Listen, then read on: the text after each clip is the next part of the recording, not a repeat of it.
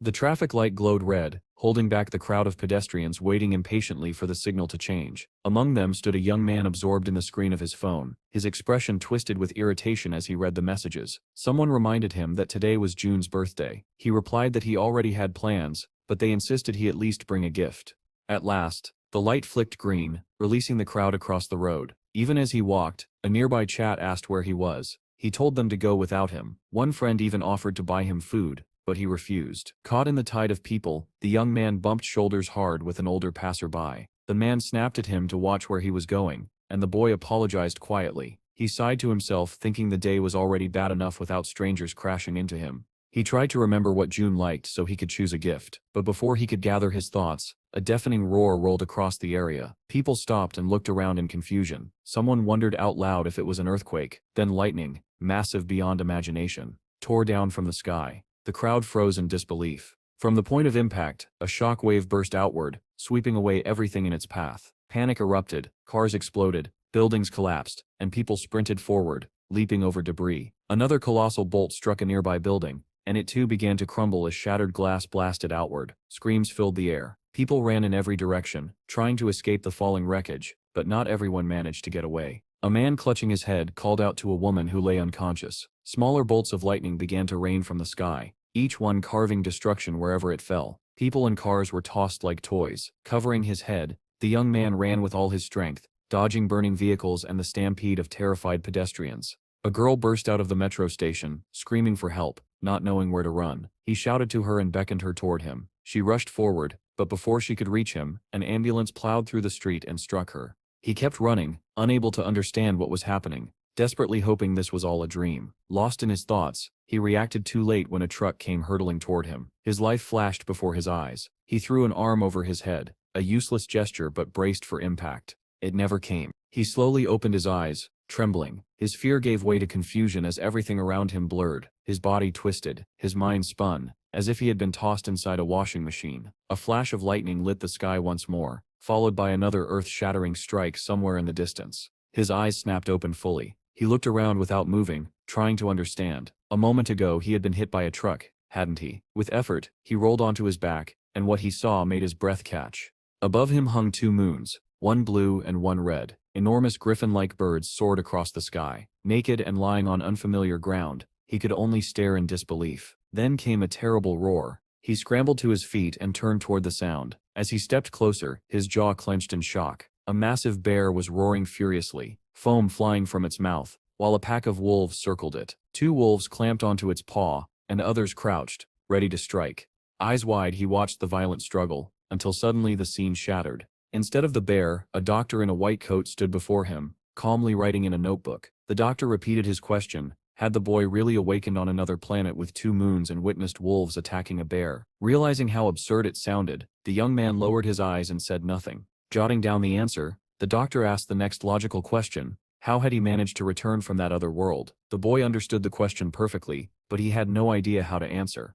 The wolves tore into the bear with brutal precision, sinking their fangs into its neck and ripping away chunks of flesh. Under the relentless assault, the bear's massive body lifted off the ground before crashing back down with a roar that sent stones flying in every direction. The pack moved as one. The largest wolves charged forward while the smaller ones stayed behind, surrounding the fallen bear and tearing it apart. Hidden between the rocks, our hero watched in terrified silence. He was so focused on the carnage that he failed to notice a snow-white wolf cub sneaking up behind him. The cub stared at him with calm curiosity, showing neither threat nor friendliness. Panic surged through him, and he cursed inwardly as fear filled his eyes. He bolted. Running with everything he had, he leapt over rocks as dust clouds burst beneath his feet. Dawn crept across the sky, painting it orange, but he could not slow down. His lungs burned, sweat stung his eyes, and every breath felt like fire. Still, he ran. Then, without warning, a translucent message appeared before his eyes, visible only to him. It read, "Your physique has increased by 1. He stared at it in confusion, unable to understand what it meant. Distracted, he never noticed the rock jutting from the ground until his foot caught on it. He stumbled and fell, straight onto a slope. Instead of hitting the ground once, he tumbled down the hill, crashing through bushes before finally dropping off a small ledge and landing headfirst into thick grass. He lay there coughing uncontrollably, tears and sweat dripping onto the earth. When he finally caught his breath, he wondered whether the strange sounds he heard were real or just illusions from exhaustion. Then something caught his eye. Bushes around him were heavy with red fruit, shaped like a cross between tomatoes and apples. His stomach growled loudly. One fruit lay on the ground, ants crawling across its skin. Seeing the insects unharmed, he reasoned the fruit probably wasn't poisonous. Kneeling, he grabbed one and bit into it hungrily. But midway through chewing, he froze. Something was watching him. He felt the gaze before he saw it. The grass rustled, and a deep rumbling sound rolled out from the shadows. Then a single massive red eye appeared, a vertical slit pupil staring straight at him. Terror pinned him in place. A giant snake with shimmering blue scales lunged from the grass, jaws wide. Paralyzed by shock, he stared into its eyes, accepting his fate. But before the snake could strike, a huge frog burst out of nowhere, clamping its jaws around the snake's throat. The two creatures tumbled away, the frog dragging the writhing serpent with it. Our hero sat frozen, fruit still in hand, listening to the grotesque sounds of the frog devouring the snake. He hiccuped, finally closed his mouth, and told himself this world was insane, or perhaps he was the insane one. Rain began to pour, drenching the strange forest. Water slid down enormous leaves, collecting in a puddle before dripping in a narrow stream. Perched on a tree branch, a makeshift cloth tied around his hips, our hero leaned back against the trunk and opened his mouth to catch the water. He drank greedily. 67 days had passed since he arrived in this alien world. Below him, the same wolf pack still prowled, tracking him without rest. He watched them with weary resignation, knowing they could catch him at any moment. But wolves were only one of the dangers. He needed a safer place. Night fell again, and the two familiar moons lit the sky. A year passed. Now stronger and more resilient, he discovered a giant bunch of bananas, each one as large as he was. With great effort, he tore a single banana free. It slipped from his grasp, but he caught it before it fell. Another message appeared. Your strength has increased by 1. Feeling the truth of it in his muscles, he hauled the enormous fruit onto the branch. While eating, he reflected on how he had managed to survive, or perhaps simply adapt to the madness around him. Below, the white wolf cub stood beneath the tree. It had been following him persistently for months. With cheeks stuffed full of banana, he realized he had almost grown accustomed to its presence. He might even miss it when it wandered out of sight. A warm stream of liquid suddenly slid down his back. Startled, he looked upward and immediately cursed under his breath. At the top of the tree sat a massive gorilla, baring its teeth as it began to descend with startling speed. Drool sprayed from its mouth as it lunged downward, swinging its enormous fists. Our hero tensed, watching the creature surge toward him. With one mighty blow, both fists slammed into the branch where he sat, shattering it into splinters. But he reacted in time, grabbing the hanging liana with one hand, while still managing to keep hold of his banana with the other. Dangling in the air, he cast an indifferent glance at the gorilla and muttered that perhaps she'd get lucky next time. But luck wasn't on her side. The branch she landed on snapped beneath her weight, sending her plummeting. The white wolf cub below watched wide-eyed as the giant body fell and landed right beside him. The impact blasted rocks and branches outward, and the cub was thrown back by the shockwave. Still clinging to the liana, our hero noticed the wolf cub's injury. A branch had pierced its paw. Before he could react, the gorilla, astonishingly still alive, slammed a massive hand into the ground and pushed herself upright. Her attention shifted from him to the cub. The wolf bristled, refusing to retreat even as the gorilla growled, lowering her gaze to him. She raised a massive fist. The blow sent the cub flying with a pained whine. Then something blurred through the air. Our hero, having let go of the liana, launched himself toward the gorilla. He landed on her back, and gripping his makeshift stick, drove it into her eye. Blood gushed as she roared in agony. But she was far from defeated. With both hands she grabbed him by the shoulders and hurled him like a rag doll. He slammed into the cliffside, the impact knocking the air out of him. Struggling to breathe, he managed to see the white cub scrambling to its feet and running. The gorilla charged again, flattening everything in her path. He stared at her through pain-blurred vision, bitterness curling his lips. He muttered that it had been foolish to get into this fight at all. The memory shattered as the doctor's voice cut through. Why had he done it? Why risk himself? Our hero sighed and replied that he could not keep running forever. Constant escape solved nothing. The doctor stared, unsure how to respond. Then the boy smiled faintly and added that wherever one went, there was always a ruler. In the memory, he sat slumped against a tree, unable to move. The gorilla thundered toward him, ready to crush his skull, until a massive white wolf launched from the side, jaws snapping for the gorilla's throat. Stunned, our hero watched as the pack closed in, attacking from all directions. Blood smeared his own face, but he barely noticed. Darkness overtook him, and he lost consciousness. When he awoke, he realized the wolves had not harmed him. The cub had circled him protectively. He concluded that the pack believed he and the cub belonged together, and so they defended him. Soon he learned the truth. The white cub was the pup of the Crimson Wolf Pack's leader. Under the dual full moons, their howls echoed across the forest. The wolves stood atop a high ridge and howled in unison. They sprinted through the forest with fierce harmony, and he ran with them, the white cub at his side. He wasn't just surviving anymore, he was becoming part of their world. Gasping for breath on a hilltop, he stopped. The cub stopped with him, tongue lolling as it panted. He scooped the cub into his arms and carried him as he ran once more with the pack. Time passed. The cub grew into a massive white wolf, and our hero remained by his side. 2 years had passed since he had arrived in this strange world. A lone wolf howled atop the hill, and the crimson wolves answered in perfect unison. He lifted his head and howled with them. He often thought the wolves must have accepted him as one of their own. Over the years he grew stronger, strong enough to sprint up sheer cliffs without struggle, and that was no surprise. It had already been 31 years since he first arrived in this strange world. A giant snake suddenly burst from the rocks below and slithered rapidly uphill after him, but he had anticipated this. Drawing his knife, he muttered that even after all this time he still had no idea how to escape this world. He had never found the slightest trace of civilization. With one swift motion, he slashed the snake open from its jaws almost to its tail. The wolves below leapt in to finish the job, tearing apart the rest of the creature. Soon after, they hunted a boar. Running alongside the wolves, he felt fully integrated into the pack, participating in their endless battles for territory. He swung from the vines while watching the wolves chase the boar. Then he leapt, letting out a hunting roar. Mid-air, he released the liana, drew his knife, and plunged down onto the boar's head. The blade slid in effortlessly. A flock of birds burst into the cloudless blue sky as he stood atop a hill. Realizing 120 years had passed, he was certain now he was the only human on this planet. He remembered mourning fallen wolves. He had made countless furry companions and lost just as many. Sitting on the cliff with a blood-soaked knife, he realized he no longer knew how long he had been here. Centuries had passed. He did not understand how he was still alive. The doctor's voice intruded on the memory, concluding that even after 500 years and becoming the wolves' leader, he had found no civilization at all. So how had he returned to Earth? Our hero Sit's gaze drifted back into the memory. On a moonlit hilltop, a pack of crimson wolves charged toward an opposing tribe of gorillas. Both sides bristled, growled, and prepared for war. He ran with the wolves, wearing crude boots he had fashioned over the centuries. The two forces collided, howling and roaring as the battle erupted. He looked like a beast himself now. Knife in hand, he pushed off the ground with all his strength. Suspended in the air, he drew back his arm to strike a gorilla. Then a thunderclap shook the battlefield. The sound was unmistakable. It was the same sound he had heard on Earth, all those centuries ago. He froze in disbelief. His consciousness twisted, spiraling away as the world distorted around him. Everything slowed. The battle, the roar, the charging gorilla. Lightning struck the ground where he stood and swallowed him whole. When the flash faded, he was gone. Only his ancient knife remained. Suddenly, a ruined city appeared. Cracked buildings lined a broken road where 3 people walked cautiously. A radio in one of their hands beeped repeatedly. One of them halted. Great. A woman with long hair turned and said, "We stature going this way." The device screeched louder. Her companion protested. "But Captain," she cut him off, explaining that the spatial energy readings were off the charts. "Send the coordinates to portal control. Now," the other man ordered. The youngest pressed a button on his instrument. Coordinates sent. A pillar of light exploded open before them. "The portal is opening," someone shouted.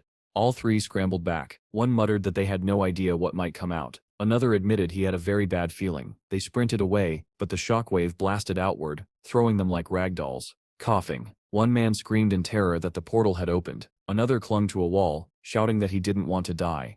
Only the woman stood firm. She turned toward the portal, hand gripping the hilt of her katana. "I selt buy time. Run," she barked. One of the boys fumbled with his device, calling the bureau for emergency backup. The portal glowed like a blazing red circle as the woman faced it head-on. "Come on," she thought fiercely. "Come out, I'll tear you apart." A silhouette stepped into view within the crimson glow. Her breath caught. Her defiance faltered. She stared as the haze dissolved and a human figure became visible. It was him. Her fear melted into stunned disbelief.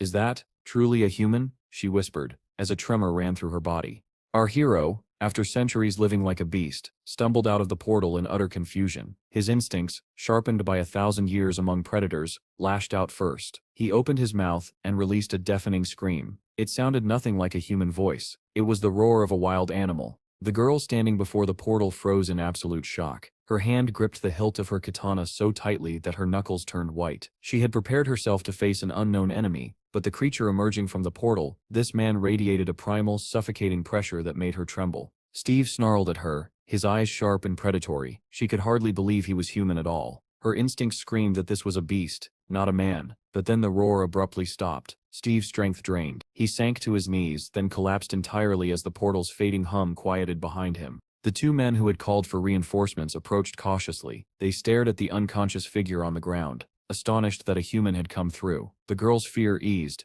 replaced by bewilderment. What had she just witnessed? What kind of power did this man possess? She looked at his sleeping face and admitted silently that she had never felt such overwhelming pressure, not even in the highest level dungeons. She could not understand who or what he was. One of her companions radioed in, saying reinforcements were no longer needed. Someone had returned, and they needed medical support immediately. Steve sat on a hospital couch as the doctor switched off his recorder. The man smiled gratefully and said he would pass Steve's testimony to the Bureau of Awakened People. Steve's vitals were normal. He would be discharged soon. Steve lowered his head and quietly called the doctor by name. The doctor, already at the door, paused in surprise. Steve told him that for the first time in 1,000 years he was speaking to a civilized human being and thanked him for listening. The doctor replied that Steve had shared an extraordinary story and that the world should be thanking a hero who survived a millennia-long ordeal. Steve watched him leave, suspicion flickering in his eyes. The door clicked shut.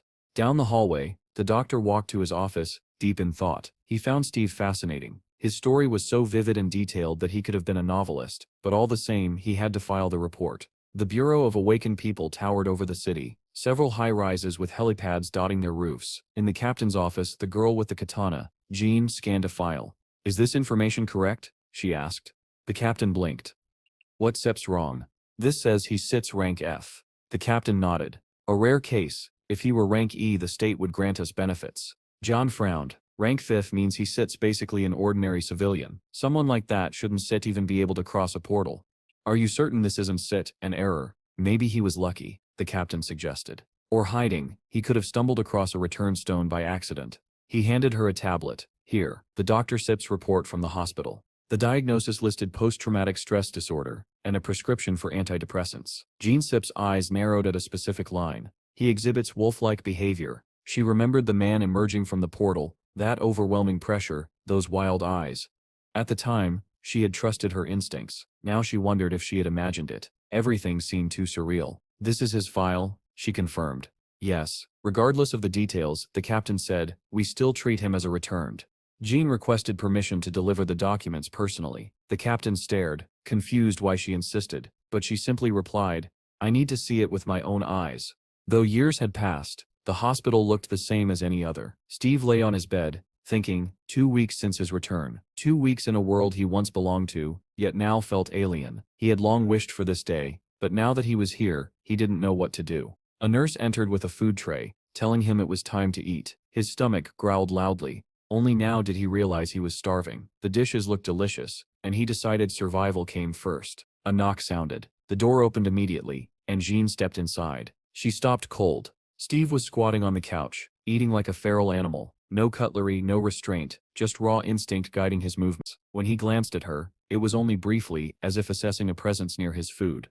Jan managed to greet him. Steve paused mid-bite and muttered, "That smell, that blonde hair." He crouched beside her, sniffing lightly. "You seem familiar." Jean stiffened. "I stepped the first person you saw when you returned." She remembered how he looked emerging from the portal, a predator. Even now, watching him devour food, she questioned her instincts. Was he dangerous, or simply broken? Steve licked the tray clean and set it aside. "The food is good." Then he asked, "What is this Bureau of Awakened you mentioned?" Jean blinked. "Why are you speaking so casually to me?" Steve stared in confusion, then replied simply, "I seppen 1,000 years older than you." Jean remembered the doctor's diagnosis, wolf-like behavior, and looked away. Reminding herself that Steve was technically still a patient, she placed the papers before him and explained that the Bureau of Awakened People existed to help individuals like him adapt. Everything he needed to know was written in the document. All he had to do was read carefully and sign the consent form. Steve picked up the pen and immediately sniffed it.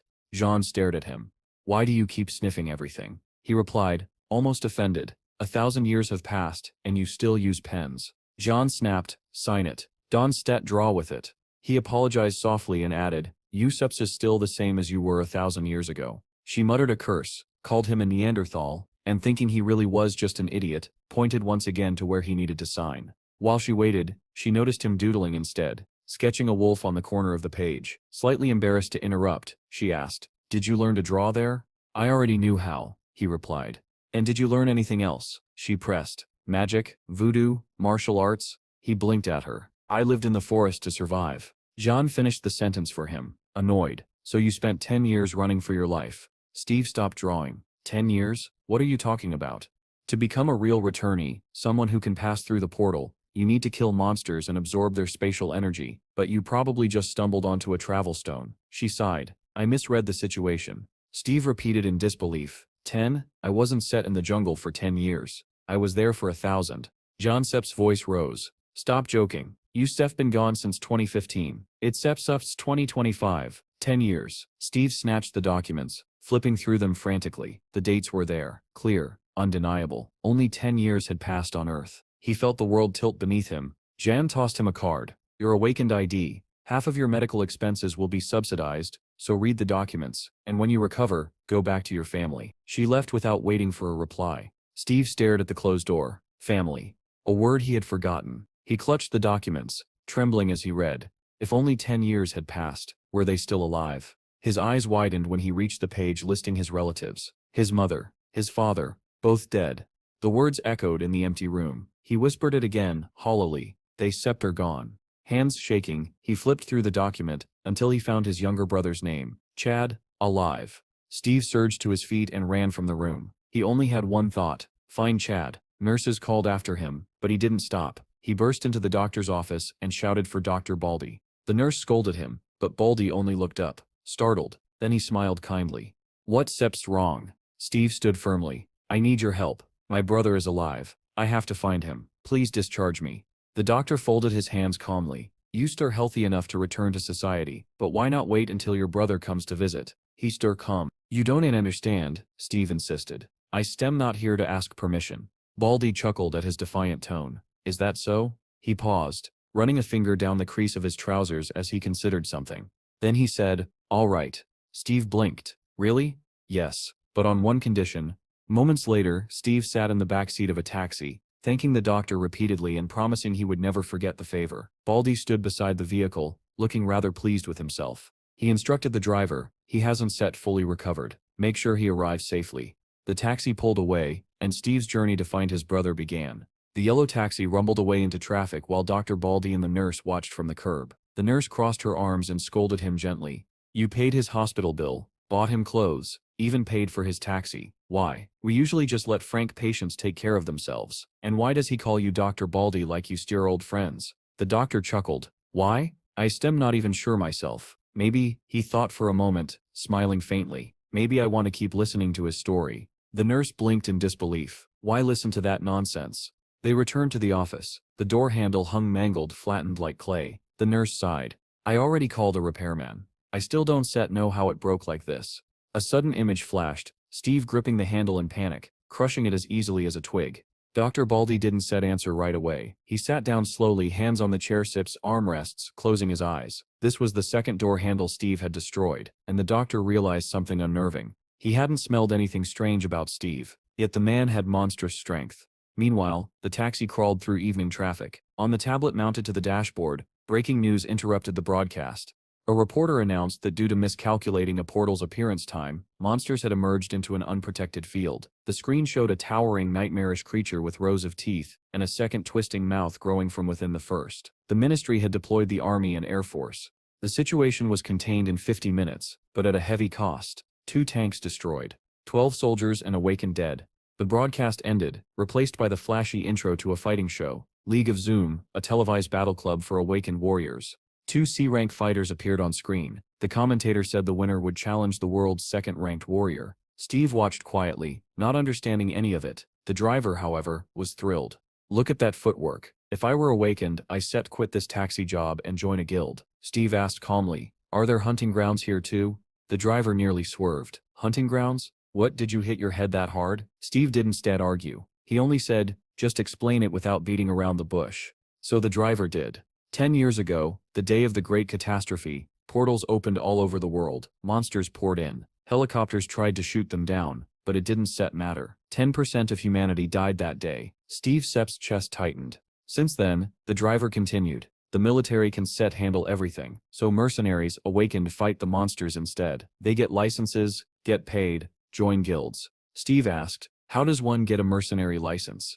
The driver laughed. Not just anyone. You have to be awakened and pass the Bureau Sits exam. Steve absorbed this new reality. It felt more alien than the world of wolves. By sunset, the taxi reached the outskirts of the city. Narrow streets, small houses, old cars lining the curbs. The driver parked beside a two-story brick home. "This is it," he said. "Spend time with your little brother." Steve thanked him, swallowing hard. He approached the house slowly, heart pounding. Was Chad really just behind that door? An elderly woman at the window noticed him and leaned out, annoyed. "Who are you?" "I came to see Chad," Steve answered. The old woman froze when she heard the name. She stared at him closely, her expression shifting from shock to anger. "You brat," still wet behind the ears. "How dare you speak to your elders like that?" Steve blinked in confusion, completely lost. He waited for an explanation but none came. The woman simply glared at him like he had offended her somehow. And Steve, who had fought beasts and survived a 1,000-year nightmare, found himself utterly baffled by an old woman in a window.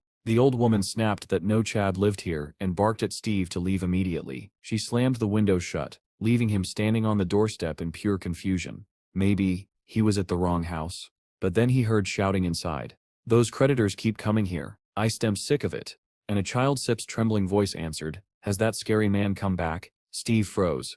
A child afraid of a loan collector? His confusion deepened as he listened. The old woman soothed the child, saying the man hadn't returned yet. Steve couldn't understand how this world supposedly civilized could terrify a child who had done nothing wrong. He approached the front door. Inside, the old woman muttered that the boy's father worked non-stop, yet their debts only grew. The child asked, "Is Daddy drowning in debt?" And the woman quickly hushed him, telling him to keep eating. A mailbox hung crookedly beside the door, stuffed full of envelopes. Steve took one out. The name on it, Chad. The sender, a debt collection agency. Steve Sepp's stomach tightened. Chad, a debtor? He stepped away, unwilling to trouble the old woman further. As he walked down the street, he mulled over what he'd learned. In the wild world, strength was law, but here, money was strength. And without it, even a child suffered. His fists clenched. He needed power, real power, if he was going to survive in this world and help his brother. Lost in heavy thoughts, he arrived at the Bureau of the Awakened. He entered without issue, and approached the scanning terminal. When he placed his ID card down,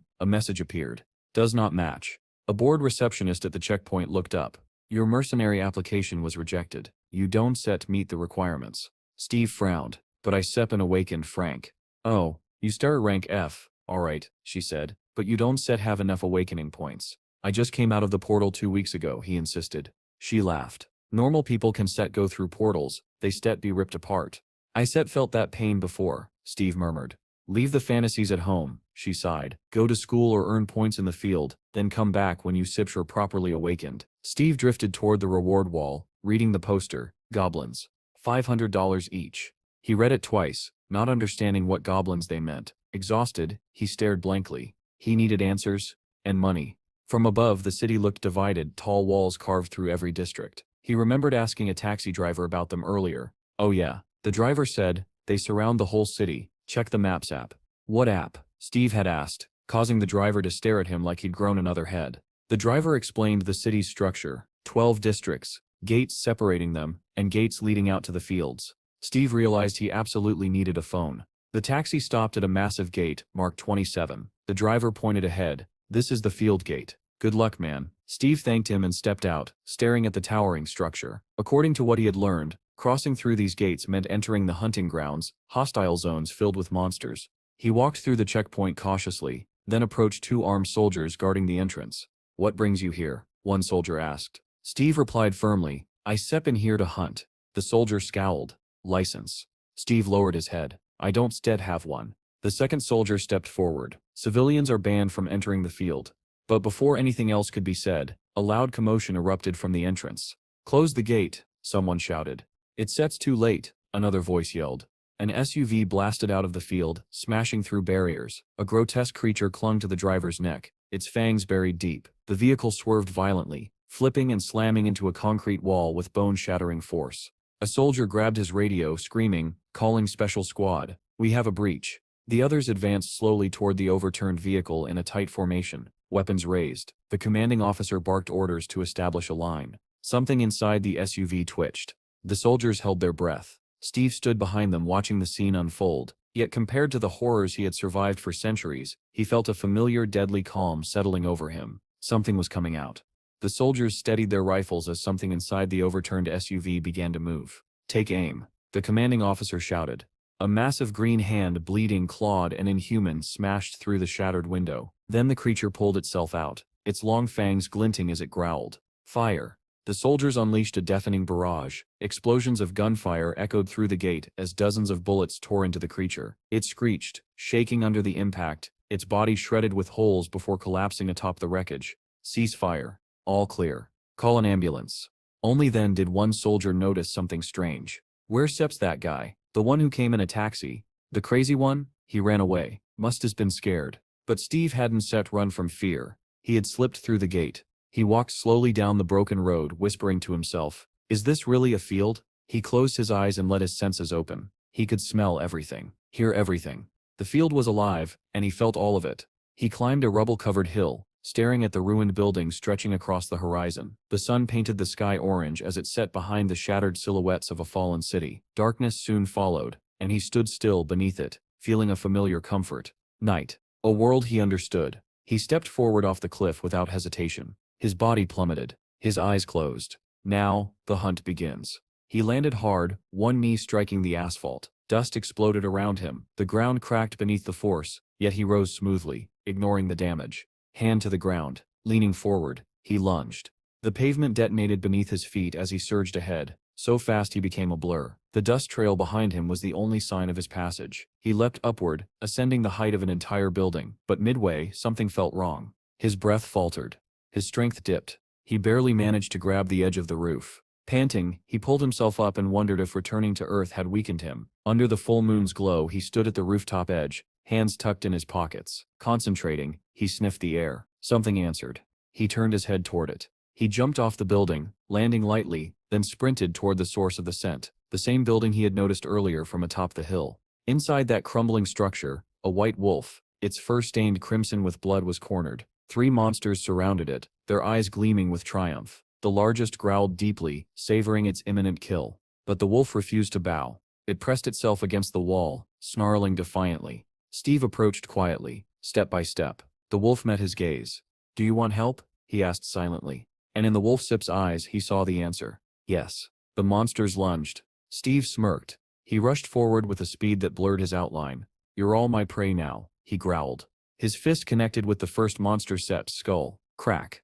And it dropped instantly, its head splitting open like a crushed watermelon. Suddenly, a glowing message materialized before his eyes. "Searching for your class. Searching for your class. System error." More windows popped up, multiplying rapidly. "What?" Steve muttered. "System error?" He waved dismissively. "Delete." And they vanished instantly. Along with his distraction went the monster's patience.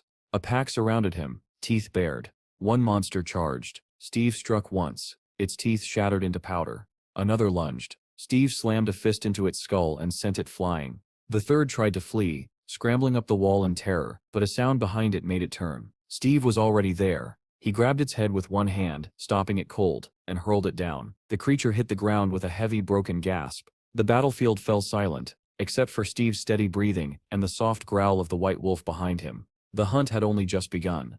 The monster's neck snapped on impact, its body collapsing in a heap. Steve leapt down after it, landing lightly beside the corpse. Dust settled around him. And then another glowing window appeared. "Your class is derailed. Resetting statistics. Impossible. Failed to obtain new abilities. Fatal error." Steve stared at the last message, his eyes widening. He remembered this error hundreds of years ago in the jungle. When his constitution reached its maximum, the system had stopped increasing it. No matter how much he trained or fought, he never received another improvement message. And now he realized something else. Statuses existed on Earth too. "Maybe that's why I feel weaker," he muttered. Another window blinked into existence. "Access to store. Open." "A store?" Steve whispered, stunned. He pressed the button. A new interface appeared. Velk points. 7. Water bottle. 1 Velk. Bread rye. 2 Velk. "That's it?" Steve groaned. Still, he chose water and bread. A bottle and bun materialized in front of him, hovering in midair before dropping softly at his feet. A faint whine snapped him out of his thoughts. The white she-wolf, bleeding heavily, lay against the wall, a small wolf cub crying beside her. Steve approached slowly so as not to frighten them. Kneeling beside the she-wolf, he stroked her muzzle. She was dying. Her breaths were short and ragged. "Poison," the cub whimpered. Steve sighed. I didn't come here to be a babysitter, he said softly. Talk to me. But the she-wolf could no longer respond. Her eyes fluttered shut.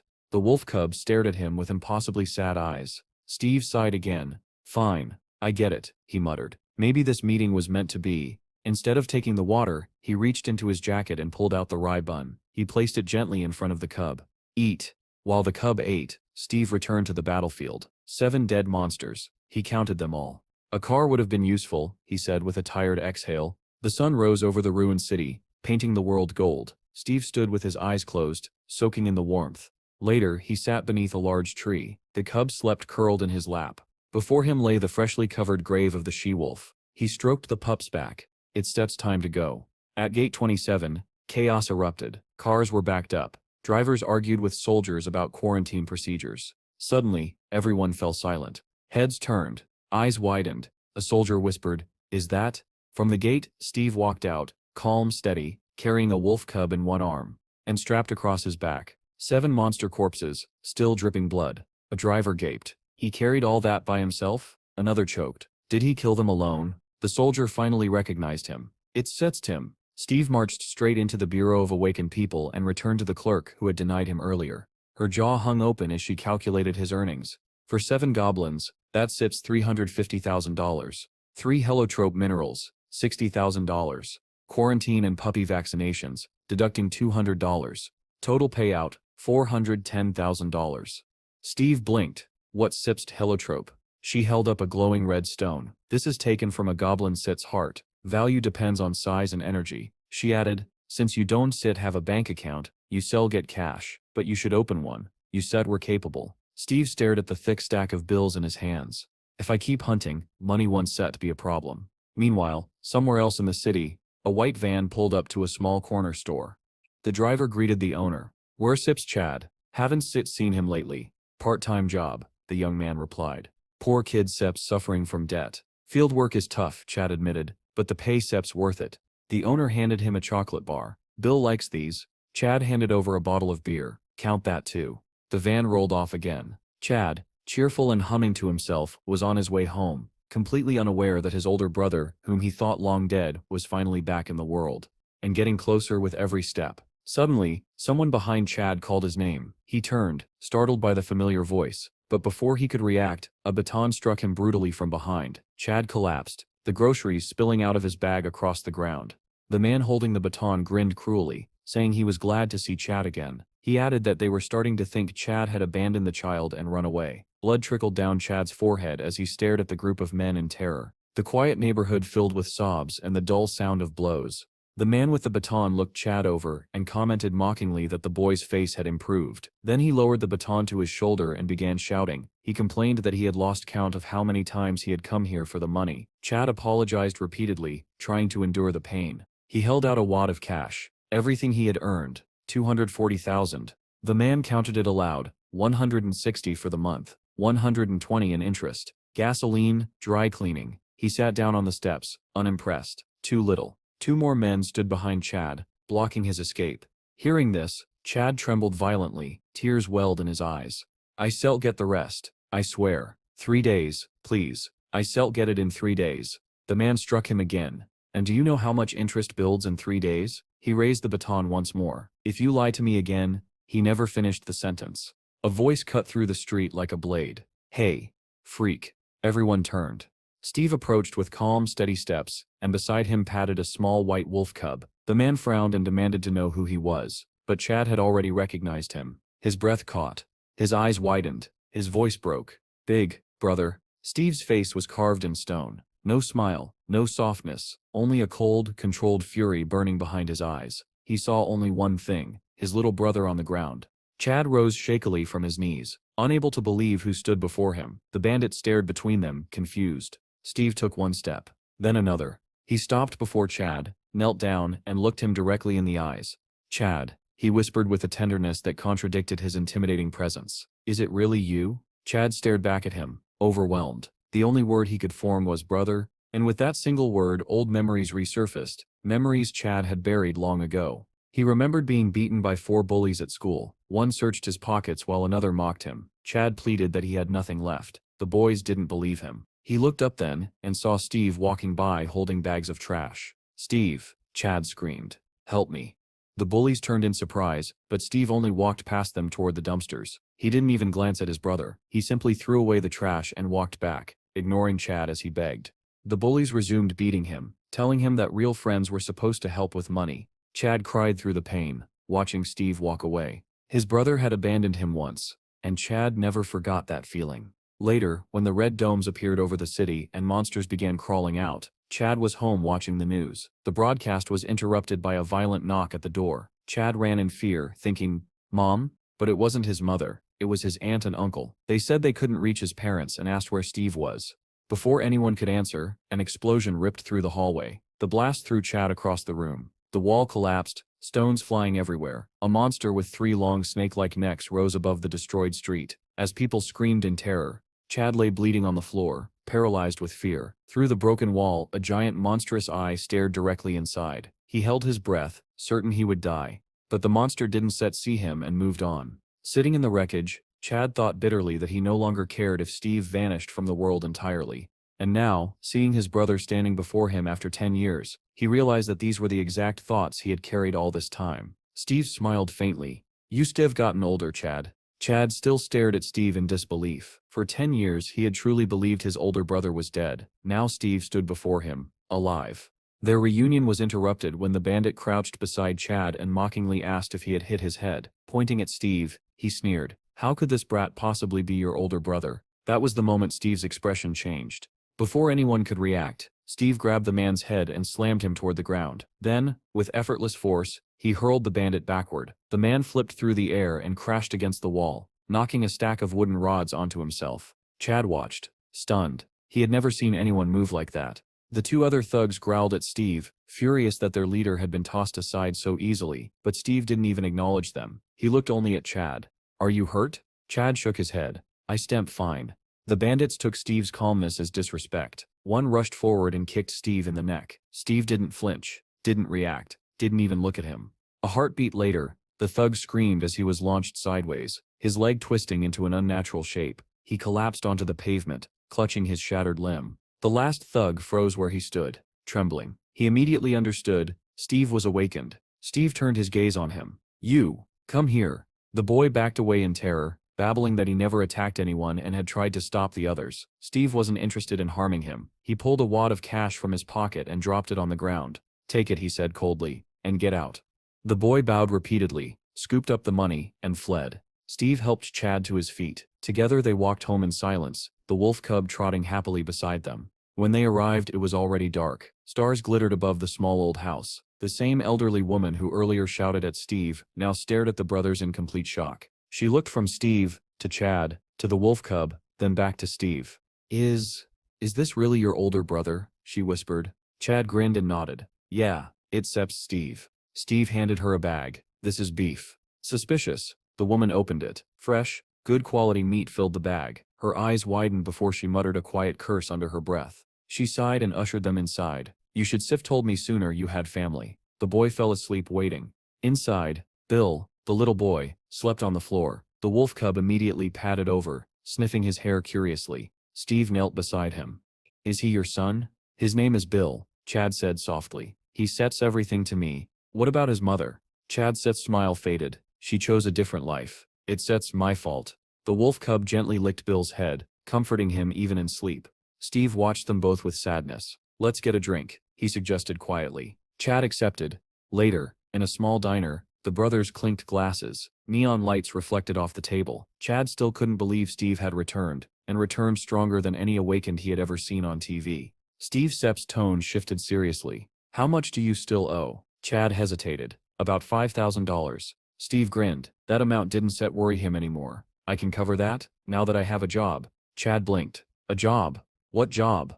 Steve tilted his head. "You tell me. What's your job?" Chad drank from his glass, embarrassed. "I loader, a delivery driver. No one else takes the dangerous routes, so they pay me well." "Is the truck yours?" Steve asked.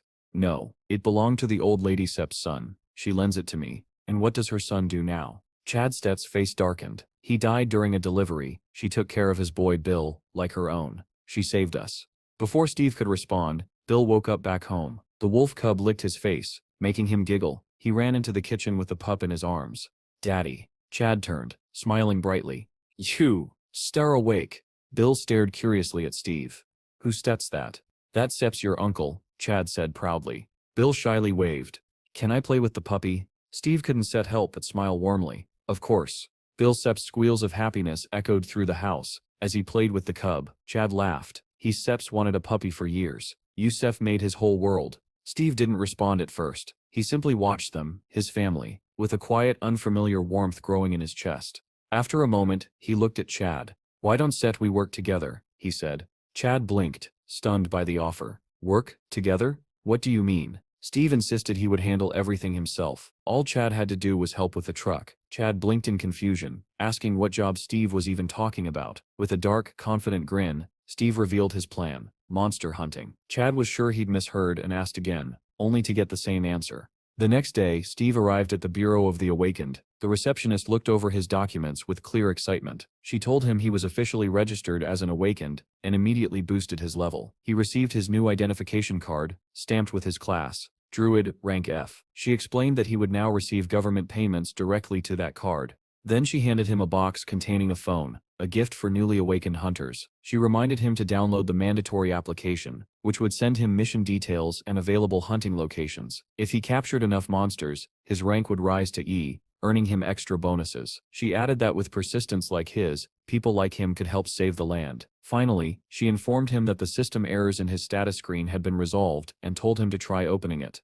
A translucent window appeared before Steve, filled with numbers and attributes he didn't fully understand. Some values, like harmony, were shockingly low, and he wondered how difficult it would be to raise them. Meanwhile, on a sunlit highway, a white delivery van sped between mountain shadows. Chad's phone, mounted on the dashboard, rang. The screen displayed a single word: brother. Chad congratulated him on the new phone and asked if he had finished registering. He explained he had only one last delivery before coming to meet him. When he learned Steve still needed to pass the mercenary exam, he warned him that being rank F would make killing monsters difficult. But Steve cut the call short, irritating Chad, who wondered how his brother could have changed so drastically. As Steve walked through the city checking his phone, he received a notification for monster hunting bonuses, and unknowingly passed by an active portal. At the gate's entrance, traffic was backed up. Drivers honked and shouted for the line to move faster. Among the stopped cars sat a green SUV that blended easily into the crowd. Inside were young men in white jackets. The man in the passenger seat stared tiredly out the window,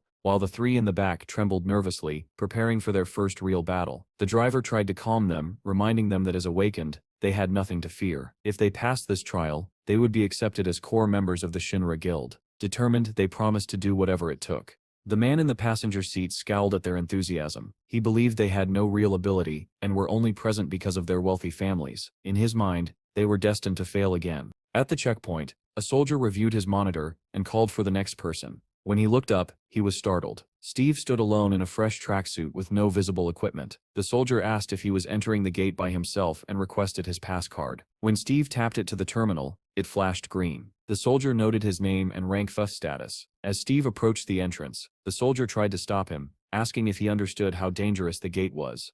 Inside the SUV, the passenger noticed Steve walking straight toward the gate. The soldiers debated whether they should even allow someone with no equipment to go in alone. Then another soldier recognized him as the man who had killed 7 goblins at Gate 27 the previous day. The SUV's occupants overheard this, stunned that he intended to enter again and without gear.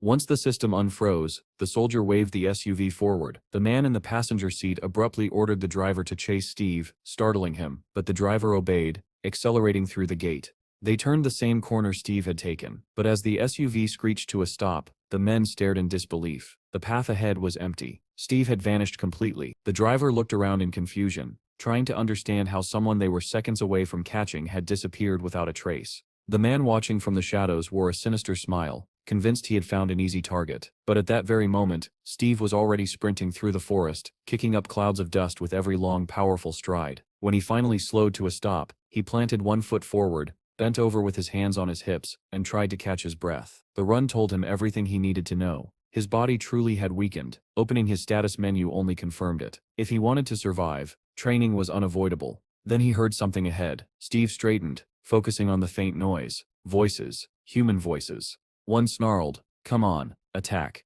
coward." Another shouted back, Do you want to die? From the sound of metal clashing, Steve guessed they were sword fighting. He glanced left, pinpointing the direction, and a predatory smile crept across his face. This wasn't monsters fighting. This was a clash between awakened. He couldn't resist watching. A scream cut through the forest as a severed hand, still gripping a sword, sailed through the air trailing blood. Someone roared, "Attack!" Steve broke into a run and climbed onto the top of a ruined building overlooking the scene. Below, chaos unfolded. 3 men in green uniforms were surrounded by a group of rough-looking bandits dressed in brown, while one bandit barked threats, demanding they drop their possessions and leave. The men in green clearly didn't want to fight. Steve watched silently, noting their trembling stances and unwillingness to engage. A blue pickup truck suddenly pulled up beside the confrontation. A large, muscular man stepped out and planted his foot in the dirt. "Why is it taking so long to deal with them?" he demanded. The boys in green froze when they saw him. Someone whispered his name, Shiek, the notorious C-rank robber, with a 400 million bounty on his head. That number caught Steve's attention. 400 million. Even he couldn't pretend that wasn't impressive. The bandits mocked the green uniformed boys, saying they should have surrendered earlier. Now it was too late. Sheikh rubbed his hands together and smirked, introducing himself and daring anyone brave enough to catch him. The boys in green panicked, realizing the stories were true. One even begged to leave everything behind if they'd be allowed to walk away. Sheikh dashed forward without warning. Too late. That's not fun anymore. One of the green uniformed boys tried to stop him, voice full of terror, insisting they didn't care about their belongings anymore. Before Sheikh could strike, a figure dropped from above. Steve landed between the two groups with a heavy thud, hands still buried casually in his pockets. Dust billowed around him. Everyone froze. Sheikh, the boys in green, even the bandits in brown. Steve stepped forward as the dust settled. Sheikh asked who he thought he was. An angel descending from heaven, but Steve ignored the taunt. He pointed at him and asked only one thing. Is the bounty really 400 million? Towering over him, Sheikh demanded to know who he was. Steve replied with a cold seriousness, I just need the money. The bandits recoiled, dumbfounded. The boys in green stared at him as if he'd lost his mind. Shang burst out laughing, delighted by the absurdity. With a sneer, he asked if Steve actually thought he was from the commission. Steve didn't answer. He simply stared. Then Sheikh's eyes glowed red.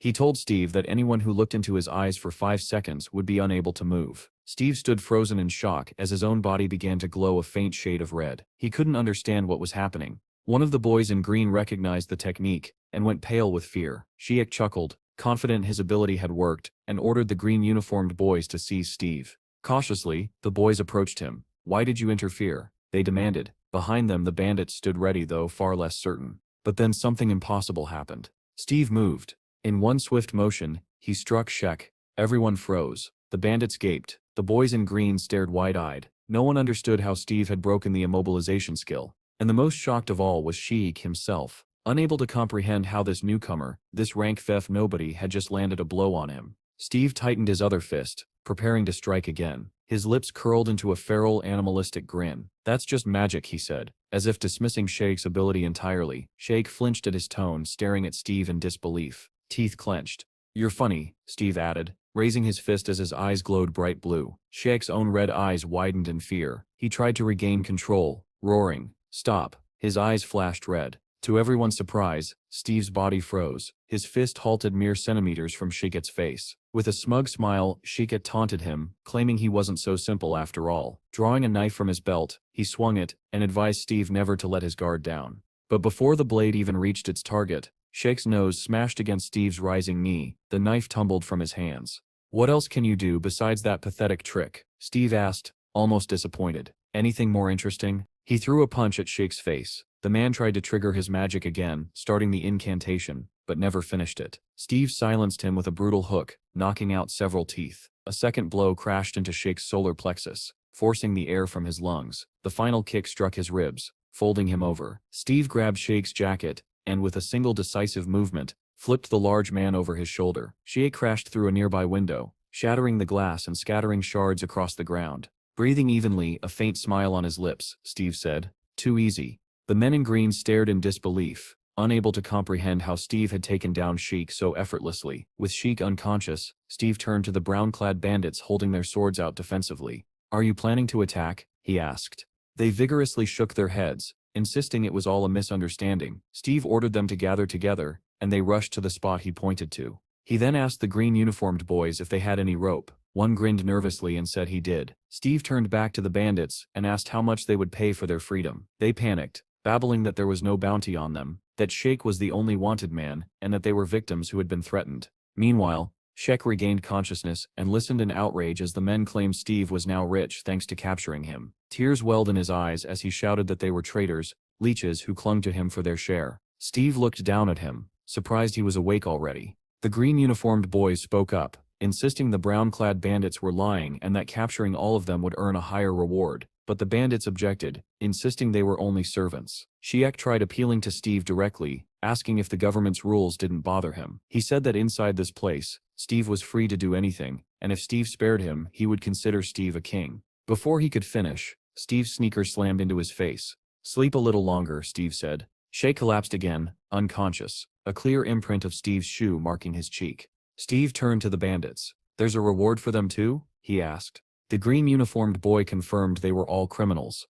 The bandits wilted with despair as Steve commented that there were far too many of them. One of the green-uniformed boys brightened suddenly, saying they had a truck. Steve liked that idea. With a wicked smile, he wished the bandits good night. The forest filled with the sounds of fists, groans, and desperate protests, some insisting there was no bounty on them even as they were knocked out. Soon a red pickup truck sped down the ruined highway, its bed stacked with tied-up bandits like firewood. The driver glanced gratefully at Steve.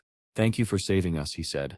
"I didn't want to save you," Steve replied flatly. The boys in the back protested, saying that, whether he wanted to or not, he had helped them. That made him their savior. Steve sighed and accepted it since arguing seemed pointless. On the way, he asked the driver about his abilities. The man said he had the skills of a fencer, a stalker, and a scout. Steve was stunned. 3 abilities. The driver explained he had started with one and learned the others through practice. Steve sat back thinking, skills could be acquired? The idea intrigued him. The driver was equally confused, wondering how Steve didn't already know something so basic. Remembering the moment Shaq had shouted, "Stop," and how effective it was, Steve concluded that learning a magic-type skill might be a very good idea. As the pickup sped through the ruined forest, something ahead caught Steve's eye. Through the cracked buildings and leaning trees, a massive blue dome shimmered against the pink sky. The truck was heading straight toward it. "Is that the portal?" Steve asked. The driver stared at him as if he had asked where the sun came from. "That SIP's a level 1 portal, the easiest kind. It SIP's where we were headed in the first place." Steve sighed, disappointed. "Too bad I don't still have a mercenary license yet. Otherwise I could go in." The driver almost choked. "You don't still have a license? At all?" Steve, missing the shock in his tone, simply answered, "Not yet." The driver kept glancing at him in disbelief.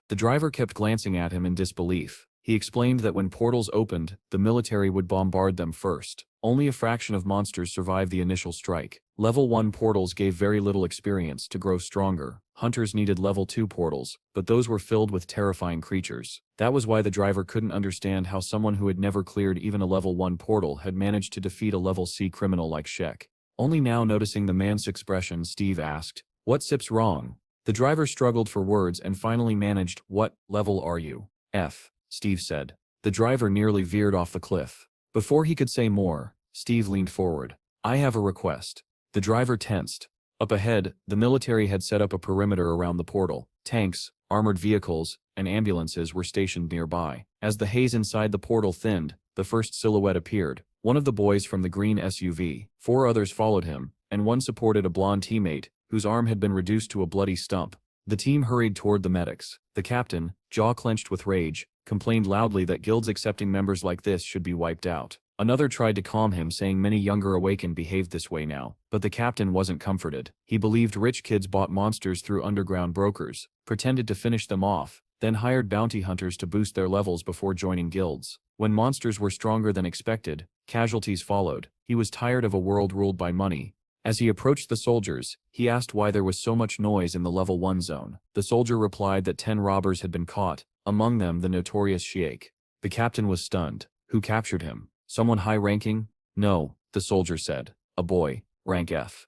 The captain and his partner froze. How? The soldier explained casually. He beat him up, broke his nose, cheekbones, ribs, both sides. The captain immediately remembered the lone figure who had entered the gate without equipment. His blood ran cold. Where is he now? He demanded. The soldier pointed toward the portal. He entered just now, I think. Without another word, the captain sprinted toward the portal, ignoring his partner calling after him. He needed to see the truth for himself. Reaching the checkpoint soldier, he shouted his rank. The soldier turned, startled, and asked what the matter was.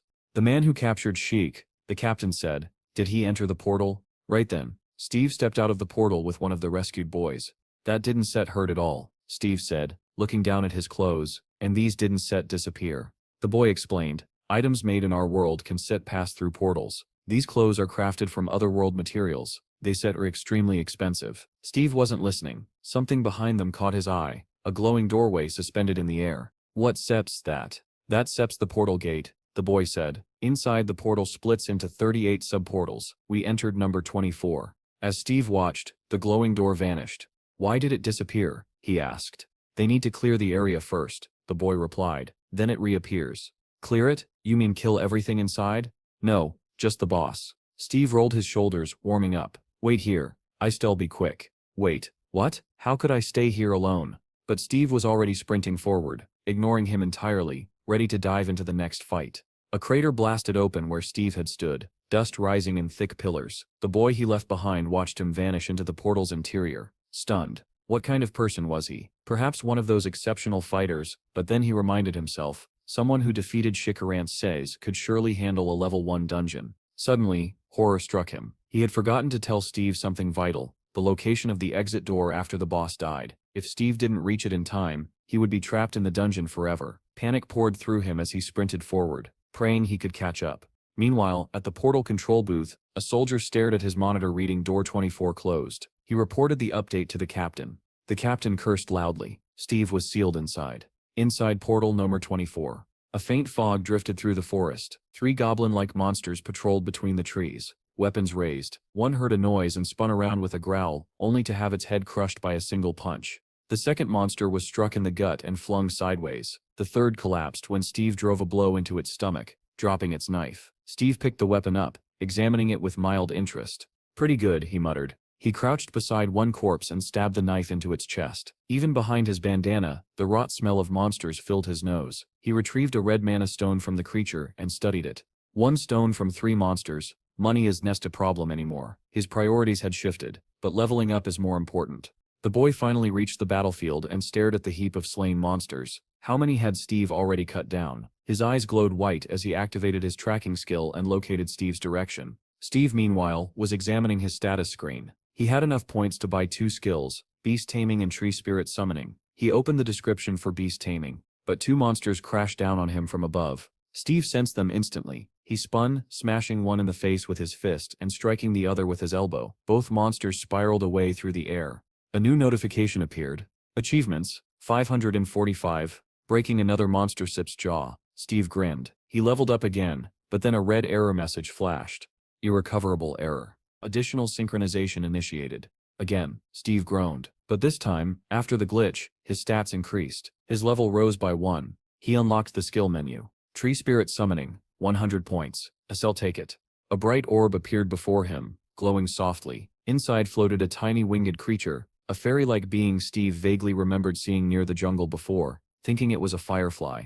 Tree Spirit, he said, find the remaining goblins.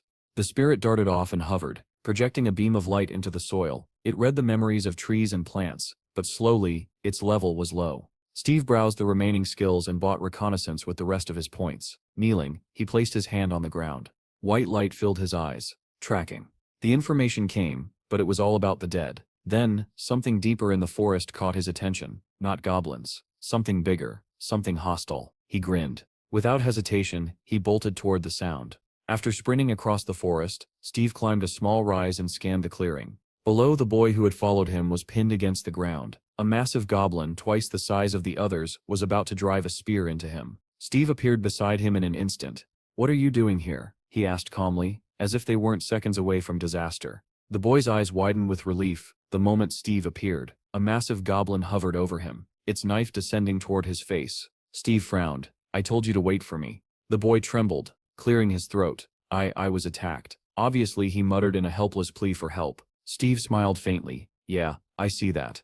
The knife crept closer, grazing the boy's skin. He screamed as the blade nearly touched him. At that exact moment, the goblin sensed danger and spun around. It barely managed to lift its shield, just in time to block Steve's brutal kick. The shield saved its life, but not its balance. The force hurled the monster several meters sideways. The goblin staggered up, refusing to surrender. shield raised as it prepared to counterattack. It never got the chance. Steve's kick shot upward, smashing into its jaw. Bone cracked loudly, and the creature flew backward into a boulder. Stones shattered around it. Steve didn't set pause. He sprinted after it. Bleeding heavily, the goblin bared its teeth in desperation. Steve leaped high, raising the stolen knife overhead, and drove it down into the creature's chest. A notification flashed. Level up. Plus 120 experience. Steve chuckled. Generous today. Behind him, the boy stared, stunned by Steve's effortless brutality. Steve turned. So, will the exit door open now? The boy snapped out of his daze. Yes.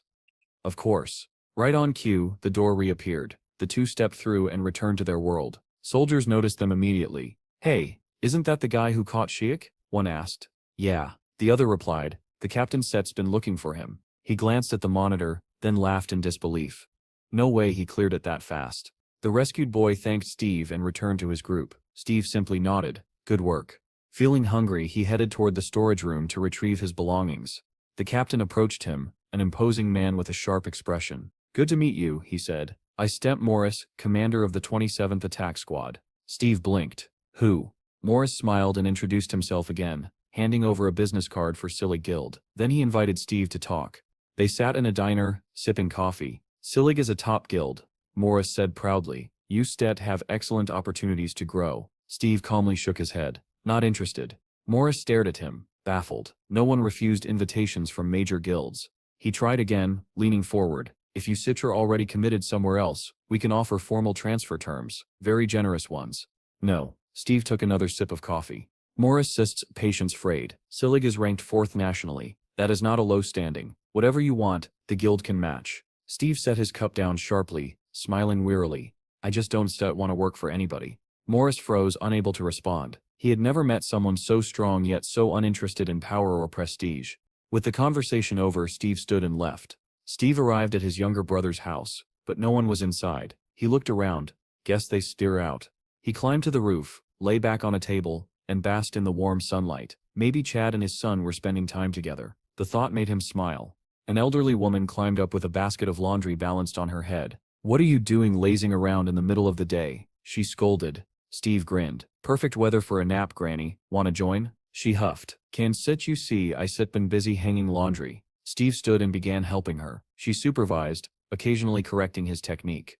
After a moment, she became strangely serious. Are you really Chad Sit's older brother? Yes, Steve said, still hanging clothes. Her face brightened. Amazing. You actually grew up?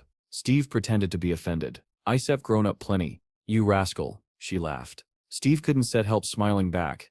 The old woman shook a sheet, her voice softer now. She said it would have been strange if Steve hadn't changed. After all, monsters had attacked, people had died, and the world itself had turned upside down. Then, thoughtful and worried, she added that since he had returned after 10 years, he needed to take care of himself so as not to cause Chad grief. Steve realized she wasn't worried about him. She was worried about his brother. He gave her a grateful smile. I Stemp fine. I one set die that easily. Those who say that, she replied dryly, are the first to die. Chad and his son Bill came home just then, greeting the old woman on the stairs. When she told them Steve was on the roof, they hurried up, Bill rushing ahead with the puppy. Steve placed an envelope on the table. Chad held it, confused. What sep's this? $40,000, Steve said casually. Pay off all your debts. Chad opened the envelope, stunned. Where did you get this kind of money? Steve only smiled. Go pay it off. Then let's Sets have dinner. Chad Stitt's eyes grew misty. How can I repay you? Steve looked at Bill rolling around with the puppy. I don't need anything, just come back soon. Chad turned away, wiping tears, murmuring that he understood. Steve suddenly called out in a conspiratorial tone. Chad turned, still sniffling. Pick up some meat and booze on the way? Chad laughed through his tears. I get everything. Watch Bill for me. Steve agreed. While Bill played with the wolf cub on the roof, Steve opened his status menu. Object detected. Assign name. He turned to the boy. What should we name him? Pecky, Bill answered immediately. Steve repeated it. Pecky? Yeah, that sip's good. He confirmed the name. A window appeared. Pecky. Level 1. Combat power. 3. Steve threw a ball, and Pecky shot forward at incredible speed, startling Bill. The boy praised him, calling him back, and Pecky returned wagging his tail happily. As the sun set, the two lay down on the table, exhausted. Bill murmured, Why is Dad taking so long? Steve stared downward. He should be here by now. He noticed Chad's truck had arrived in the parking lot, but Chad wasn't coming out. Let's go meet him, Steve said.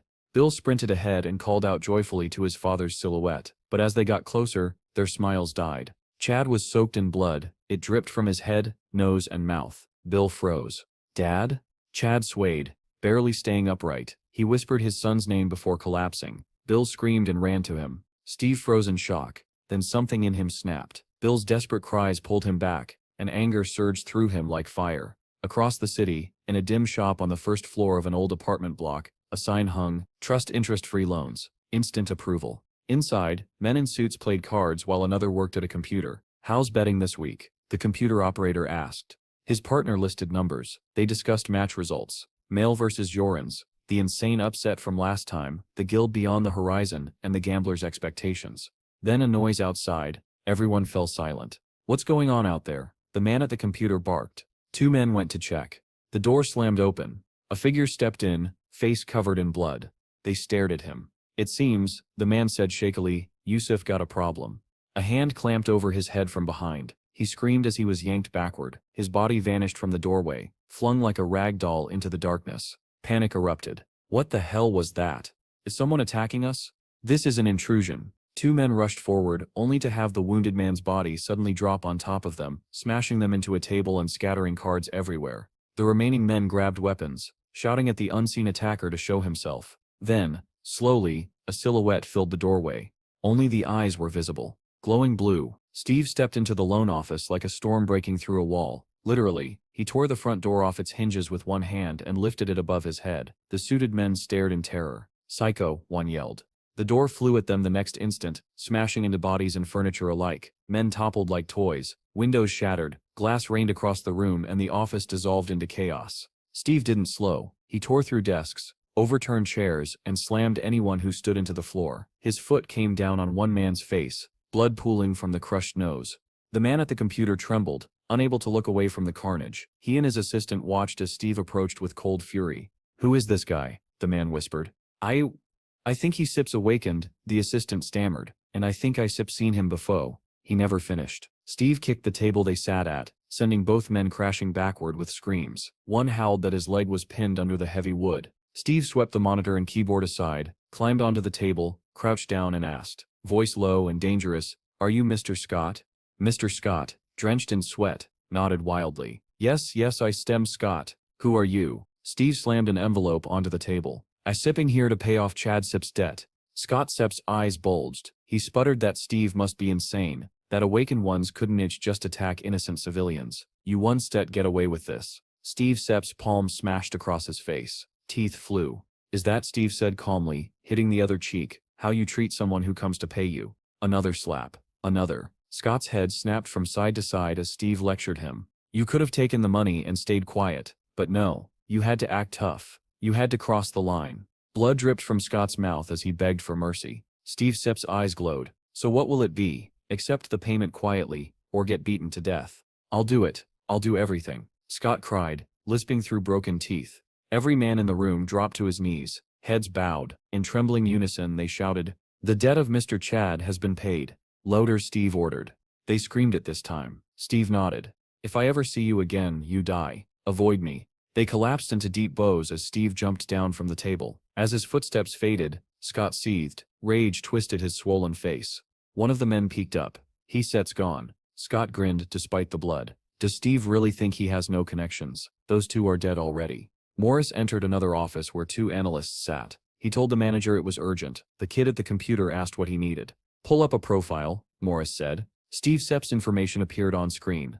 "He sets a top-level newcomer," Morris said. The kid blinked. "Rank F. Registered today and still top level?" "Exactly. Impressive. Isn't said it." But when they attempted to access classified details, the screen flashed. "Access denied." Both stared at it. "Why would his file be locked?" the kid asked. "Try digging illegally," Morris said. The kid rummaged through hidden systems, bypassing firewalls. Finally, got it. They read Steve's history and stared in disbelief. He sets really level F. And missing for 10 years. Why is all this sealed? They scrolled to his combat data. The kid choked. "What kind of bread and water is this?" "What?" Morris demanded. The kid pointed at the entry. "It says he beat Sheck using only bread and water."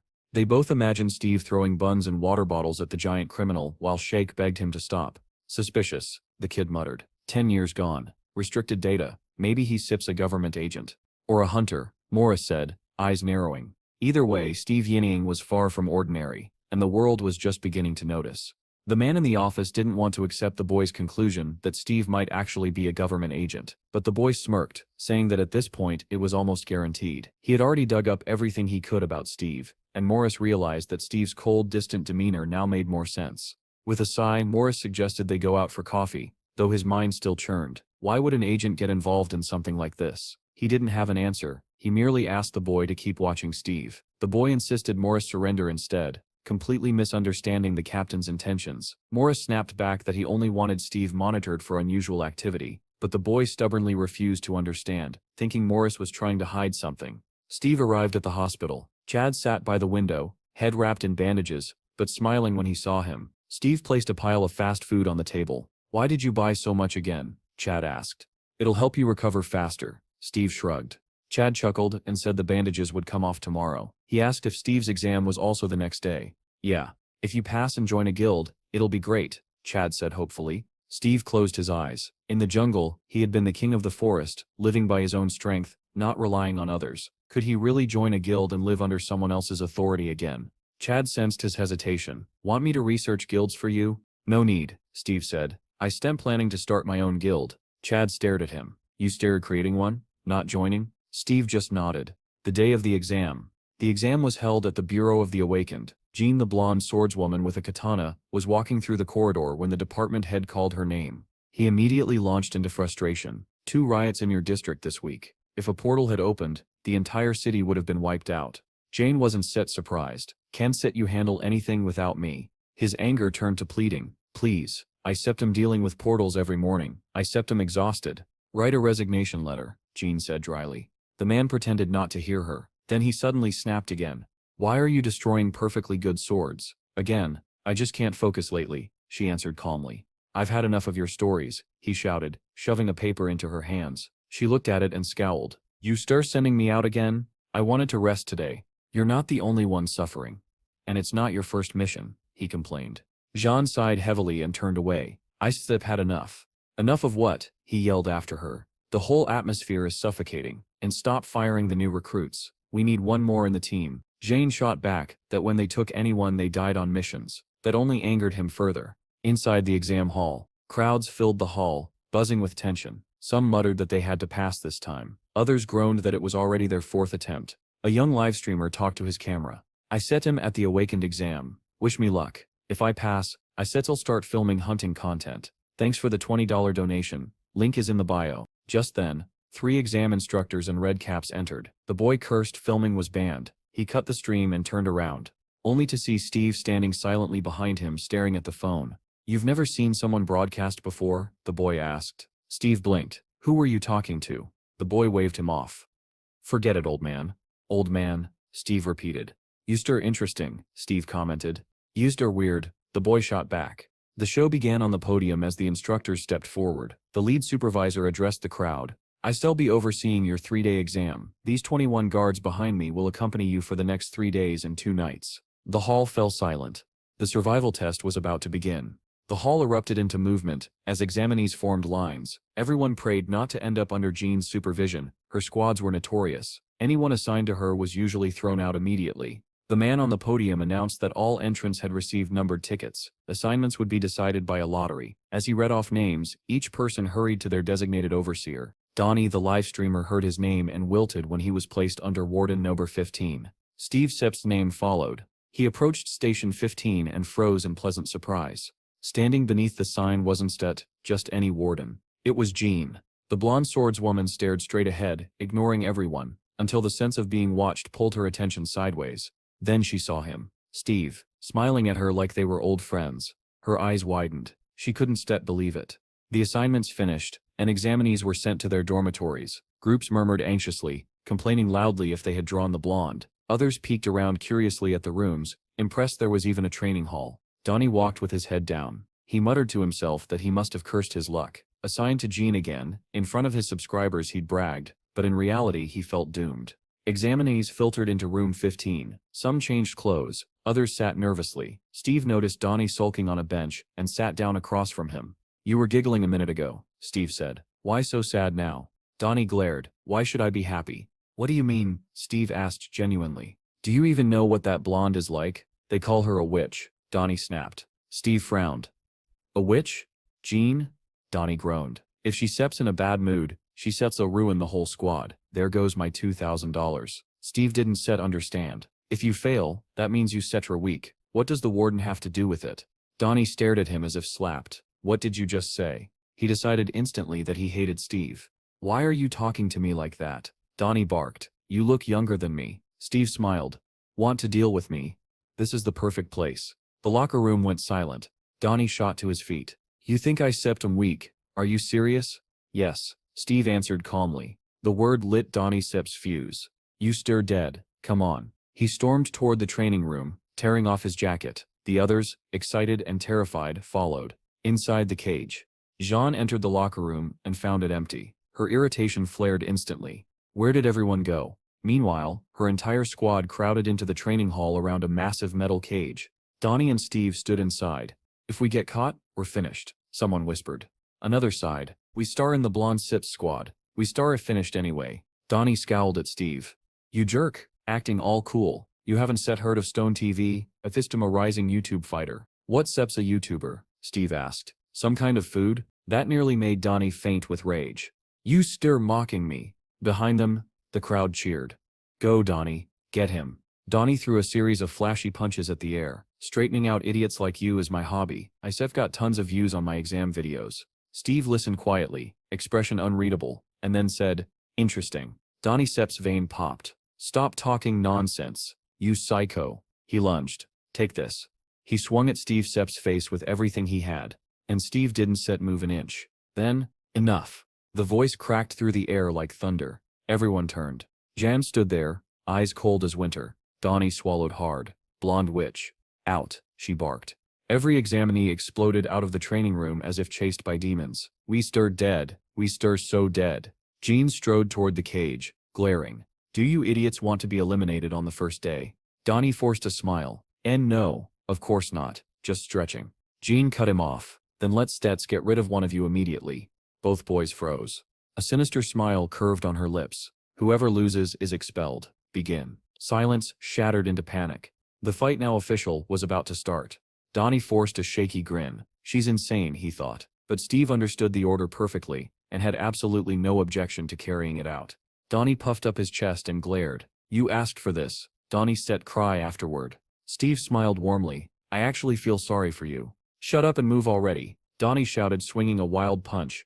He never finished. Steve's fist slammed into Donnie's face faster than anyone could follow. The boy collapsed flat on the mat, unconscious in a single hit. Silence. Steve kept his fists raised, expression calm. Jean's eyes widened. She had expected Donnie to lose, but not like that. She looked sharply at Steve, instantly convinced he was the instigator. She remembered him from the portal, the strange smell, the unsettling sense of familiarity. From day one, he had irritated her. But Steve only tilted his head and asked, "What about you, want to try too?" Jean blinked. "What?" "If you want," he repeated, "you can come up here." Understanding dawned and fury followed. Steve offered a deal. If he won, she wouldn't expel Donnie. John stared at him as if he were an idiot. Impossible. Still, she removed her katana, set it aside and stepped into the cage. She moved like someone born in battle. Tilting her head, she asked, "Are you unusual?" Steve blinked. "What do you mean unusual?" She didn't answer. Instead she attacked. "Survive," she said, "and I still tell you." She burst forward. Steve dodged the first blow easily, slid aside from the second and blocked a third with effortless precision. Jean accelerated, fists, elbows, knees, striking with deadly rhythm. He avoided everything. Then she switched to kicking, unleashing a flurry so fast the air cracked. Steve blocked them as if swatting away leaves. Then, Steve Sepp's posture shifted. He sensed danger. Jean's eyes flashed. She prepared a technique he couldn't dodge. "If you win," she whispered, "you can ask for something else." She flipped backward through the air and kicked Steve full force in the chest. He flew across the cage, limp, showing no sign of life. She landed lightly. Something felt wrong. She turned her head toward the trajectory, only to hear a voice above. "You stir stronger than you look." Steve had landed on the bars instead of crashing into them. Jane Sepp's breath caught. How did he withstand that? No time to think. She lunged. She was smiling now, alive, exhilarated. This time I won set hold back. Her heel drove into Steve so hard the floor cracked, splinters bursting. Steve fell onto his back. Jean descended from above, ready to finish him. He rolled aside easily. Her punches rained down. He blocked each one. She spun into a low, sneaky kick. He stopped it with a single hand. Then he crouched, one hand blocking, the other curling into a fist. He smiled, waiting for his moment. He struck. Jean barely had time to curse.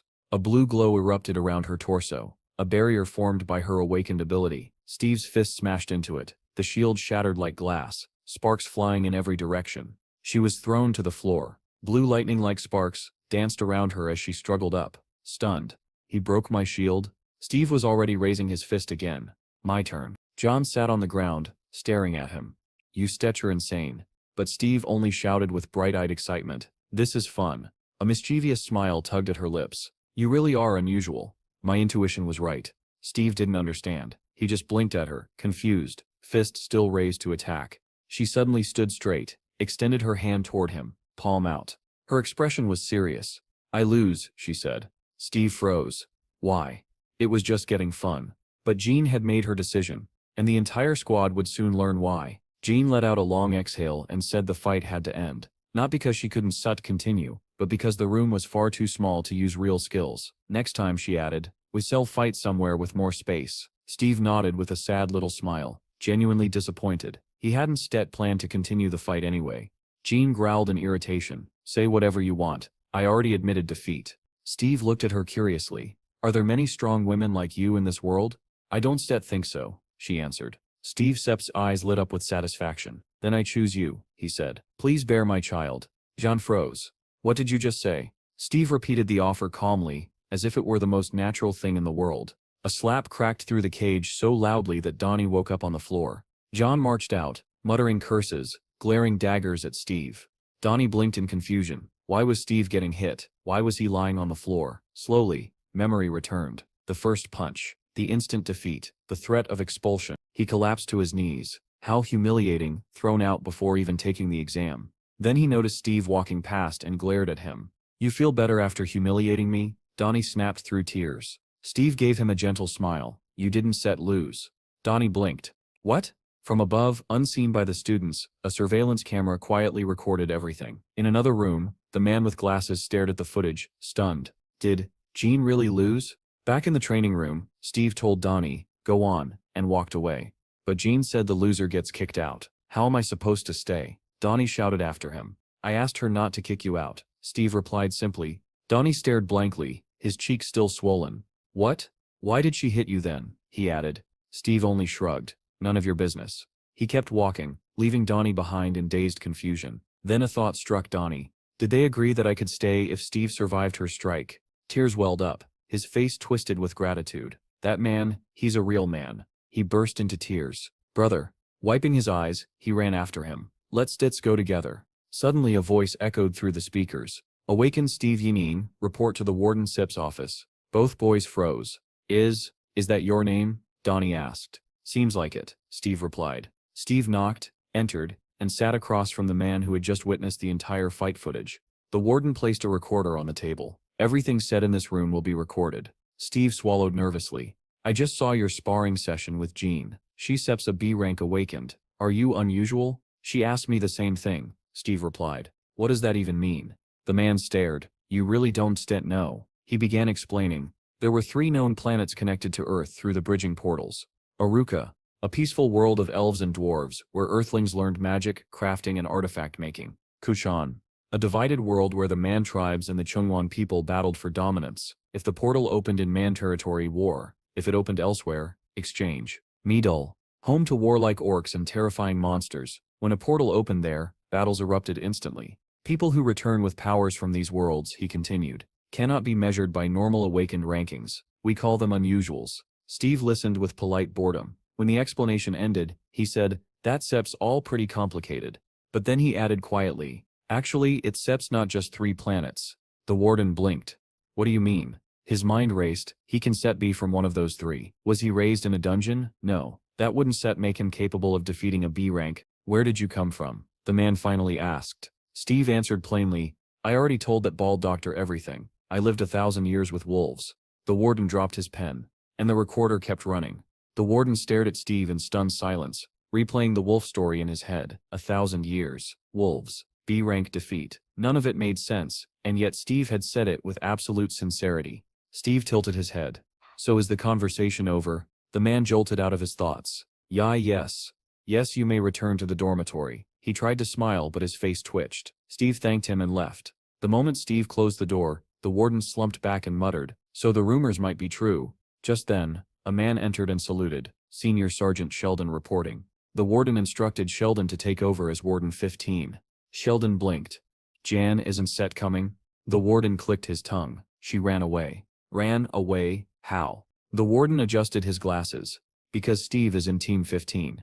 Sheldon stiffened. He was ordered to keep a close watch on Steve during the entire exam and file a detailed report afterward. A voice echoed through the dormitory. All examinees, put on your uniforms and assemble at the stadium. Groans erupted. It begins. At the stadium, each warden stood beneath their squad numbers. Sheldon stood at 15, and the moment the group saw John wasn't there, cheers exploded. She sips gone. Thank the heavens. Sheldon replaced the witch. Sheldon introduced himself with a grin, and announced today's tests. Run 100 meters, in 9 seconds. Complete 40 triathlons in 1 hour. Easy, right? The group erupted in complaints. That sip's unfair. People have different builds. Not everyone is a sprinter. Nearby, a chubby girl finished the 100 meters in 13 seconds. Eliminated, the warden declared. I am a healer. Lower the bar. Monsters won't slow down for healers, he replied. Then he called, Group 15, Donnie, to the start. Donnie swaggered forward. 9 seconds, child's play. His teammates panicked, but Donnie grinned and flashed a victory sign at Steve. The whistle blew. Donnie exploded forward, feet kicking up dust. He crossed the finish line triumphantly. 8 seconds, Sheldon read. Passed. Donnie cheered, until Sheldon called the next name. Steve Yaning. Steve stepped up calmly, set his feet on the blocks, and stared down the track. Donnie yelled, Let's go, brother, while the rest watched nervously. The whistle blew, and Steve vanished. All they saw was a shockwave of dust exploding behind him. The finish line sensor beeped before anyone could register what had happened. Donnie Sip's jaw dropped. He Sips not human. Inside the administration office, a phone rang. The warden picked it up. Sergeant Sheldon Sip's voice came through. Sir, Steve passed. His results are beyond shocking. Sending video now. The warden tensed. What about journalists? Sheldon turned, and froze. Journalists were already alive with excitement. Cameras aimed at Steve like hunters spotting prey. A phone rang again. A woman answered. Returnee Management Bureau. This is Manager Kim. This is Major Swan, the caller said. ISEP sent you 2 videos. Please review immediately. She opened them. Steve's run captured in full detail. Her eyes widened. What? What is this? On screen, Steve's figure tore across the track at impossible speed. The Major Sep's voice echoed through the phone. Seems the doctor wasn't lying after all. Manager Kim bit her lip. If this man is truly unusual, if his answers were real, then Steve may be a returnee from a 4th unknown planet. She slammed her hand down. Stop all journalists. Block all access immediately. The assistant checked his phone. Too late. There's Sep's already an article about Steve Sep's record-breaking run. Shut it down, she snapped. Clear every article. But outside it was too late. Journalists surrounded Steve like bees around nectar, cameras flashing, microphones shoved toward him. Just one comment. Sir, how did you run that fast? Please give us a moment of your time. Are you the returnee from the unknown planet? They piled closer and closer, and Steve stood at the center of the storm, as calm as ever. Steve stared blankly at the wall of shouting journalists, unable to understand why they were screaming his name. He didn't say a single word, he simply blinked, confused. Meanwhile, Manager Kim was piecing everything together. The timing of the portal incident, the unexplained energy dispersion, the chaos at the center. If Steve had crossed a 4th unknown world without a protective suit, the system would indeed have registered him as F rank. That meant every strange error in his data matched the theory. It also meant her department would gain full authority over him. But before she could strategize further, a squad of security guards stormed into the stadium and began dragging journalists away. They blocked every passage, ignoring the reporters' desperate pleas for interviews. Inside the cafeteria, the examinees gathered at tables, buzzing about how Steve had drawn such media attention. Behind the frosted windows, journalists hammered at the glass, shouting questions. Steve didn't care. He calmly devoured a mountain of food while Donnie stared with sparkling admiration. Of course, Donnie thought, I couldn't have been knocked out by some normal kid. I should Seth recorded that fight. Steve caught Donnie staring. What are you looking at? Finished eating? Donnie jumped. I stroll get you something to drink. You story probably thirsty. As Steve polished off the last of his enormous lunch, Donnie hurried away thinking, just looking at the way he eats, you can tell he's built differently. Back in the locker room, Steve sprawled across a bench. Donnie sat opposite, scanning the half-empty rows of lockers. So many people failed already, Donnie muttered. Then he gasped, remembering something. Steve sat up. What is it? The next exam is a dungeon. It seems better to go in a big group. I hope they redistribute squads. Steve lay back down and closed his eyes. It sets fine, I don't need anyone. Donnie nearly applauded. He seems so confident. And he has every right to be, he thought. Yeah, but dungeons are unpredictable. Different skills help. Steve answered, that sips, and cut himself off, suddenly switching topics. When we first met, you were talking to yourself on your phone. What was that? That, YouTube. Steve sat up. What is YouTube? Donnie stared. You really are from the mountains, aren't you? You could say that, Steve replied. To demonstrate, Donnie showed him his phone. This is YouTube. This number is subscribers. This one is views. Steve pointed to a particular video with hundreds of thousands of views. What is that?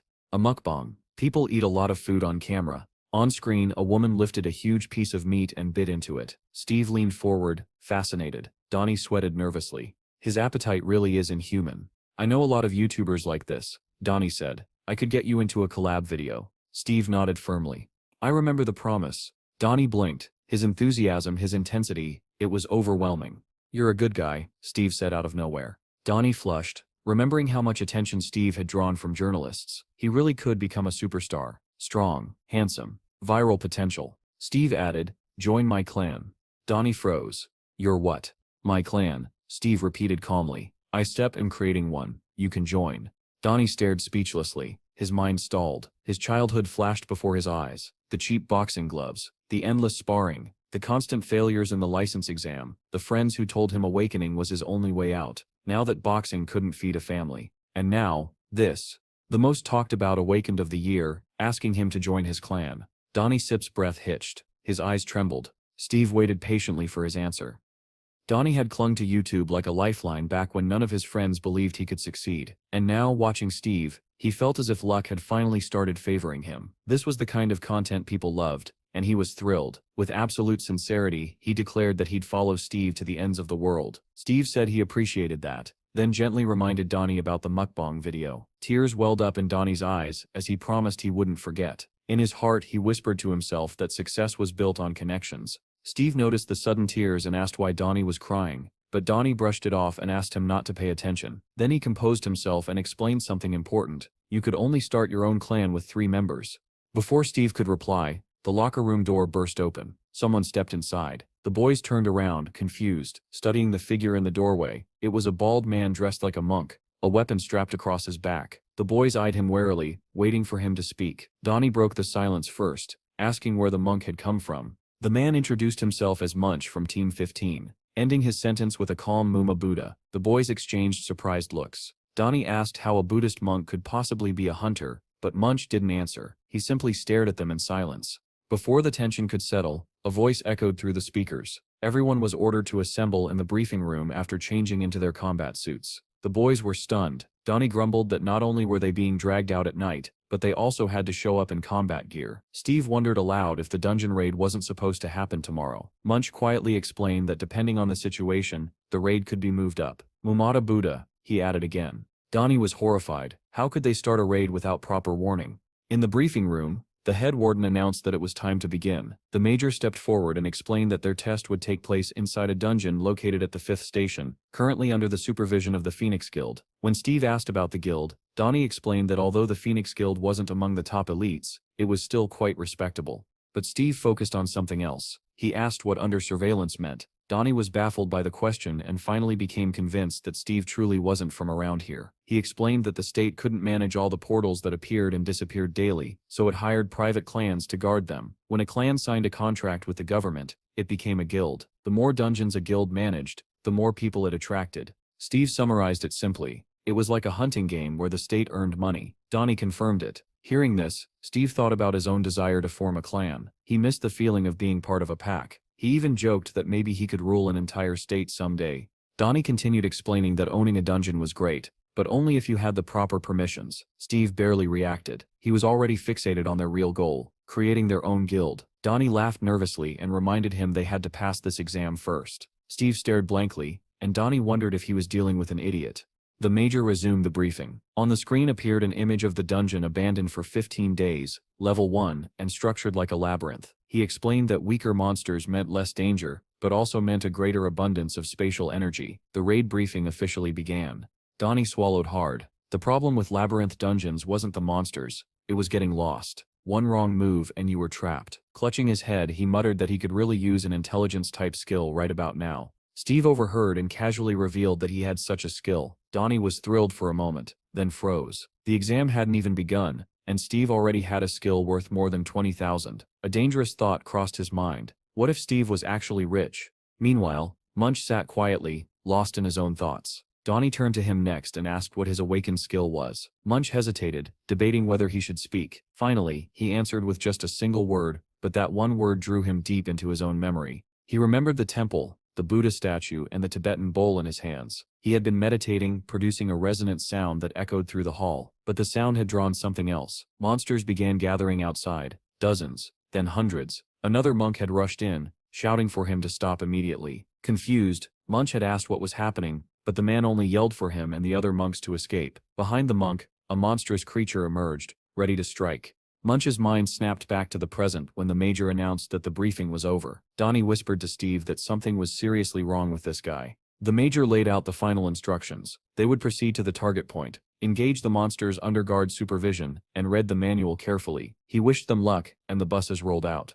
They soon arrived at the portal, glowing with blue light while a helicopter hovered above. Guards hurried the boys along, warning them that anyone who wasn't prepared would not make it out alive. The warden checked on Team 15, and Donnie leaned toward Steve, advising him to secure his gear properly. Sheldon told them that once they entered the dungeon, they could act freely and pretend he wasn't even there. But he also warned them that even if the team performed well, they could still be left behind because the exam was based on individual scores. Donnie grew uneasy. With only 3 people on their team, he asked if Sheldon would help them if something went wrong. Sheldon just gave a knowing smile, said nothing, and told them to keep moving. When they stepped off the bus, Steve asked Donnie why he looked so nervous. Donnie forced a guilty smile and insisted he wasn't scared, though he failed to finish his sentence. Even Munch, the monk, remained calm as he asked the warden whether he could use his personal weapon. The warden confirmed that he could, and the boys headed out. Donnie was stunned. This was only an exam, yet the monk already carried a weapon made of dimensional matter. At the portal, the guard directed the 14th team inside, then told Team 15 to proceed through the right entrance. Sheldon smiled with satisfaction and ordered them forward.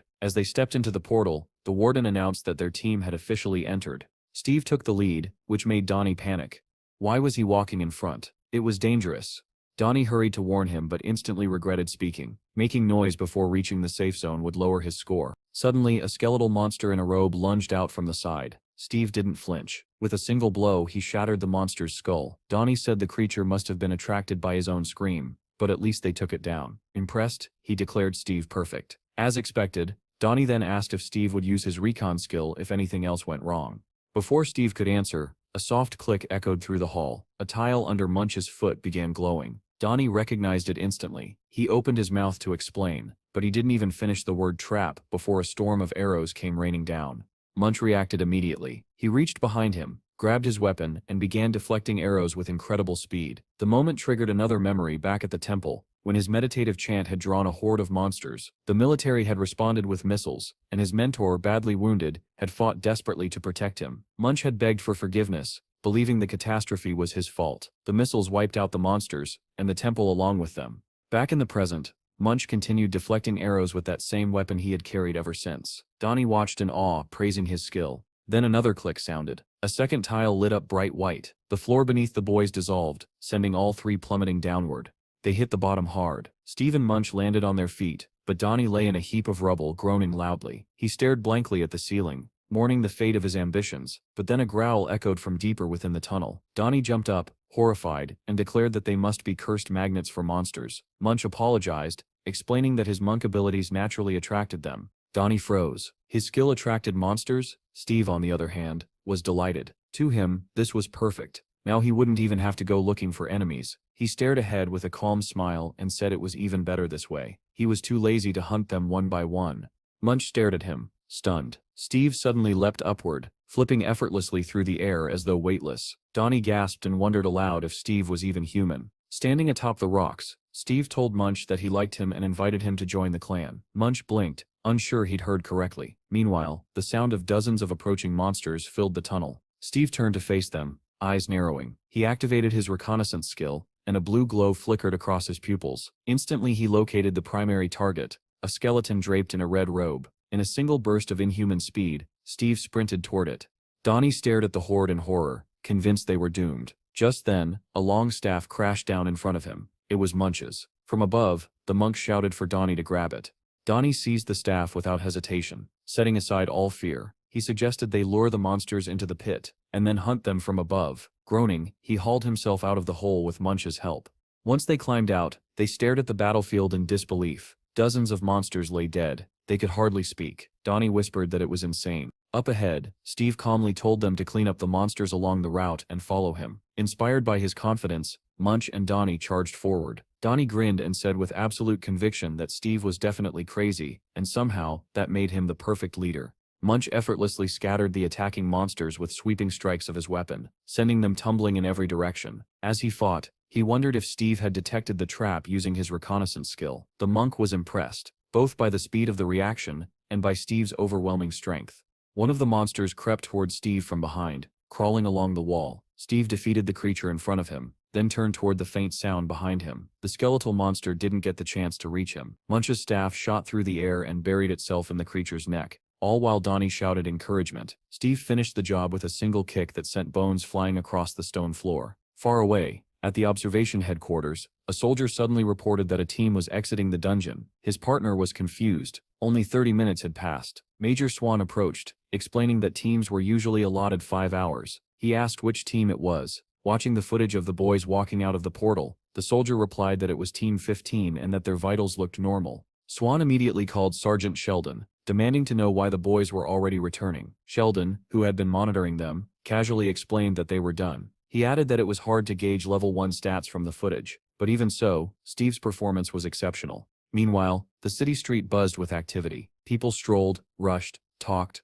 argued, and in the middle of it all was Donnie, filming with a camera in hand. He spoke enthusiastically to his viewers, promising a behind-the-scenes look at life inside Steve's clan. He read a comment aloud asking what he would show that day, and with great excitement he announced that they were celebrating a housewarming party. From inside the newly registered clan building, Donnie's cheerful voice introduced the clan's food manager, an unofficial breadwinner. A grandmother appeared on camera chopping greens. Donnie asked her to greet the viewers. Her focused expression twisted into a fierce glare as she raised her knife and told him to leave before she made him part of dinner. Donnie froze as his ear began to bleed slightly from fear, but he didn't dare argue. Inside, Bill sat at the table with his father and asked why the grandma wanted to let someone in for dinner. Donnie read comments, insisting she looked like a gangster, and he hurried to clarify that she wasn't one. Another viewer asked why they had a Buddha statue. Donnie explained that it belonged to the third member of the clan, the monk they had seen before, whose mysterious power attracted people. He walked into another room with the camera and greeted the others. Steve turned to wave. Donnie pointed the camera at Munch, who was sitting at a dining table piled with food. Donnie introduced him as the clan's monk and asked him to say hello. Munch looked embarrassed, unable to speak. Eventually he gathered the courage to lift his staff and show it to the audience, saying he'd been through a lot. But before he could finish, a loud scream interrupted him. A white truck screeched to a stop in front of the house. Chad leaned out the window and shouted to Steve that everything was ready. The boys ran outside, grinning. Donnie rushed after them asking about the bill. Soon a white van was speeding through a rundown district, with a quadcopter hovering above, filming. Steve spotted it and asked what it was, offering to smash it. Donnie sighed and admitted he didn't even know what a drone was. Inside the van, the driver announced that they were headed for the 4th station, the 30th Gate quest. He pointed out the glowing blue portal and explained that this would be the clan's first official quest. Donnie, smiling, said his skill was video memory and promised to upload everything to YouTube later. The boys stepped through the portal. Immediately they were surrounded by bats. Steve was baffled. Donnie explained that this dungeon belonged to the bats. He then asked whether Steve had a long-range skill. Steve said no. Donnie frowned, wondering how they were supposed to catch airborne monsters without one. Munch, who had been silent this whole time, told them confidently to leave it to him. Steve and Donnie exchanged skeptical looks. Then Munch knelt, placed his bowl on the ground, and began striking it with his staff. A sharp ringing sound filled the cave. Above their heads, the bats began to move strangely, forming tighter and tighter clusters. Donnie stared upward, asking if the monk's ability was causing this reaction. The bats gathered into a massive flock, and then dove toward the boys. Every single one of them aimed straight for Munch. Calmly, the monk rose to his feet and lifted his staff. Flames erupted as he swung it, creating a blazing ring in front of him that incinerated the swarming creatures. Then from the darkness, an enormous bat emerged, far larger than the rest. Donnie shouted with exhilaration that they had finally reached the dungeon's final challenge. Steve struck the giant bat with a single decisive blow, slicing the creature cleanly in half. As the remaining bats fell, Donnie exhaled in satisfaction and declared the mission complete. Seated atop a mountain of monster corpses, Steve quietly noted that the door ahead had opened. They should hurry. Donnie, still thrilled, said he would record everything. Back at headquarters, a young man approached a girl who was staring wearily at her monitor. He reported that they had examined all 4 headquarters stations, capable of completing 20 missions per day, and now Steve's clan had gone so far as to incinerate a nearby dungeon. Reading the storm of comments under Donnie's latest video, the girl clutched her head, frustrated. They had barely imposed an embargo, and yet Steve's clan already had a streamer broadcasting everything. The young man added that the video had jumped to 3rd place in trending and asked if they needed to step in. The girl replied that she was aware of its popularity, but then something on the screen caught her eye. It was a clip of a fight, a Russian fighter, known as the Bear, squaring off against a mysterious figure called Hero. The video claimed Hero had defeated him with a special move, and was now naming his next opponent. The next challenger, a tall dark-haired man, looked powerful, confident, and strangely unusual. The clip posed a question: what would happen if the authorities were forced to intervene, and what if this opponent marked the beginning of Hero's reappearance? Suddenly the girl rose from her seat and told the young man to prepare for contact with Steve. Grabbing her jacket with determination, she announced that she would handle the meeting personally. The market square bustled with life, vendors shouting, customers bargaining, children running between stalls. Steve, Donnie, and Chad sat together at a cafe table. Chad asked if Munch was joining them. Donnie confirmed he was, though he wondered aloud where the monk had disappeared to since there were no temples nearby. Chad explained that Munch was living in the city with the surviving monks from his temple. Donnie complained that without Munch their efficiency dropped dramatically. Chad suggested taking a day off since their clan's progress had been extraordinary. Donnie lit up at the idea. Chad added that their capital had already reached 80,000. Donnie cheered again. He had earned 2,000 simply collecting stones, and now they could enter 2nd-level dungeons. Steve raised an eyebrow at Donnie's proud grin. Donnie proudly looked at his monitor, admiring the reward he'd earned. Next to his name, Steve noticed Donnie's rank and profession displayed on the screen. Steve folded his arms, thinking to himself that he had spent only 3,000 on skills, and already surpassed most people. With that in mind, he smiled and agreed today would be a day off. Chad shut his laptop and said he planned to take his son and grandma to the park. Steve's eye caught a sign beside him that read "No information." The grandmother entered carrying food for the puppy, and the same message appeared next to her. But next to Pecky, the puppy, there was detailed information on level and power. Steve wondered if dogs could awaken too. After thinking it over, Steve called his younger brother. The boy answered in surprise, saying he had been repairing his old car lately, but it was expensive and difficult. Steve smiled and suggested that he simply buy a new one. The boy's eyes lit up immediately. With a sly grin, Steve agreed to help. He called Pecky as well, and the puppy's tail wagged furiously.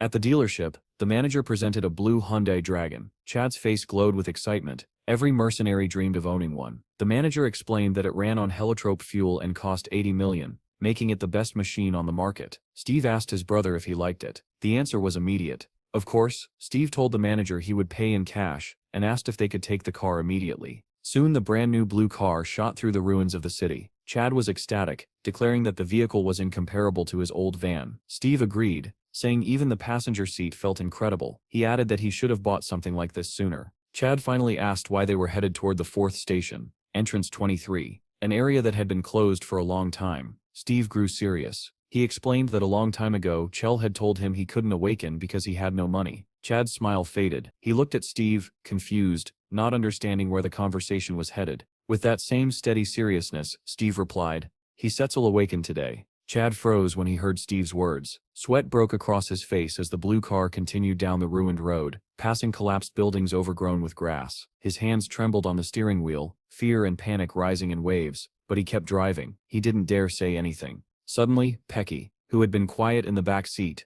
bristled and let out a low growl. Steve smiled faintly and asked the pup whether he could smell goblins. Chad's voice trembled as he insisted he wasn't ready, begging Steve to leave before anything happened. But Steve ignored him. He stepped out of the car, saying he'd be back soon and instructing Chad to wait. Panicking, Chad lunged toward the door and begged him not to go. but the only thing left where Steve had stood was swirling dust. Steve had already vanished into the rain. Chad stared at the empty air, overwhelmed. His brother's speed was unbelievable. Meanwhile, at the instant loan office, Steve and Chad's video had caused quite a stir. The employees had watched the YouTube clip over and over. One asked if that really was Steve. Another confirmed it, adding that he was now a growing internet star. The supervisor growled that someone like Steve couldn't be measured or controlled. The men argued about how dangerous this made him. Finally, the man at the computer ordered a list of cooperating guilds. The other replied that if this was Station 4, then the job would fall to Mr. Vincent, a mercenary known for removing debtors without hesitation. He'd already taken care of 6. The supervisor smirked darkly and commanded them to call Vincent and pay him whatever he asked.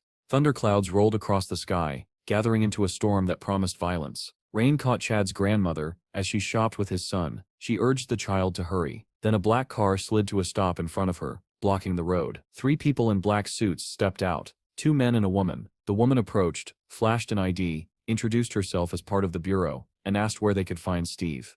The grandmother said nothing. She simply stared at the badge in silence.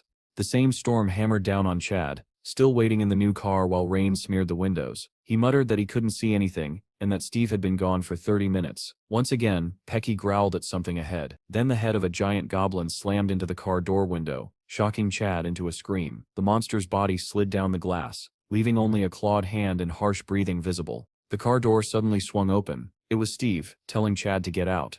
Chad stumbled out, still shaking but calmed slightly when he saw his brother standing there. The wounded goblin lay on the ground, growling and trying to rise. The monster lunged at Chad. The boy screamed and shielded himself with his arms. A knife dropped onto the wet pavement, the metallic clatter echoing through the empty street. Steve turned to Chad and ordered him to follow and kill the monsters.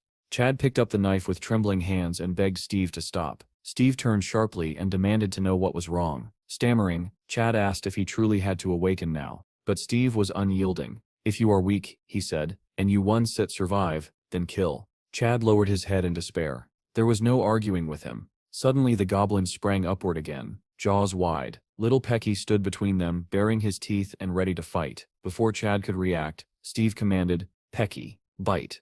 The pup hurled himself at the monster, sinking his teeth into its arm. Despite the creature's massive size, the goblin seized Pecky's head with its huge claws, trying to rip him off. Steve didn't move. He calmly stated that Pecky was still young, and that if Chad didn't intervene, the puppy would die. Crying, Chad begged Steve not to force him to do this. Lightning tore through the sky. With it came Steve Sip's roar. "Kill him." Chad's breath came in panicked bursts. He stared at the knife, clutching it with both hands. The goblin ripped Pecky free and prepared to bite down. Chad screamed as he swung. He knew that if he didn't set act, Pecky would die. The blade drove into the goblin's skull. Blood exploded across the pavement. The monster collapsed, lifeless, freeing Pecky. But Steve wasn't finished. He shouted at Chad to continue. Fueled by fear and rage, Chad struck again and again, stabbing until he could no longer lift his arms. At last he threw the bloody knife aside. Rain mingled with the stream of blood on the ground. Chad fell to his knees, gasping for air. He stared at his stained hands, trembling, horrified by what he had done. Steve stepped in front of him, towering over him, and ordered him to hold the blade again. Tears ran down Chad's face as he shook his head, saying he couldn't. But Steve refused to relent. "If you don't set kill," he said coldly, "they will kill you." Pecky suddenly leapt forward, growling with a ferocity Chad had never heard from him before. Chad's eyes widened in fear as he realized the puppy was growling at another monster creeping toward them through the rain. Steve's voice came cold and emotionless. He told Chad to kill the monsters quickly. They didn't have much time. Without looking back, Steve turned and walked away, abandoning his younger brother in the storm. Chad called after him, voice trembling, but Steve didn't stop. A memory hit Chad like a punch. Years ago he had been bullied by older kids, beaten and mocked, while Steve walked past with his head down, pretending not to see. Back then, as now, Chad had reached out for him, begging him not to leave. And just like the past, Steve kept walking. In the present, the rain blurred Chad's vision, but not enough to hide Steve's disappearing silhouette. Tears streamed down Chad's cheeks, and he called for his brother again, knowing he would not turn back. Then something changed. The fear on Chad's face hardened into determination, and his trembling gaze sharpened. He no longer called for Steve. Chad reached down and picked up the blood-soaked dagger he had thrown earlier. The goblin facing him growled, snapping its teeth, ready to kill him. Moving like someone in a trance, Chad slowly rose, gripping the dagger tightly. He whispered to himself, not to anyone else, that Steve had always been like this. Lightning split the sky, and Chad burst forward with a scream. He He drove the knife into the goblin's skull with such force that the blade pierced through the other side. His eyes snapped wide open, glowing red, while he hissed at the monster to shut up. The goblin shrieked, but Chad only shoved the knife deeper into its mouth, unaffected by the blood spraying across his face. There was no fear left in him, only pure, burning hatred. He pressed harder, shouting for the monster to be quiet. The blade burst out of the back of the goblin's head, splitting its skull in half in a fountain of blood. But Chad wasn't done. He leaned over the corpse screaming "Die!" as he stabbed the dead body again and again, slashing wildly until the ground was painted red. At last he stopped, panting, the rain mixing with the blood on his hands. Lightning flashed again, revealing Chad's deranged smile as he raised the dagger. He looked unhinged, almost joyful. Another goblin lunged at him, grabbing the hand that held the blade. Its dripping jaws snapped inches from Chad's face. They toppled to the ground together. Chad thrust the dagger into its mouth and sliced upward, severing the creature's artery. Another geyser of blood drenched him. With the monster dead, Chad stood, muttering to himself about the sticky feeling on his arm, the sensation of cutting through flesh. His smile twisted into something unrecognizable. He whispered, "Nonsense. What are you doing? Donset, save me." Then he burst into manic laughter. High above, Steve sat on a rooftop, watching the transformation. He saw Chad's awakened status appear, cold-blooded killer. Even Steve was taken aback. Looking down at the drenched, laughing boy, he commented casually that his little brother was cute. Then, louder, he asked Chad whether he had been working part-time at a slaughterhouse. Chad was nearly unrecognizable, eyes wild, filled with murderous hunger, but Steve didn't react to any of it. He simply told him to get up. Still giggling, Chad obeyed, though the madness in his gaze remained. Steve declared the battle finished. Behind him, the ground was littered with half-dead goblins, dozens, maybe hundreds, wheezing and twitching in the rain. After clearing the monsters, the brothers headed to the Bureau of the Awakened. They approached the front desk. Steve looking annoyed, Chad drenched entirely in blood. The receptionist stared in disbelief before asking why they were there. Steve pointed at Chad and said he had just awakened. The receptionist instructed that Chad needed a shower, then a quarantine check, and finally a strength measurement test on the 3rd floor. As they climbed the stairs, Chad asked what the measuring room was. Steve explained that there was a device that measured physical strength. If the number exceeded 100, Chad would be officially registered as an awakened fighter. Steve added he had scored 96 last time and failed. Chad didn't believe him. Inside the measuring room, Chad lay on the device wearing a special suit. The machine activated and displayed 111. The examiner told him he was eligible to proceed to the Hall of Ability Manifestation. The doctor then turned to Steve and asked if he wanted to test his strength as well. Steve agreed and lay down on the device Chad had just used. Steve closed his eyes as the machine hummed around him, measuring his strength. Suddenly a strange vision flashed before him. Countless eyes watching him, and a message saying someone was observing him, yet large parts of the information were hidden. When he opened his eyes, the number 189 glowed on the screen, but even that impressive score didn't shake him as much as the eerie vision he'd just experienced. The doctor examined the readings and murmured that the rumors were true. Steve's strength was rising at an impossible rate, and soon he would reach level E. Steve wasn't interested. Instead, he asked who created the machine. The doctor laughed at the odd question, saying it was built by scientists. Steve frowned and asked again which scientists specifically, but the man only chuckled. Downstairs, the receptionist handed Chad an awakened ID card inside a small box containing a phone. She explained the phone was a gift and that he'd scored high enough to qualify as a mercenary. Steve congratulated him, and Chad shyly thanked him. Steve asked whether Chad had seen anything unusual during the test. Chad shook his head. He'd seen nothing. Steve assumed it meant he was simply too sensitive. He then asked what Chad's awakened skill was. Chad lowered his head, clearly disappointed, and muttered, "Decapitation." Before Steve could comment, a familiar blonde woman passed by with several subordinates around her. Steve immediately noticed and ran after her, calling out with cheerful excitement, "Blondie!" Her subordinates froze, shocked. One demanded to know who dared address their leader like that and whether he had a death wish. Another recognized Steve, and suddenly all of them realized who he was. With an innocent smile, Steve apologized casually for his earlier words, explaining that he wasn't used to speaking with civilized people, but the woman cut him off, saying she understood, and suggested they never meet again. She walked off with her group. Her subordinates gossiped while following her, saying something had to be going on between the two of them. One even joked she was practically getting married, while another insisted Steve would be the one to save them all. Jean snapped at them to hurry, and they immediately picked up the pace. Steve watched her leave, muttering that it was a shame she had the temper of a shrew. A black car sat parked outside the building labeled Steve's Clan. Inside, Grandma and Melissa, the same blonde, sat together at the table. They clinked glasses, almost spilling their drinks. Melissa tasted the strawberry liquor with delight, saying it was perfect. Grandma grinned, explaining that young people always loved it, though her son-in-law had begged for it for 10 years and never managed to try any. Melissa finished the drink and declared passionately that she wished all monsters would die. Grandma praised her for speaking beautifully. Then Melissa tasted the dumpling soup, calling it the best she'd ever had. Grandma nodded, saying it paired perfectly with the drink. Melissa glanced at the door, noting that Steve was late. At that moment, Grandma announced that he had finally arrived. Steve and Chad walked into the room, surprised to see Grandma and Melissa sharing drinks. Bill ran over joyfully, excited that his dad and Pecky were back. He jumped into Chad's arms, asking why he took so long. Chad asked if he'd had fun while they were gone.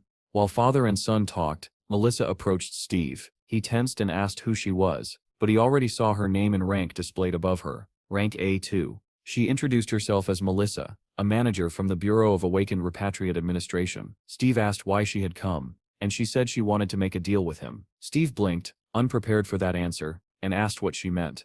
Melissa leaned closer and asked if he knew the official name for a repatriate. Steve admitted he had no idea. She explained that repatriates like him were officially called coordinators.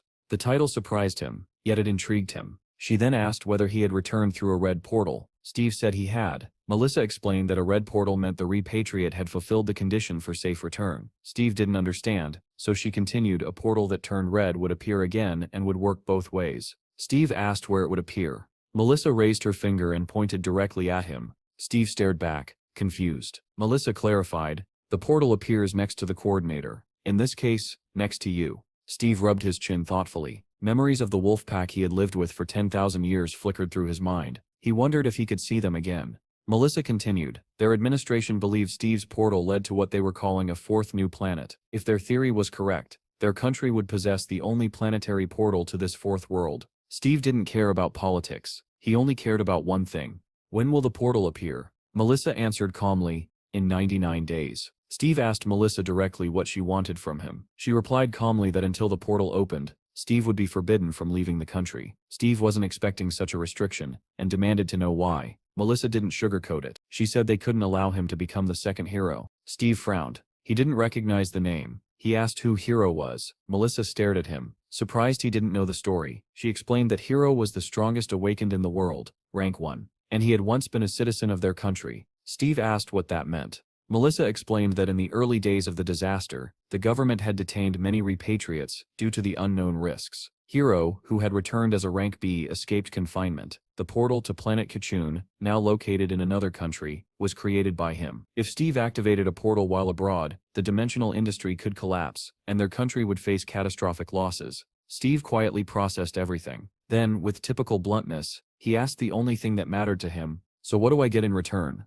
Melissa was ready for the question. She asked what he wanted. Steve answered without hesitation. He wanted to elevate his clan into a guild and expand its territory. Donnie, listening secretly from behind the wall, nearly fainted from shock at the scale of the negotiation. Melissa did not object. She told Steve he could ask anything else. Steve then remembered his most important question. How will I know when the portal appears? Melissa explained that they would send an agent who specialized in detecting small energy fractures. One of their best. Steve was intrigued. Meanwhile, elsewhere in the bureau, Jean was training furiously in the gym, still angry about Steve's earlier comment that they should have children together. She punched the bag with so much force that its stuffing exploded out. Her colleagues watched in disbelief, wondering what had triggered her this time. Jean muttered that he should have been charged with harassment. Melissa appeared beside her and calmly asked who she planned to charge. Jean dismissed the question, saying she was simply in a bad mood. Melissa asked when she wasn't. Jean snapped at her to stop stalling and explain why she was here. Melissa handed her a mission file. Jean read it, and began trembling with anger. She demanded why she had been chosen. Melissa answered without hesitation, she was picked because she was a professional. Jean asked again, louder. Melissa replied because she was the best. Jean glared at her, wishing she could overturn the assignment by sheer force of will. Melissa asked what Jean thought would happen once the portal opened. Jean had already seen the footage, and answered quietly that hell would break loose. Melissa nodded. If Jean detected spatial cracks, she was to leave immediately with Steve. Until then she would have to stay with him at all times.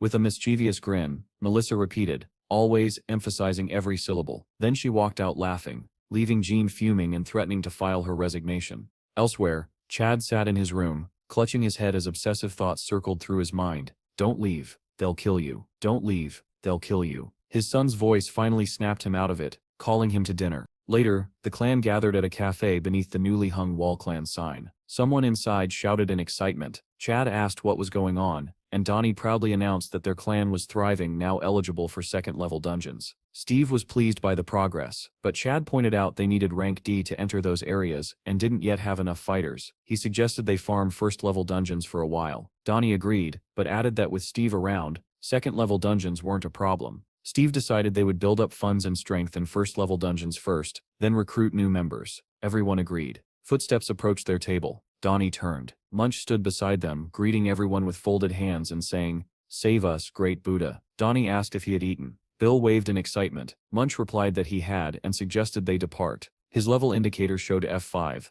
At the dungeon entrance, traffic was backed up. Cars honking, people yelling. Many teams crowded near the portal, eager and energetic. In the bustling crowd, one man recognized Steve's group and called out to them. The four entered the dungeon together, with Chad taking up the rear. The man greeted Steve warmly. Steve shook his hand, and the man happily said he'd heard all about the creation of Steve's clan. The adventure continued. Steve asked Jim what happened to the teammates he'd been with last time. For a moment, Jim's smile faded and a rigid seriousness crossed his face. He hesitated, deciding how much to say, then forced a smile again and claimed everything was fine. Steve pressed further, asking why he was alone. But before Jim could answer, his new teammates called out that it was time to enter the portal. Avoiding the question, Jim excused himself and promised to contact Steve later. Steve waved and said he'd wait. Munch asked who the man was. Steve replied that Jim was a friend he'd met in a previous dungeon. The four stepped into the portal together, their bodies engulfed in a blue glow. All of them were filled with enthusiasm and ready for battle. None of them noticed the figure watching from a distance, the mercenary Vincent observing Steve's clan with sharp interest. In another part of the crowd, Jim's own team prepared to depart. One teammate recognized Steve, while another said they needed to hurry. Jim, however, was troubled. He couldn't bring himself to tell Steve the truth about his clan's collapse. Two of their core members had quit under the excuse of needing rest. When the core left, the entire clan dissolved overnight.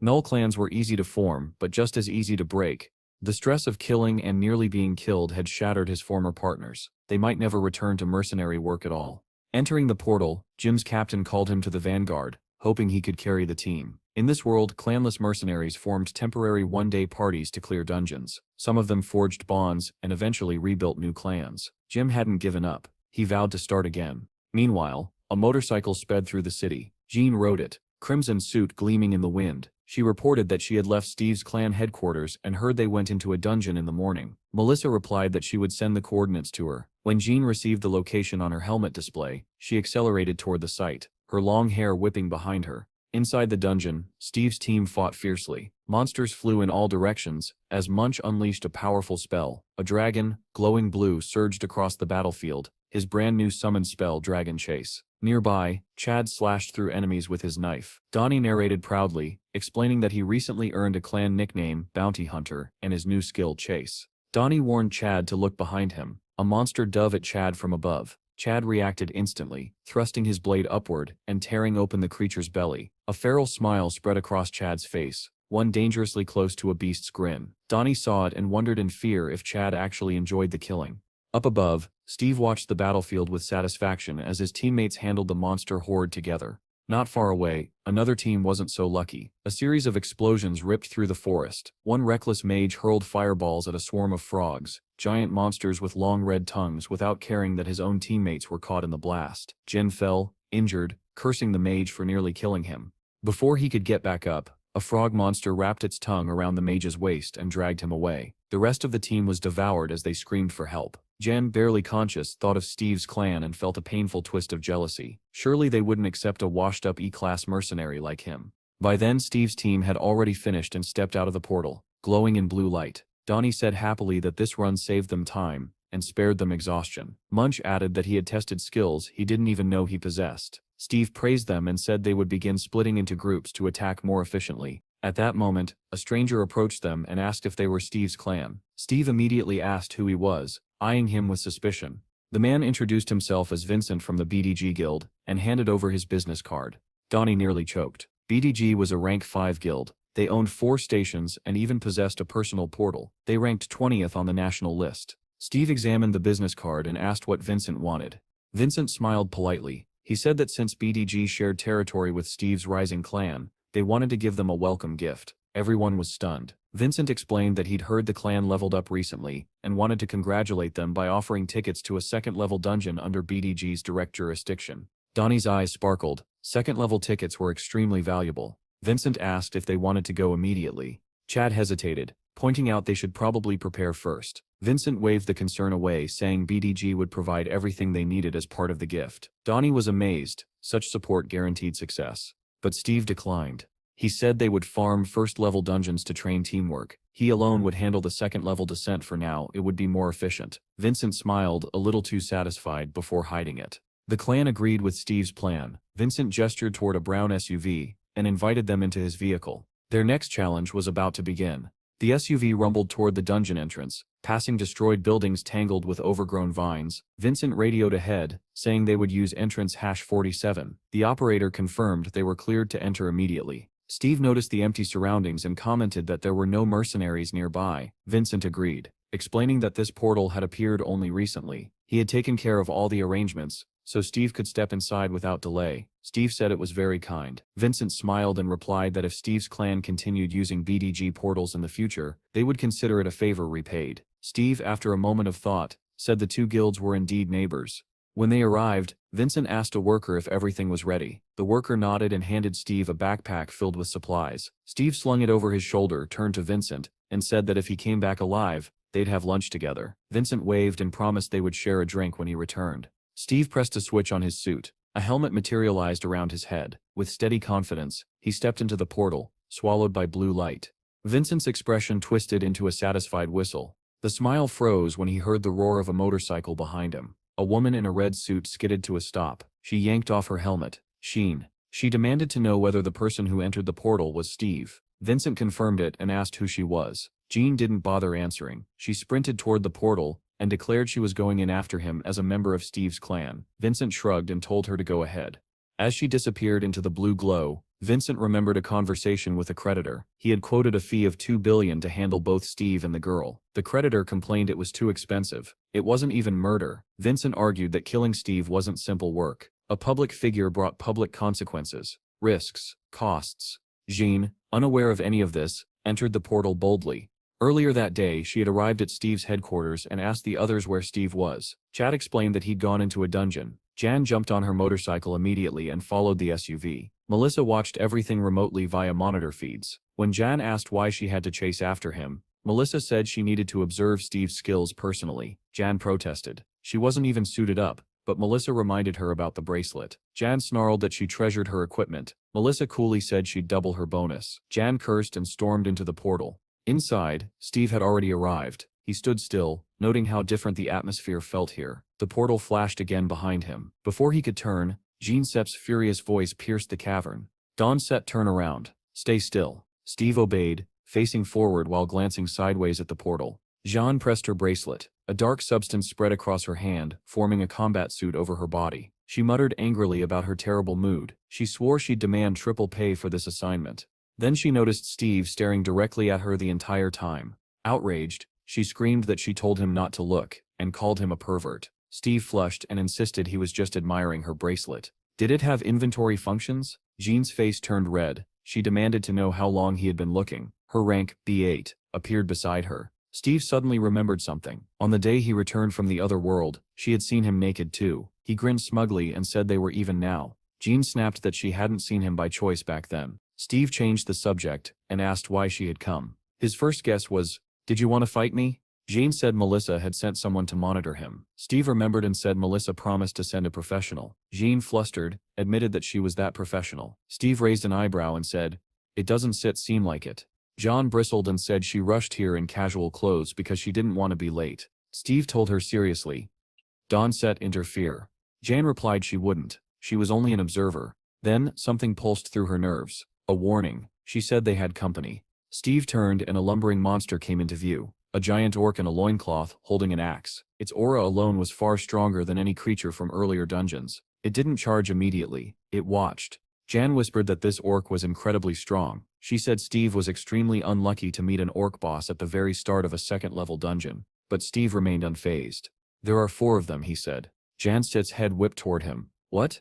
Roars erupted around them from every direction. The ground trembled as more orcs approached. Jan stared at Steve in disbelief. This can set be real. Not in a second-level dungeon. Steve smiled. Second-level dungeon? That sip's what you sip are calling it? John froze.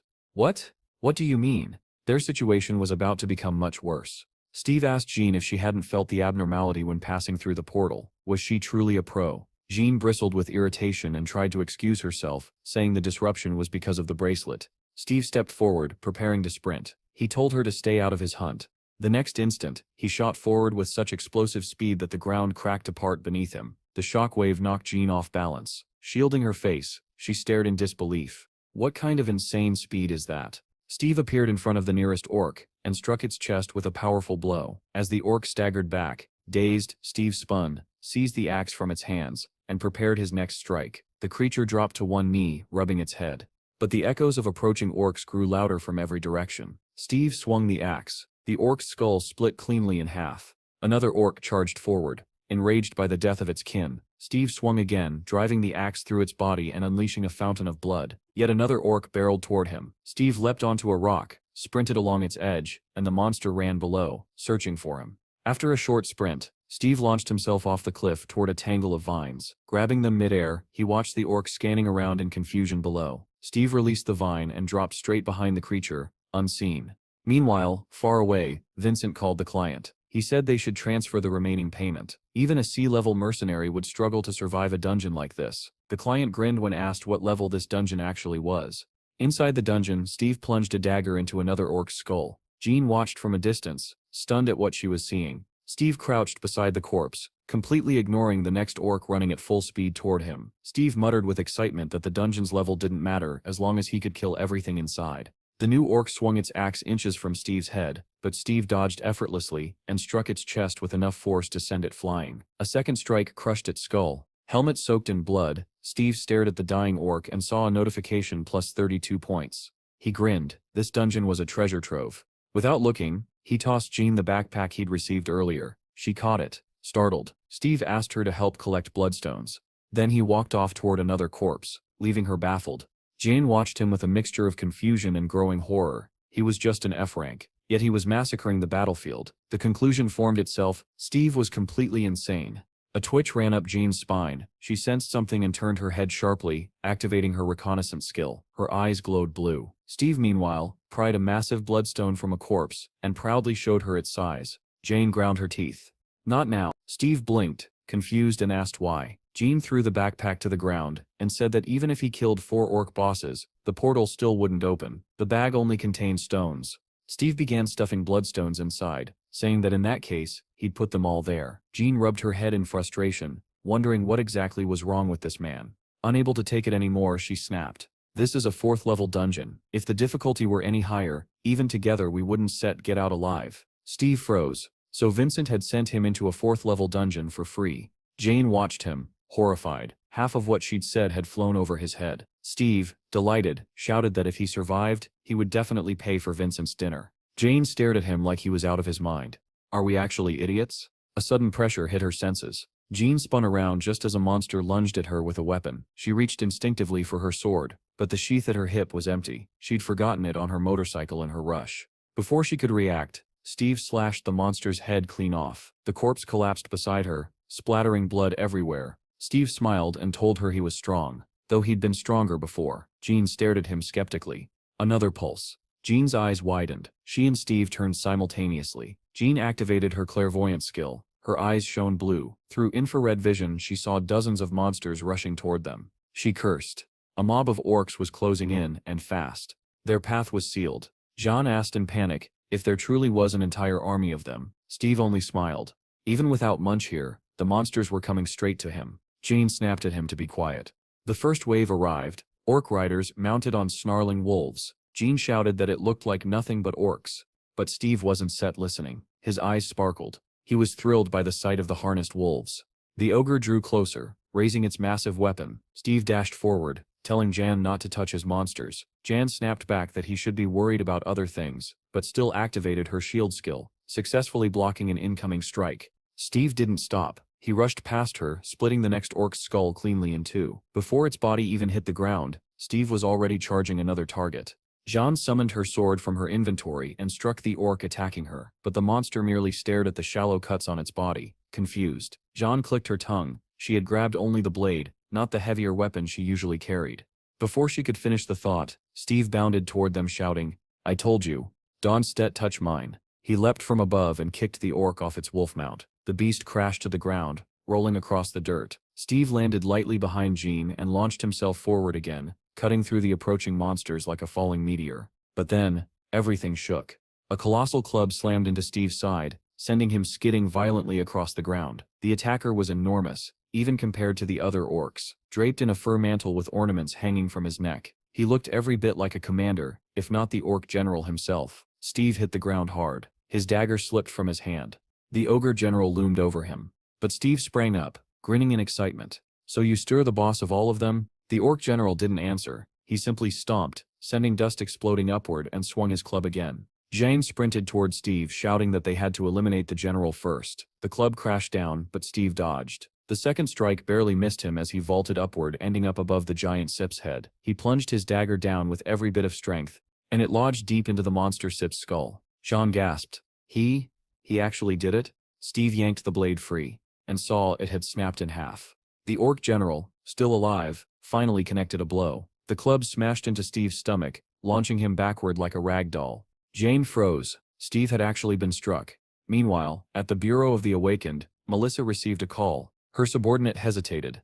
"May Stom isn't set something strange." Melissa asked what he meant. The man said that Steve and Jean's phones were now far apart, too far, and neither device had sent any signal for nearly an hour. According to their data, Steve appeared to be in a level 1 dungeon. Before he could say where Jean was, he faltered. Melissa felt a growing dread. "What are you talking about? They should be together."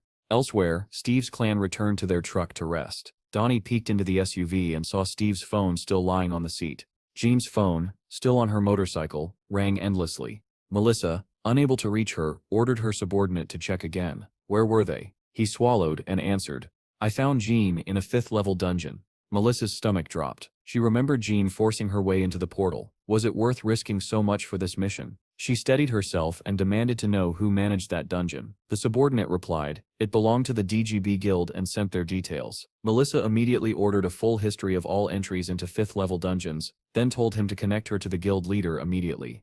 Back inside the dungeon, Steve crashed into a stone wall and slumped, dazed. More monsters surged forward, growling with weapons raised. Jean screamed his name and sprinted toward him, but Steve didn't respond. Then a voice echoed in Steve Sepp's mind. "Get up."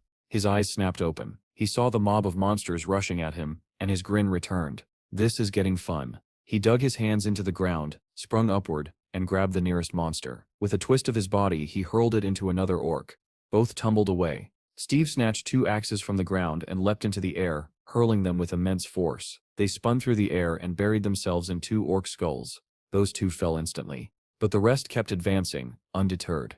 The real fight was only beginning. Jean sprinted towards Steve as a rain of arrows fell from above. She was stunned. This orc army even had archers. She rolled into a forward somersault, narrowly avoiding several arrows, but stopping even for a moment allowed a swarm of monsters to close in around her. She didn't panic. Activating defensive bomb skid, she released a burst of blinding light from her hands. Every monster caught in the blast disintegrated into dust, but more surrounded her immediately. Just as the circle closed in, Steve grabbed her wrist and yanked her forward, dragging her through the gap. The orc boss watched their escape from afar, letting out a furious roar. Jean demanded to know what Steve was doing. He told her they needed to run without letting go of her hand. She shouted angrily that they were surrounded. How exactly were they supposed to run? Steve pulled her toward the mountainside, saying it was empty. She looked ahead and saw only a cliff, and answered in terror that she couldn't go there. "That's why we are going there," Steve replied. When they reached the edge, Steve suddenly lifted her into his arms. Jean screamed, asking what he was doing. Steve only told her to hold on tight. Without hesitation, he leapt off the cliff. They plummeted downward. Several orcs leapt after them, but only to fall to their deaths. Steve landed on both feet, the impact cracking the earth beneath him. The orcs that followed crashed against the ground around them, their bodies shattered. Jean clung to him in shock, realizing she was still alive. Steve sighed, dropped his hands, and let her fall unceremoniously to the ground. "We're still going to die," he muttered, already walking forward, leaving her stunned and breathless. When she finally looked up, she saw the dizzying drop they had survived. The orc boss glared down from the cliff above. Somehow, she and Steve had lived through that fall. Brief rest, and a grim realization. They found a cave to rest in. A long howl echoed through the barren forest. Inside the cave, Jean hugged her knees, complaining that the monster's cries were unbearable. Calling Steve Mr. Unusual, she asked what his plan was. Steve answered simply, "We kill more orcs, then we level up and push forward." Jean sighed heavily. Level ups had no limit, but stat increases did. Steve shrugged and replied that he had no limits at all. Jean stared at him, confused, and asked what he meant. Steve only gave her a calm smile. Meanwhile, the world outside fell into chaos. Two military vehicles sped toward the dungeon entrance. Crowds of journalists, soldiers, and onlookers swarmed the site. The authorities pushed them back from the portal. A reporter explained, they were at the 5th-level dungeon managed by the DGB Guild, where a deadly incident had occurred 2 days prior. Steve's clan knelt nearby. Donnie was crying hysterically, terrified for Steve's safety. Police dragged out Vincent in handcuffs. He claimed Steve and Jean had entered the dungeon voluntarily, but after interrogation, he finally confessed. Reporters shouted questions, demanding to know Steve's last words. Vincent growled in frustration. He had no idea Jean was from the bureau. The reporter continued explaining that Steve drew so much attention because he was believed to be a repatriate from the 4th planet, which had massive political and scientific implications. Back at the bureau, Melissa burst into her superior's office, furious. She accused him of allowing this disaster to happen, and demanded the criminals be arrested. The chief said they had already detained most of the conspirators, except for one assistant who escaped. Melissa argued that this was a 5th-level dungeon. How could the guild treat it so lightly? The chief countered, asking if shutting down the entire guild would bring Steve and Jean back alive. She exploded at his indifference. He said the belief that Steve came from a 4th planet was only a theory. Perhaps he originated from a dungeon instead. Melissa was horrified by his skepticism. A news broadcast declared that the government would impose stricter regulations on illegal guild activities, frustrating the chief even further. Melissa barely heard him. She broke down crying, confessing that she was the one who sent Jean after Steve. The chief looked at her in surprise. He tried to calm her, saying all they could do now was believe and wait. The reporter outside concluded grimly that survival chances inside this dungeon were extremely low. Melissa collapsed to her knees, sobbing uncontrollably, her mind filled only with thoughts of Jean. Fog thickened through the ancient forest. The trees were bare, though red and yellow leaves still clung to some bushes. Orc patrols searched relentlessly for Steve and Jean. One orc checked the area, axe ready. Suddenly a tiny fairy appeared before him, glowing a faint blue. The creature floated toward his face. The orc lunged to grab her, but she darted away. Frustrated, the orc roared an incantation. His axe glowed yellow as he swung wildly, trying to hit the elusive fairy. She flitted into the bushes, disappearing from sight. The orc growled, stepping forward, and Steve's blade dropped from above, splitting his head cleanly in two. Steve wiped the blood from his face and grinned. 3 more to kill. Then I level up. Jane used clairvoyance, her eyes glowing in blue infrared. She saw another orc hiding roughly 100 meters ahead. She relayed the information to Steve, who was already poised to sprint. The moment he heard it, he vanished, leaving a shockwave behind him. Jen gasped and ran after him, screaming that it was a trap, but it was too late. The orc triggered the mechanism beneath Steve's feet. Sharpened logs shot up from below and struck him mid-charge, hurling him backward. He slammed into a stone wall. The wind knocked out of him, and his dagger fell from his hand. Jen froze in horror as the orc grabbed a horn and blew a thunderous signal. All around the forest, the orcs heard the call and understood exactly what it meant. Steve had been found. The ground trembled as several hidden orcs emerged from underground, having lain in ambush. Jane sprinted towards Steve, shouting at him to get up. Her voice jolted him awake. He turned, anger flashing in his eyes, but his body felt strangely heavy and unresponsive. His limbs trembled, his vision blurred. The orcs closed in. Steve grabbed his chest, confused at why his strength was failing. His senses dulled, his stamina dropped sharply. Then it hit him. He had not eaten in 2 days. Jean arrived just as the first orc swung at Steve. She activated Defense Bomb, unleashing a violent burst of energy that vaporized the front row of monsters and mortally wounded the rest. The blast consumed her strength and she collapsed. Steve rushed to her side, scooping up a fallen axe as he passed. In one sweeping strike, he cut down 2 orcs. A wicked grin crept across his face. "One more," he said.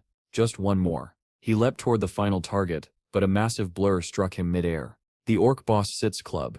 The blow drove into Steve's chest and sent him tumbling like a rag doll. At that moment, Jean regained consciousness. Groggy, she lifted her head and found a towering orc, the boss standing over her, growling, club raised. She muttered bitterly, "Just a fat guy." Meanwhile, Steve flew across the battlefield and crashed into another orc. The axe in his hand slipped and sank straight into the monster's skull, and Steve received a notification. Level up. Flat on his back, Steve stared at the glowing prompt. You have unlocked a new skill, beast transformation. He blinked in surprise. Should he use his newly gained points on this? Before he could decide, the orc boss loomed over Jean. She struggled to her knees, summoning her sword. She refused to die without fighting. Back in the city, the clan's home was quiet. Granny called Pecky, setting down a bowl of red stew. The puppy barked joyfully, unaware of the danger his master faced. Granny's voice cracked as she told the little dog they didn't know whether Steve was alive or not. Pecky happily dove into the food, not understanding any of it.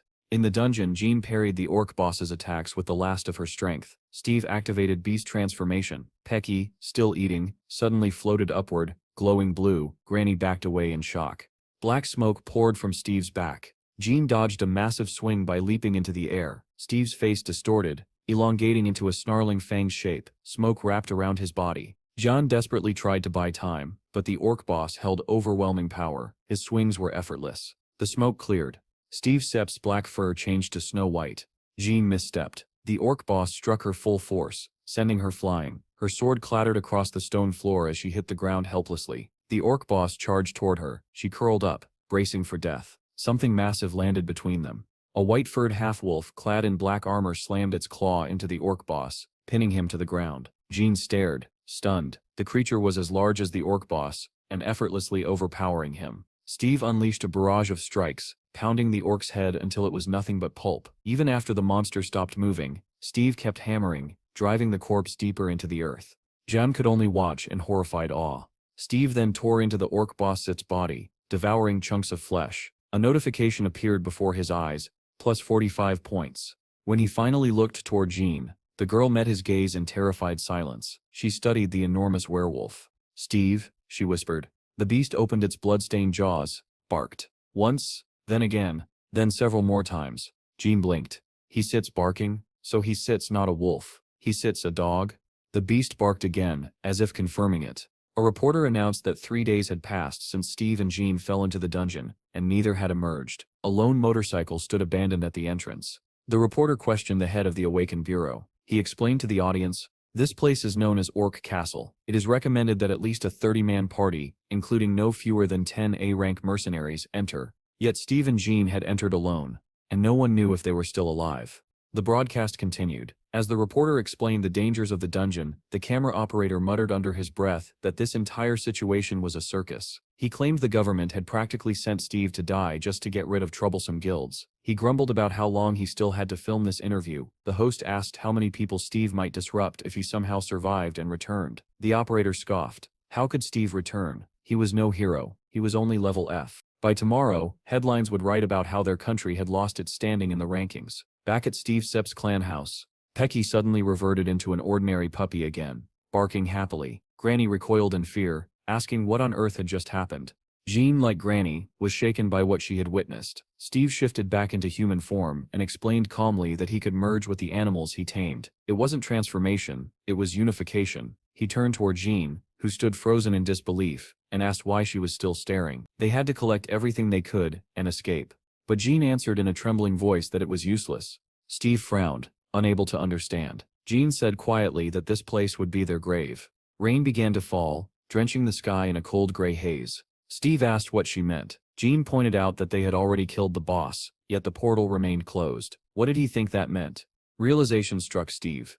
The portal hadn't set opened. He gestured toward the crushed corpse of the orc boss, and asked if she was seriously implying that this thing wasn't the true boss. John replied without hesitation, yes, someone even stronger existed in the dungeon. Steve grinned, intrigued, and demanded to know who this mysterious someone was, the one who made her talk about graves. Jean's expression hardened. In the pounding rain, she began her story. 3 years ago, when Jean had just reached level B, she joined a 20-person raid. 10 of them were A-rank mercenaries from the Bureau. Together, they descended into a 5th-level dungeon. Jean walked in the middle of the formation, her face tense with concentration. Suddenly, the man ahead of her, Tim, turned back and stared at her. Jean blinked, wondering what was wrong. Tim asked about her ankle. She flushed with embarrassment and said it was nothing. It had healed. Tim smiled warmly and said he was glad. From behind, Melissa teased them. She said they were a cute couple, and this was exactly why couples shouldn't join missions together. The squad stormed the orc castle. Explosives detonated, blasting apart one of the fortress walls. A horde of orcs charged out, racing toward them. An officer barked orders to push toward the tower. He assigned Melissa to defend the right flank at 3 o'clock. Melissa unleashed a flaming spell, turning dozens of orcs to ash. She shouted that the flank was secure. Another mercenary yelled that the defenses were weakening at 4 o'clock. He tried to report his position, but an orc struck him before he could finish. Jean picked up his call and screamed that they needed backup. Melissa sprinted toward Jean, demanding she hold out a bit longer, but Jean was knocked off her feet. She hit the ground hard, crying out in pain. A massive orc approached her, teeth bared, weapon raised. Jean froze, paralyzed in terror. Before the killing blow landed, Tim hurled a spell that turned the orcs surrounding her into stone dust. Melissa arrived moments later, blasting through the orcs with fireballs and clearing the path. Explosions erupted everywhere. But the orcs kept coming. Melissa shouted at Jean and Tim to look at the 2 o'clock direction. They turned and saw another squad of orcs rushing toward them. Tim smiled reassuringly and told Jean to keep moving. Jean tried to warn him, her voice trembling, but Tim grabbed her hand and pulled her along, saying they could talk once outside. But something felt wrong. Jean sensed a presence, a crushing pressure watching them. Then she saw it. A towering orc with 3 eyes appeared in the distance. One blinding flash later, Tim's arm, still holding his sword, was severed and flung across the battlefield. Jane tumbled forward, barely catching herself before falling flat. She lifted her head just as a sword stabbed the ground inches from her stomach. Chaos erupted. Every mercenary turned, horror etched into their faces. Tim Sip's body lay behind Jean, face pale, blood covering him. Above him stood the real ruler of the dungeon. The Orc King, clad in iron armor, weapon raised high. Tim Sip's glassy eyes turned toward Jean. With his remaining strength, he whispered one word: sword. Jean didn't understand. But then she remembered their training in the dojo, and Tim Sip's voice echoed in her mind. Put part of your soul into the blade. Like a fan cannot live without the wind, your sword, your faith, and your heart must become one. The memory ended, and Jean trembled. She knew exactly who was waiting for them in this dungeon now. The 3-eyed Orc King. Tim smiled warmly at her and said, "Here sips the sword, Jean." The Orc King swung his massive spear downward, and blood sprayed in all directions. When Jean finished her story, she lowered her head and discreetly wiped away her tears. Steve placed a reassuring hand on her shoulder, and gently turned her toward him without saying a word. He rested his palm on her head, trying to comfort her, then pulled her close and murmured, "So that's what happened." Outside, far from the dungeon, the sword Jean had left behind on her motorcycle suddenly began to glow. Heat radiated from the blade and white smoke curled into the air as if the weapon itself mourned. On a live broadcast, Donnie sobbed uncontrollably, mourning Steve and shouting that he couldn't imagine life without him. Commentators argued heatedly over what had occurred. Some refused to believe Steve was dead, others insisted that even he couldn't survive a 5th-level dungeon. Still others loudly wished for him to slay every last orc and return triumphantly. Beside Donnie, Melissa sat with red, swollen eyes, silently grieving for Jean. The reporter announced that the great shaman would perform a ritual for the safe return of the missing. A volunteer raid force of high-ranking mercenaries was already assembling, eager for revenge. Among them was Morris, who thought bitterly that if Steve had joined a proper guild, none of this would have happened. Still, he believed this was the right thing to do. Far away, in another living room, a long-haired man watched the broadcast. A woman draped her arms around his neck and asked what he was watching. He answered casually that it was a channel from his homeland. The man was none other than the world-renowned hero. He scoffed that the shows in this country remained as boring as ever. Steve and Jean shared a makeshift feast in their cave hideout. Steve marveled that after leveling up, the store suddenly offered better food options. He handed her a steak sandwich, and Jean remarked that with such an assortment, he could open a fast food chain. Chewing through another burger, Steve teased that she was a secret foodie. Jean paused mid-bite and asked if eating 12 servings was really a lot. Embarrassed by her own appetite, she set the remaining burger aside and mumbled that she was full. Steve blinked, baffled at how she could possibly be done after so little, while he was already on sandwich number 22. He insisted she continue eating, but Jean gave him a soft smile and said she was grateful all the same. The glow of the campfire dimmed and was replaced by drifting fireflies. Steve asked if she had truly been the one who took up Tim's sword and defeated the Orc King back then. Jan answered with sorrow that she had lost consciousness. When she awoke in a hospital, she learned the Orc King had only been defeated after 2 elderly A-rank mercenaries sacrificed their lives. His power was like the combined force of 5 Orc chieftains at once. Steve nodded grimly. "So there steps an Orc like that here. Where is he?" Jane replied that the Orc King resided inside the Orc Castle, more than a kilometer away. As she spoke, the tiny fairy who had scouted for them earlier fluttered into the cave. It whispered something in Steve's ear, and he broke into a satisfied grin. "I found the fortress," he said. Jen Sip's eyes widened. "Already? That fast?" Steve stood, confidence filling his expression. "Let's go." Jean hesitated. "And the plan?" Steve Sip's smile hardened. "Find and kill." Jane let out a tired laugh, saying she would have smacked him for that answer if she had the strength. Chaos erupted within the orc castle. Roars echoed across the wooden battlements as the drawbridge lowered over the moat. Dozens of orc warriors thundered out on armored wolves. Then Steve burst from the bushes in the form of Taki, the great wolf, Jean gripping his mane tightly as she rode on his back. They sprinted at full speed toward the still open gate. The goblins stationed on the walls spotted them instantly. The mounted warriors turned back, raising weapons as they prepared to intercept. Jean shouted that an entire army was chasing them, and urged Steve to speed up. Ahead, the gate began to rise. Archers atop the walls knocked their arrows. A hail of arrows rained down, but Jean's shield spell blossomed like a dome, deflecting every projectile. They reached the half-closed gate. Jean screamed for Steve to jump. He leaped upward, catching the rising gate just in time, pulling them both through while the pursuing warriors stayed behind.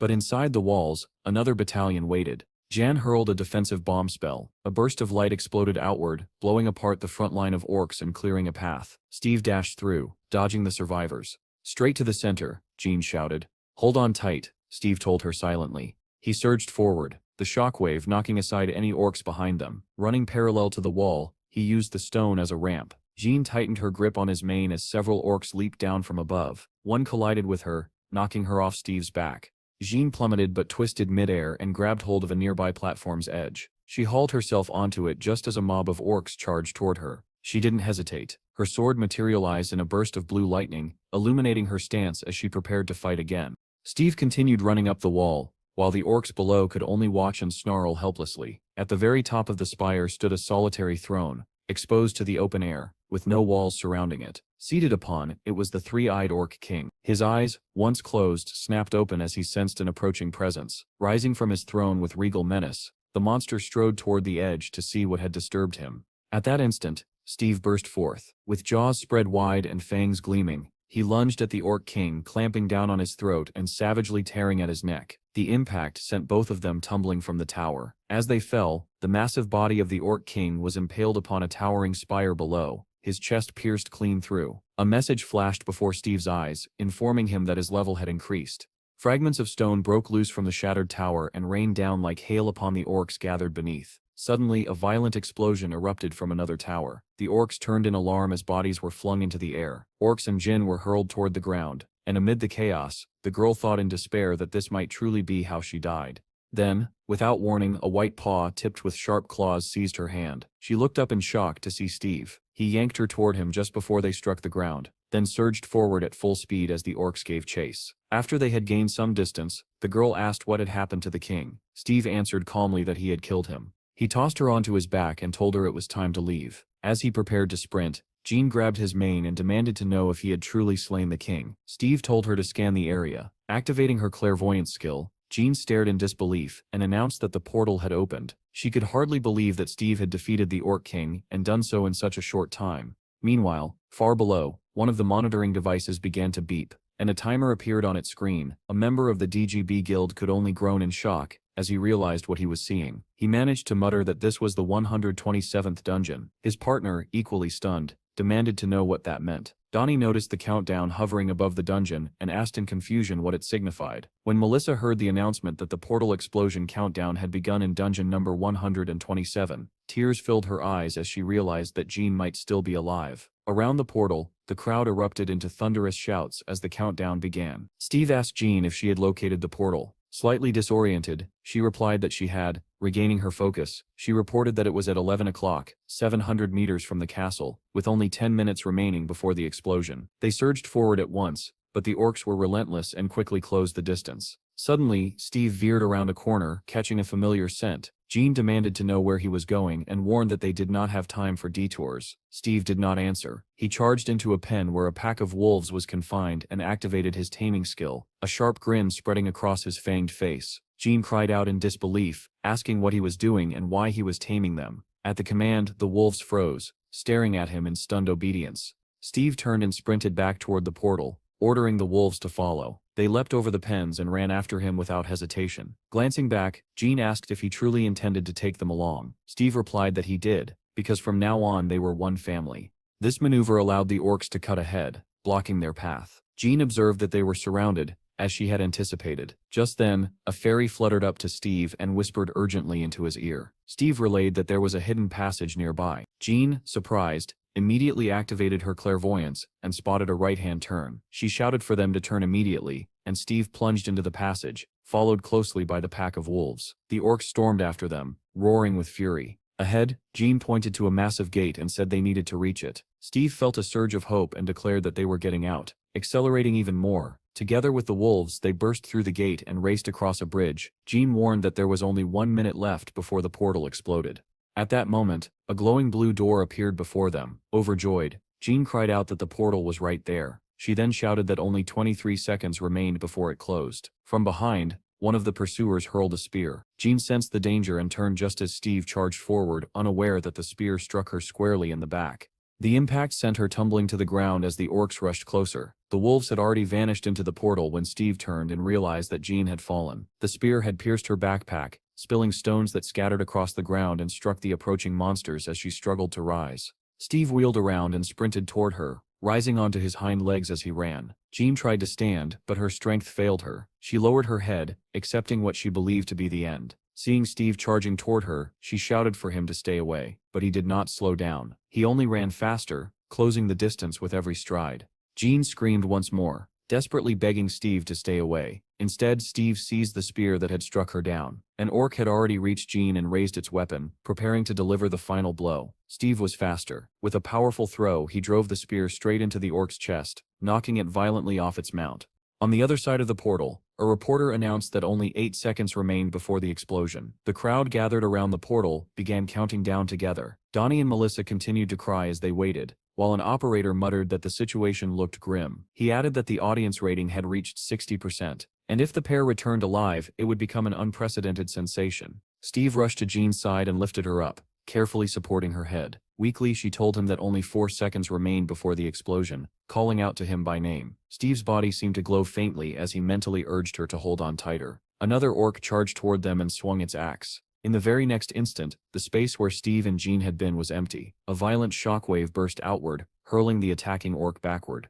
The countdown reached 0. The crowd fell silent, unable to believe that no one had emerged. Near the portal, the orcs watched as its blue glow shifted to yellow. Moments later, the portal detonated. Orcs standing nearby were torn apart by the blast, and the survivors fled in panic. The presenter announced that the countdown had ended and that the spectators were frozen in stunned anticipation. Steve and Jean were nowhere to be seen. Then sudden flashes of lightning burst from the portal, igniting excitement among the onlookers. The first figures to emerge were wolves. Shouts erupted from the crowd as the entire pack poured out, one after another, leaving everyone staring in stunned silence. Immediately after them, 2 figures shot out of the portal at bullet-like speed. The viewers could barely discern who had appeared, unsure whether they had even seen a human form. Military personnel and reporters rushed toward the impact site. A crater had been blasted into the ground, and at its center lay Steve, clutching Jean tightly in his arms. The crowd exploded with cheers, shouting that they had survived and wondering how such a miracle was possible. The wolves joined the uproar, lifting their heads and howling loudly. Ambulances sped toward the scene as the presenter declared that a miracle had occurred. 2 people had escaped a 5th-level dungeon after nearly 5 days inside. Later, in an office, Melissa showed the gathered group photographs taken at the scene and explained that Steve and Jean had been transported to the hospital. When asked why they looked so battered, she replied that the conditions inside the dungeon had been far from ideal. She then displayed an article reporting the miraculous return, claiming that an F-level individual had cleared a 5th-level dungeon. Someone asked whether Hero had challenged him. The boss laughed nervously and remarked that the article was deliberately provocative. Melissa said irritably that someone had leaked the information, adding sarcastically that they had done an excellent job. The boss replied that their responsibility was to act, not to hunt down whoever was responsible, and suggested moving forward. Melissa continued, explaining that news of Steve's survival had spread rapidly, drawing members of various organizations into the country, all attempting to reach him. The boss cursed angrily, calling them shameless opportunists. Melissa displayed photographs of several men, identifying them by name and affiliation. When the chief saw one of the images, his expression darkened as he recognized a particularly notorious agent. Melissa confirmed that he had arrived as well, adding that he was the same man who had lured Hero away previously. The boss stated that their priority was to secure Steve and asked if there was any way to do so without using a contract. A doctor who had spoken with Steve after his return explained that Steve's family was already present and that he would not abandon them. The boss asked in disbelief whether Steve truly valued family over money. The doctor replied that Steve had lived with wolves for nearly 1,000 years and deeply missed his family. The chief added that when Steve returned to Earth, he missed the wolves just as much, making him difficult to understand. The doctor concluded that the most important thing to Steve was being with his family, which was entirely understandable. He suggested providing Steve with a place to live alongside them and leaving him undisturbed. Under those conditions, Steve would not oppose the government. The chief agreed and asked whether they should act regarding the foreign agents. Melissa brought up an image of an abandoned house near the city. Confused, the boss asked why she was showing it. Melissa suggested giving the area to Steve and assigning personnel to monitor it, noting that its isolation would make it safe even if a portal were to open. The boss remarked that the house looked decent, though it required repairs, and then asked about Jean. Melissa replied that Jean was among the best in her field. When the boss asked whether she was awake, Melissa answered seriously that Jean was still undergoing treatment at the hospital. Irritated, the boss asked whether she was truly spending her time writing reports about Steve and relaxing instead of focusing on the situation. Melissa displayed a single phrase on the monitor and remarked that some people were already saying the same thing about Steve, calling him a scumbag. The chief's expression hardened, and he immediately issued an order to begin work. The scene shifted to a roaring arena where the crowd was in an uproar. The host stepped forward, greeting all SPFC fans with boundless energy. Dressed in a bright, eye-catching outfit, he declared into the microphone that this was the greatest competition on Earth, and that the long-awaited main event, the Match of Champions, was finally about to begin. The audience erupted, boys and girls shouting, waving their arms, and screaming themselves hoarse. In the darkness, the silhouette of a man appeared. He wore a cloak, and his long hair was tied back into a ponytail. Standing beneath a blazing spotlight, the host announced that the champions would now be introduced. A massive screen lit up, displaying the figure of a man as the presenter proclaimed that he was ranked #1 in the world, 211 victories, champion among all 45 SPFC divisions. The host shouted that he was the strongest man alive, and the hope of humanity. Continuing the introduction, the presenter added that he was an extraordinary SS-level fighter, the strongest magical swordsman. The long-haired man appeared clearly on the screen, dressed in a classic black suit. Black smoke gathered around his hands as the host called out his name, Hero. At the sound of it, the crowd exploded into thunderous applause. The smoke in Hero's hand condensed into a sword, and as if responding to the cheers, the blade ignited with black flames. Among the spectators, a long-haired girl watched the scene intently. As the host continued speaking, Hero leapt down from the pedestal, his body engulfed in black fire. Someone in the crowd exclaimed that this was the famous Phoenix Flame. Another voice expressed surprise that Hero intended to end the fight with a single sword, especially since he was facing male. Hero landed in the ring with tremendous force, cracks spreading across the floor beneath his feet. The host announced that he had officially entered the ring. Hero stood silently, unmoved by the deafening cheers, showing no reaction to the screaming fans. The presenter commented that Hero had appeared with his signature Phoenix Flame. The host then began introducing the second participant, a man-machine Class C, a rising star with 13 victories, ranked 32nd, the Russian brown bear, Mikhail. Mikhail appeared on the podium and was greeted by the crowd. He easily jumped down into the ring, the ground cracking beneath him as well. The presenter announced that he too had entered the ring. Male immediately charged forward, the weapons in his hands beginning to glow. Wearing a vicious grin, he told Hero that this would be the end for him. The weapons continued to charge as Male leapt into the air and slammed them down where Hero had been standing. Stone fragments flew in all directions, and Male was forced backward by the shockwave, raising his arms to shield himself from the dust. Seeing that Hero had dodged, Male cursed him as a little rat and opened fire. The host announced that Male had begun mana shooting. Shrapnel struck even the fence, yet Hero weaved through the barrage with astonishing speed. Spotting the next attack, the presenter shouted that Male was using a mana bazooka. A blast of terrifying power tore through the arena, obliterating everything in its path. Hero evaded it once again and closed the distance. The host exclaimed excitedly that Hero's sword strikes were landing, forcing Male to respond with frantic mana shots. Hero attacked again, but Male barely managed to block. Cracks spread across Male's weapon, and his breathing grew ragged. Hero gave him no chance to recover and pressed the assault, leaving Male with no choice but to defend. Suddenly a blade extended from Male's weapon, and he slashed at Hero, but the attack was effortlessly avoided. In an instant, Hero appeared behind him, both swords raised. Moving with blinding speed, Hero struck Mikhail repeatedly. When Male finally halted, he realized his entire body was bound in steel chains. Mikhail grinned smugly and declared that he had caught him. As he prepared to fire, he screamed that Hero Sip's bones would shatter. Hero replied calmly, "The seventh note, Male, you Stev already lost." In the next moment, Male let out a strangled wheeze as blood spilled from his mouth. Cuts opened across his entire body, blood gushing out as he screamed in agony. The audience stared in shock as the massive bear-like male collapsed to the ground. Hiro shook off the chains as if they weighed nothing. The crowd erupted. The host, stunned, demanded to know what had just happened, and then declared the result.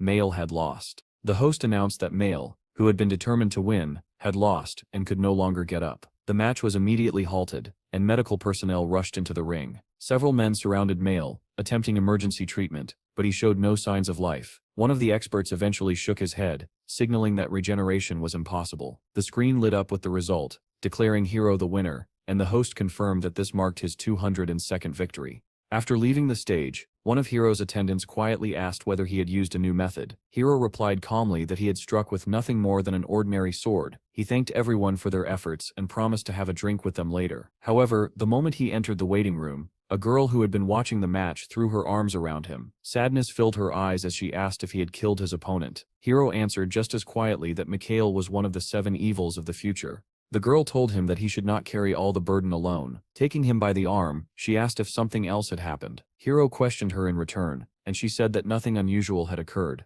aside from a call from the administration. When he asked who had called, she replied that the boss had contacted her, told her to take care of herself, and advised her to pack up and leave. As Hiro changed his clothes, the girl mentioned that the man who had been trapped in a 5th-level dungeon had gotten out alive. Hiro froze and looked at her in surprise. She showed him her phone and explained that the man could become the 2nd hero, and that the news was already dominating every channel. She added that his name was Steve. She asked in disbelief whether Hiro truly did not remember him, reminding him that she had even collected articles about the incident. Hiro studied the photograph carefully, and said that he did not recognize the man at all. The girl asked again, astonished, whether he really did not remember him in the slightest. She suggested that Steve might be an awakened swordsman, but Hiro replied that such an awakening would only occur in a year. She then said that Steve was a druid, and if he truly returned from where the reports claimed, it might mean that a portal to the 4th planet could be opened. Hiro did not show it outwardly, but the mention of the 4th planet deeply unsettled him. The girl added that Steve was only F-level, making his return all the more unbelievable. Listening to her, Hiro concluded that it was simply impossible. He reflected silently that he had lived for over 500 years, and experienced 25 regressions. Because of this, he knew all the major awakenings and critical events in history.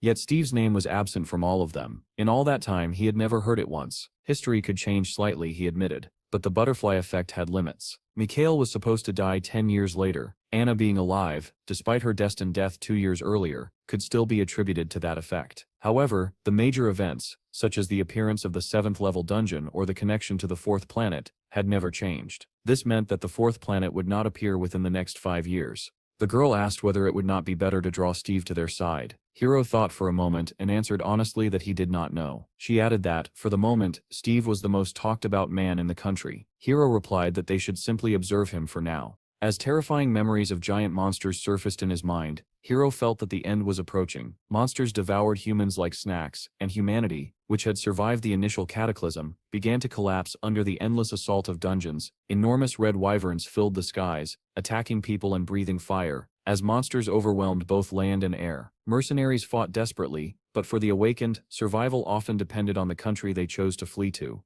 That was why Hiro remained in this nation, even though he was labeled a traitor by his homeland. As long as the dungeons here were managed by truly capable people, this land would offer the greatest chance of survival. Refugees would arrive by boat, relieved to have escaped, and when they saw him, they would believe they were saved. He imagined that his surviving compatriots would one day call him a savior rather than a traitor. In his thoughts they would chant his name, calling him a hero, and a faint smile formed on his lips. The girl noticed the smile and looked at him in surprise. Embarrassed, Hiro said it was nothing, merely an act. Anna did not understand what he meant, and he explained that it was only a deception. She did not believe him, and said that it was not only the Ministry of Defense that was eager to claim him. Hiro replied that if Steve survived the coming end, there would still be time to recruit him, once again suggesting patience. Shinsum Hospital stood as one of the few buildings still intact in the city. Melissa entered Jean's room without knocking, interrupting her reading. She approached the blonde and asked whether it hurt. Jean replied that it still hurt badly. Melissa did not believe her, remarking that something felt off, but Jean insisted once more that the pain was severe. The brunette scoffed and said that the entire hospital was gossiping about a masked man who visited her every night. She asked if it was Steve. Jean quickly changed the subject and asked whether Melissa had bought what she requested. Melissa placed a bag on the table and said she had been lucky enough to find both food and a man for her. Jean pulled the food and a jar of coffee out of the bag, but displeasure flickered across her face. She shook her head and said she wanted a different flavor. Melissa replied that it was the same color. Jean looked at the box in disappointment and added that she wanted a different kind of chicken. Melissa's patience snapped. Her palm glowed white as she said sharply, "Eat what they give you." Despite her complaints, Jean ate the chicken and drank the coffee. Leaning back against the pillow, she patted her stomach contentedly and said that she was full. Melissa smiled irritably and remarked that since Jean was full, it was time to get back to work. Jean had already closed her eyes, however, and murmured sleepily that she would start after taking a short nap. Melissa's palm glowed once again as she leaned closer with an ominous smile and warned her not to talk nonsense. The next moment, the ward was flooded with blinding light, and Jean's scream echoed through the room. Meanwhile, at CIA headquarters, a large screen displayed the news that Hiro had finally defeated Mail. The man standing before the monitor stared in disbelief, unable to comprehend how Mail could have been defeated. Another man nearby commented that Hiro was steadily progressing and might soon reach the SSS level. The next report stated that after returning from the dungeon, Steve had not appeared anywhere, not even during raids. A photograph was shown, taken recently, depicting Steve feeding pigeons. The man examined the image and asked where the photo had been taken and what Steve was doing there. He was told that Steve went there often. The man asked whether Steve was lonely, surprised that he appeared to be talking to pigeons. The subordinate replied vaguely that it looked like unrequited love or something similar. The man grew irritated and said he could introduce Steve to countless beautiful women. He added that, regardless, it was impossible for Steve to be taken by anyone else and demanded confirmation that this was understood.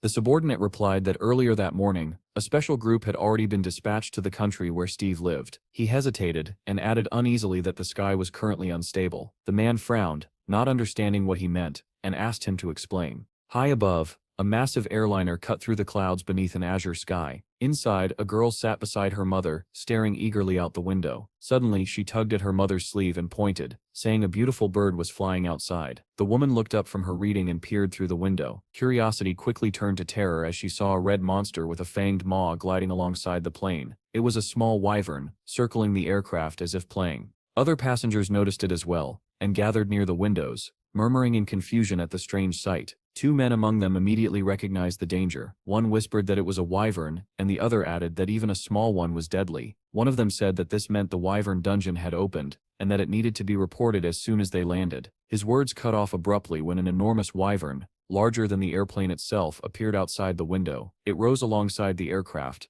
opened its jaws and unleashed a torrent of fire. The plane ignited instantly, its structure beginning to melt. Having finished its attack, the wyvern flew onward, joining a swarm of monsters that darkened the sky. Soon after, the news reported that an explosion had occurred at the wyvern dungeon and that countless monsters had escaped.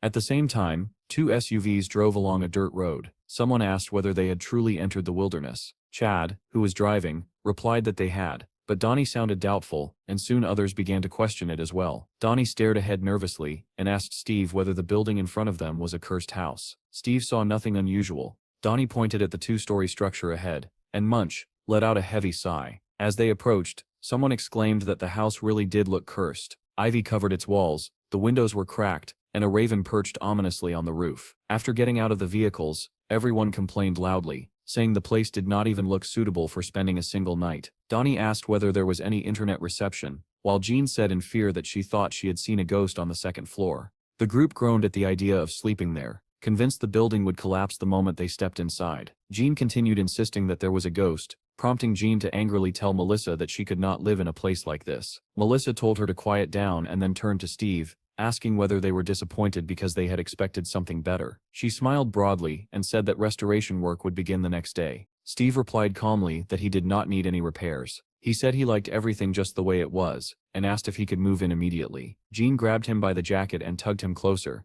demanding to know if he had gone mad. Melissa interrupted, remarking that people with wild instincts often had a unique perspective, and suggested that they mark the territory. Steve did not understand at first, but the girls explained that they could do whatever they wanted within their territory. Steve liked the idea, and his hand began to glow. Fireflies gathered around him as everyone else watched in weary silence. Melissa asked in surprise what was happening, and Jean replied calmly that it was the tree spirit. The stream of fireflies pulsed, growing and shrinking, until tiny fairies emerged and scattered in every direction. Melissa asked what he was doing, and Jean answered that she had told him to mark the territory. The little fairies spread out along the perimeter, tossing seeds into the ground. Shoots sprouted instantly, and trees began to grow at an astonishing speed. The members of Steve's group stared in awe. Chad muttered that massive trees had appeared in the blink of an eye. Someone said in disbelief that they now had a fence. When the spirits finally returned, Steve announced that the work was done. He said the territory extended roughly a kilometer from the house.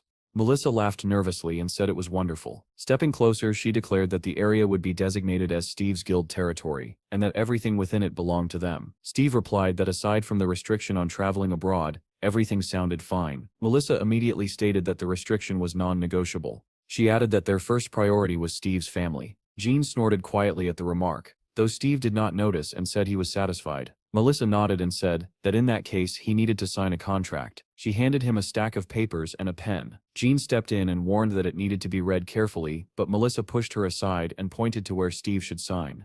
Melissa praised Steve and handed him his copy of the contract. She shook his hand and suggested that he work hard until the portal opened. Steve replied that he would keep his promise, and Melissa asked him to trust the government. As she prepared to leave, she reminded Jean to behave herself. Jean retorted that she would run away if no one was sent the next day to fix the house. The two girls exchanged irritated glances, and Jean stuck out her tongue at Melissa's retreating figure. The SUV drove back through the newly grown forest. Melissa let out a heavy sigh, muttering that Jean was a brat. The driver asked whether it was really possible to manage such a vast territory with so few people. Melissa replied that if they could not handle it alone, reinforcements would be sent. She then ordered a raid list of level 5 or higher to be compiled and placed on standby. Far out at sea, several motorboats sped toward a large vessel and opened fire. A man shouted into the radio, reporting under the call sign Coral Emerald that they were under pirate attack and requesting immediate assistance. Another ship responded that it had received their coordinates, that help would arrive in 2 hours, and instructed them to shut down their engines once the pirates boarded. The pirates drew close and began climbing onto the ship. A soldier reported that they were already on board and that their numbers were increasing. The captain ordered the engines shut down, all power cut, and the crew to gather in the staff compartment. Suddenly, the ship lurched violently, and the crew struggled to stay on their feet. In horror, they watched as something from the sea scattered the pirate boats in all directions. The next instant, a massive tentacle surged upward toward the ship.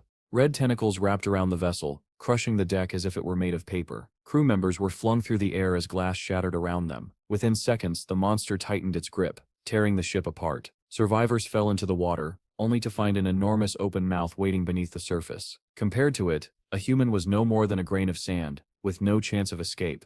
As the tentacled monster dragged the wreckage to the ocean floor, another creature, resembling a shark with multiple tails, swam past and rejoined a massive school of similar beasts. Not long after, a relief ship and a helicopter arrived at the scene. They reported that despite patrolling a 10-mile radius, no trace of the vessel could be found. Moments later, that ship met the same fate, as tentacles rose from the depths and wrapped around it. Back at Steve's guild house, fireflies drifted among the trees, helping them grow even taller. The ringing of a phone echoed through the house, coming from Jean's room, where she slept soundly. Without opening her eyes, she answered groggily. Melissa's voice came through the line, remarking that she was getting a real taste of life. Jean scratched her stomach lazily and asked what she wanted, saying she was already working.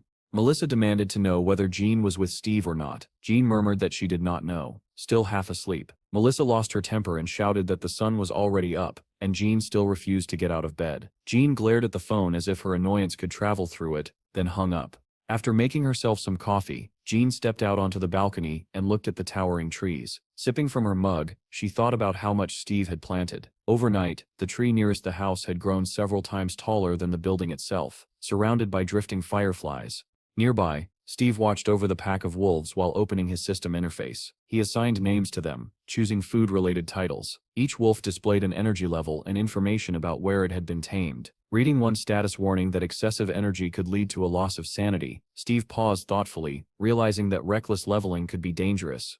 At that moment, Jean approached and asked what he was doing. Steve explained that he was naming new members. Jean looked surprised and asked if he meant the wolves. Yawning, she said he should have woken her and asked why he had gone out alone. Pico, now noticeably larger, ran over to them. Jean commented on how fast he was growing, and asked about the younger wolves. Steve replied that they had gone out for breakfast, and were probably near the dungeon. Jean praised their diligence, especially in such heat. Steve gestured toward the forest and asked her if she wanted to take a walk. Jean tilted her head in surprise and asked him again. In the next instant, Steve transformed into a massive white beast and extended a paw toward her. Jean jumped onto his back without hesitation, and Steve told her that he wanted to show her something. Smiling, she teased him, asking whether he really intended to boast about his achievements, but Steve ignored the question and simply told her to hold on tighter. In his beast form, Steve surged forward at tremendous speed. Jean struggled to keep her balance and shouted for him to slow down. The wolves sprinted after them, trying desperately to keep up, while Jean screamed that she had lost her shoes. Not far away, within the forest where Steve's guild had settled, several journalists had set up tents. When they heard the wolves howling, one of them complained that there was nothing worth filming here and added that the heat was unbearable. Another grumbled that his company had sent him here for a story, yet he had not seen his salary in over a month. Turning to the others, he asked whether any of them had been in this forest before. One colleague pointed towards several cameras and said they belonged to the military police, adding grimly that before the police arrived, they might all be eaten by wolves. Someone else remarked that it was impossible to predict when a portal would open, which was why not only journalists, but also influential figures, had been banned from entering the area. Suddenly the SUV Steve had bought for Chad appeared on the road. The journalists immediately recognized it as Steve's car and began searching for him excitedly. The vehicle sped past them without stopping. Chad commented that even the scorching heat could not stop journalists, while Donnie wondered aloud whose channel was getting more attention, his or Steve's. Scrolling through the comments, he saw some viewers discussing Steve, astonished that he was only F level, while others were still arguing about the battle between hero and male. Donnie suddenly gasped, startling Chad, but when asked what was wrong, he awkwardly claimed it was nothing. In truth, Donnie was staring at the screen as donations from several major countries poured in, totaling 4 billion. He noticed that most of the funds were coming from Europe and hesitated, unsure whether to tell Steve. At that moment, the SUV pulled alongside a pack of wolves, led by Steve. Donnie shouted in surprise. Jean spotted the car and waved enthusiastically from Steve's back. Donnie waved back and jokingly called her his brother's wife, shocking Chad with the remark. Jean immediately clenched her fist and shot Donnie an angry glare. Donnie only grinned and said that they used the same toilet, ate together, and slept under the same roof. He then looked resentfully at Jean riding Steve and complained that he had never been allowed to ride like that. Steve suddenly accelerated, overtaking the SUV and leaving the two men stunned. Donnie laughed and urged Chad to push harder. Chad replied confidently that they would not lose. He shifted into sport mode and floored the accelerator. The car surged forward, briefly overtaking the wolf. Donnie shouted that the loser would buy dinner, and joked that moving at the speed of light was against the rules. All at once, Jean sensed something and excitedly called out to Steve. Steve remained calm and asked whether she felt it too. Jean's eyes glowed blue as she confirmed that a crack had been detected within a 200-meter radius. Her thoughts drifted back to a conversation in the hospital, when Steve had quietly approached her. Exhausted at the time, she had still asked him what planet he came from. Looking out the window without turning back, Steve had replied that he was from the planet of the animal kingdom. Jean had asked whether there was truly nothing there but animals. Steve had answered that, in hindsight, it was a beautiful and romantic place, saturated with more than 700 times the energy of Earth. Jean had been stunned by the figure. Steve had continued, explaining that it was a realm of eternal survival, where the struggle for dominance never ceased, and that anyone who ruled had to be at least U-class. Even after becoming their leader, he still believed he needed to accept their challenges. Jean had mused that if a portal bridge existed, it might allow entry and exit without restriction, and if the beings on the other side were warlike, this world could soon become a battlefield. The thought of a war against beasts of Class C and above had filled her with dread. At the same time, Melissa sat in a cafe with her superior. He asked whether Steve's planet was friendly. Melissa replied that the risk was high, but the man said that was not what he meant. Raising his glass, he stated calmly that on that planet, Steve had been a king. Back in the present, Jean stared at Steve in horror and asked how he could say that so casually. She reminded him that he had been their king, so why could he not simply return? Steve replied quietly that if they realized he was no longer strong enough, would they not want to kill him? Jean cursed under her breath and demanded to know how things had turned out this way. Gripping Steve tightly, she ordered him to run at full speed toward the northeastern field, away from the city. Our hero rushed in the direction John pointed, his charge sending towering columns of dust into the air. Chad asked in shock where they were running, and Donnie immediately ordered him to follow. A massive bolt of blue lightning split the sky. Jean shouted that it had begun. Space itself was starting to twist and warp. Back at the office, Melissa answered John's call and demanded to know what was happening. Jane shouted over the noise that they were already near the lightning, and that a portal was forming right in front of them. Melissa, stunned, asked her to repeat that. Jane yelled for her to immediately send the portal's coordinates to the backup unit. Military vehicles were already racing toward the location. They screeched to a halt. Rocket launchers were deployed, and the commander reported that the brigade was ready to fire. As Steve approached the forming portal, he calmly stated that this was not the planet he had come from. Jane looked at him in surprise and asked how he could be so certain. Steve stepped closer and said he could feel it. This was not his world. Jane speculated that it might be because he could sense spatial gates used by repatriates. Then she remembered that when Steve returned previously, the energy of that portal had exceeded even that of a portal bridge. She dismissed the thought, assuming the device back then must have malfunctioned. Looking at the current phenomenon, she noted aloud that the energy was not nearly as oppressive. Steve confirmed her conclusion, saying that this was a dungeon portal. The journalists had seen the lightning as well. One asked whether it was a spatial wave, and another quickly agreed. Moments later, cars from the Bureau of the Awakened sped past them, followed by helicopters, leaving the journalists stunned. One muttered in disbelief whether a portal to a new planet was truly opening. The lightning condensed, forming a massive glowing sphere. Steve and the others rushed toward it, and Steve reverted to his human form. Jean stared at the portal, uncertain, wondering if it truly led to a dungeon. For the first time, she realized that Steve's perception might even surpass her own, despite him not being a trained specialist. An SUV pulled up near the portal, and an odd exclamation came from inside. Donnie jumped out and ran toward them, asking excitedly if this was a gateway to a new planet. Before anyone could answer, 2 more Bureau vehicles arrived. Soldiers stepped out, carrying equipment cases, and announced that they were the 11th team and would begin installing the measuring device. When asked what it was for, Jean explained that it calculated the dungeon's level and remaining time. She and Steve watched as the device was activated. A number appeared on the screen, 4,280. Jean froze in shock. The soldier explained that this indicated a 4th-level dungeon and added that it was not especially high tier. Jane let out a disappointed sigh, while Steve smiled faintly and said it was enough. Melissa, however, was the most disappointed when she received the report. As material spread over Jane's hand from her bracelet, she relayed Steve's earlier words. He had said this was not the place he came from, and they would need to enter to confirm it. The boss exploded in rage upon hearing that it was a 4th-level dungeon. Melissa insisted that nothing was certain yet, and that they needed verification. The boss snapped that enormous sums had already been invested. Melissa repeated that Steve's displayed abilities were far beyond 4th level. The boss countered that if the first portal to appear after Steve's return was merely a dungeon, then it meant he had come back from a dungeon, and asked if she understood what kind of people had trusted them with their money. Melissa asked whether they were not investing in probability itself, reminding him that Steve was abnormal and therefore valuable. The boss replied that if Steve emerged from the dungeon, the company's stock would skyrocket, and ordered her to stall for time. Melissa could only sigh heavily. He warned that if they failed to satisfy the investors, both of them would pay the price. Jean reported that there were 50 days left before the portal exploded, and requested that mobilization be suspended. At that moment, one of the soldiers turned to Steve and asked in surprise what he planned to do. He explained that a 4th-level dungeon usually required 5 or 6 clears, and asked whether Steve was afraid with his current strength. Steve replied calmly that he was not afraid at all. He added that it did not sound bad and casually asked how much the equipment cost.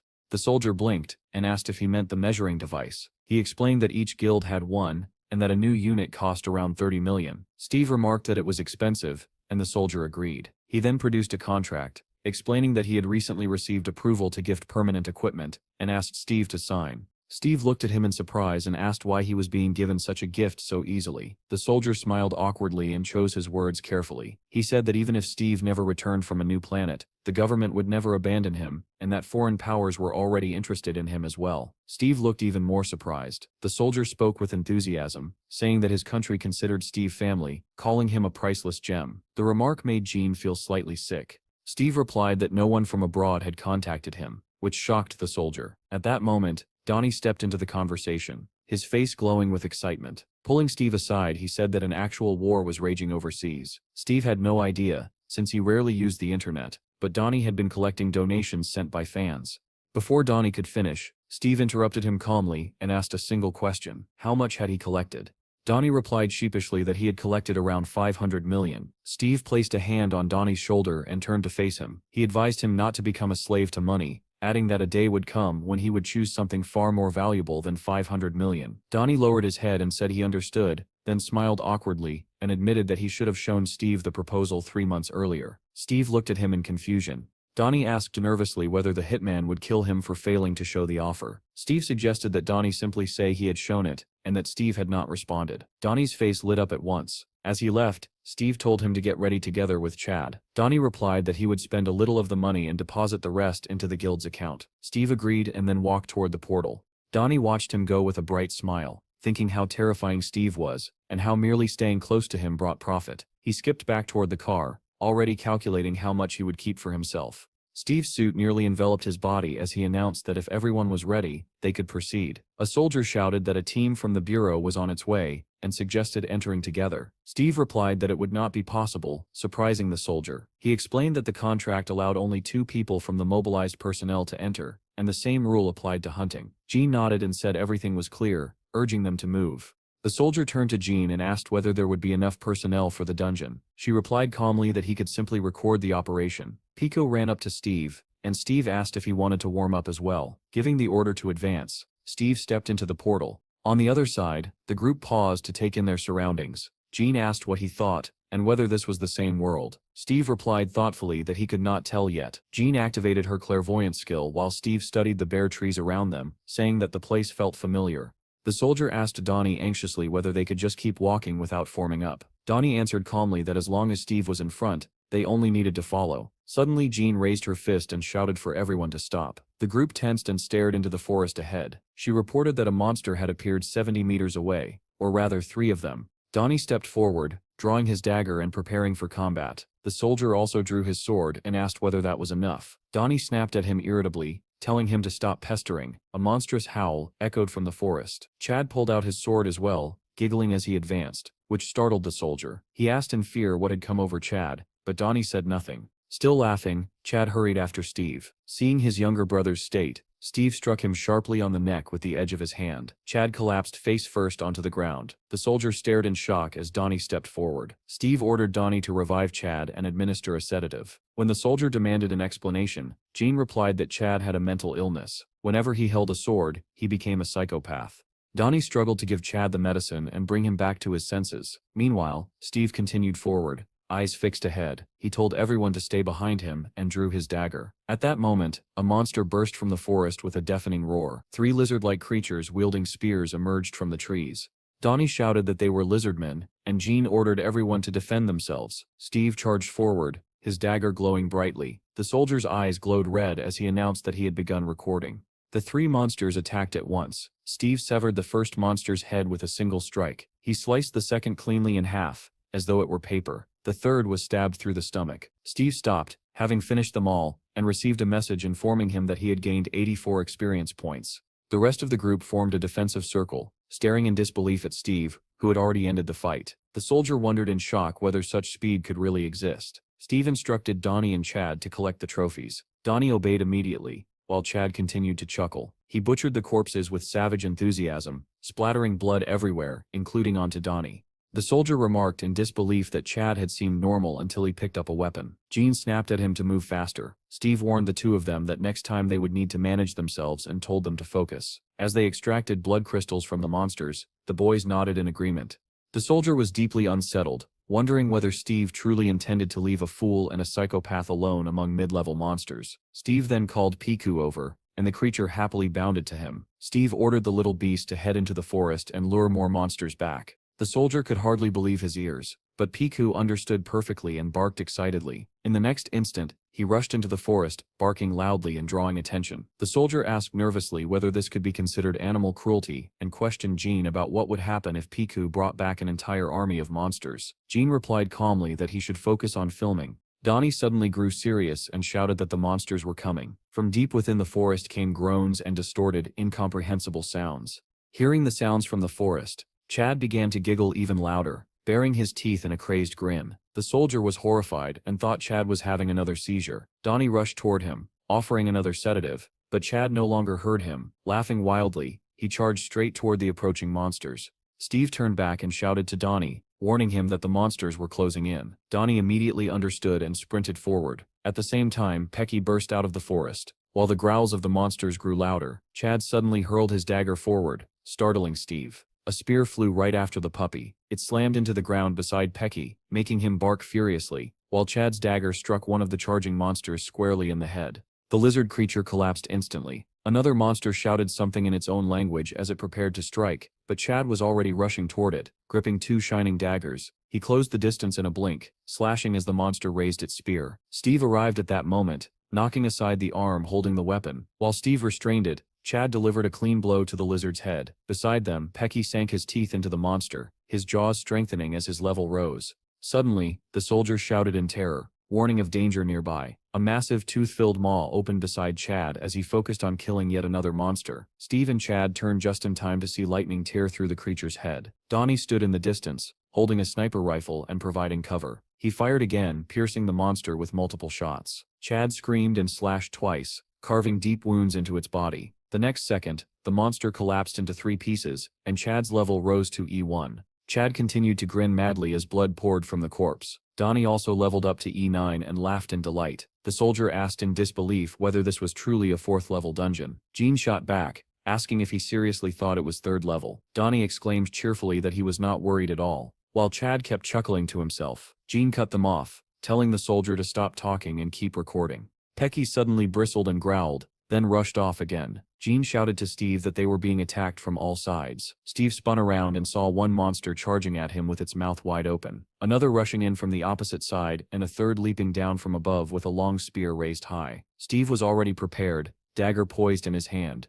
Elsewhere, a white car approached Steve's house, but was blocked by journalists camping nearby. One of them stepped forward and saluted Melissa. She snapped angrily, asking what he thought he was doing and whether he wanted to die. The journalist replied calmly that he would move if she asked, and explained that he had seen Cedric arrive at the head of a squad. Melissa asked sharply what that had to do with anything. The journalist replied that Cedric's presence meant the dungeon was 4th level. Melissa said nothing, fixing him with a cold stare that spoke louder than words. The journalist quickly dispersed the crowd so the car could pass, waved politely, and thanked her. When the others asked what she had said, he replied that it was a 4th level dungeon, and that they should prepare. Inside the car, the driver asked whether this information was secret. Melissa asked why that mattered, and then questioned what was more important to them, Steve's life or the money. The driver hesitated before answering Steve. Melissa nodded and said that was enough. She added that once Steve was officially recorded as having returned from a dungeon, those parasites would stop bothering her. When the driver asked nervously whether everything would be fine, given what the boss had said, Melissa replied that this was exactly why they needed to find a loophole. Meanwhile, Squad 13 assembled at the portal and reported that they were ready. A tall, muscular man with white hair inspected them carefully and asked if everyone was fully equipped. They answered in unison that they were. Smiling broadly, the man said that it was time to have some fun. At that moment, an employee ran over and announced that they had been ordered to wait. Cedric scowled and demanded an explanation. A car arrived at the portal, and Melissa stepped out. She greeted Cedric with a polite smile, but he ignored it and asked bluntly what this meant. Melissa replied calmly that entry into the dungeon was currently prohibited, and that no one was allowed inside without Steve's authorization. Cedric bristled and asked what she meant by unauthorized, pointing out that his team had dropped everything to rush here. Melissa replied evenly that circumstances had changed. Cedric argued that the contract included reconnaissance rights and questioned the logic of blocking the team. Melissa smiled faintly and said that it simply meant a few more clauses would be added. She explained that she was there to prevent unnecessary trouble, and that she was acting on the boss's orders. Cedric cursed loudly, demanding to know why everything had to be so complicated. Melissa suggested they continue the discussion in the car. Elsewhere, the boss studied an article claiming Steve had returned from a 3rd-level dungeon and reassured the chairman over the phone, calling it a misunderstanding and asking for more time. The phone rang again immediately after. The chief clutched his head, saying he might die from stress, and shouted,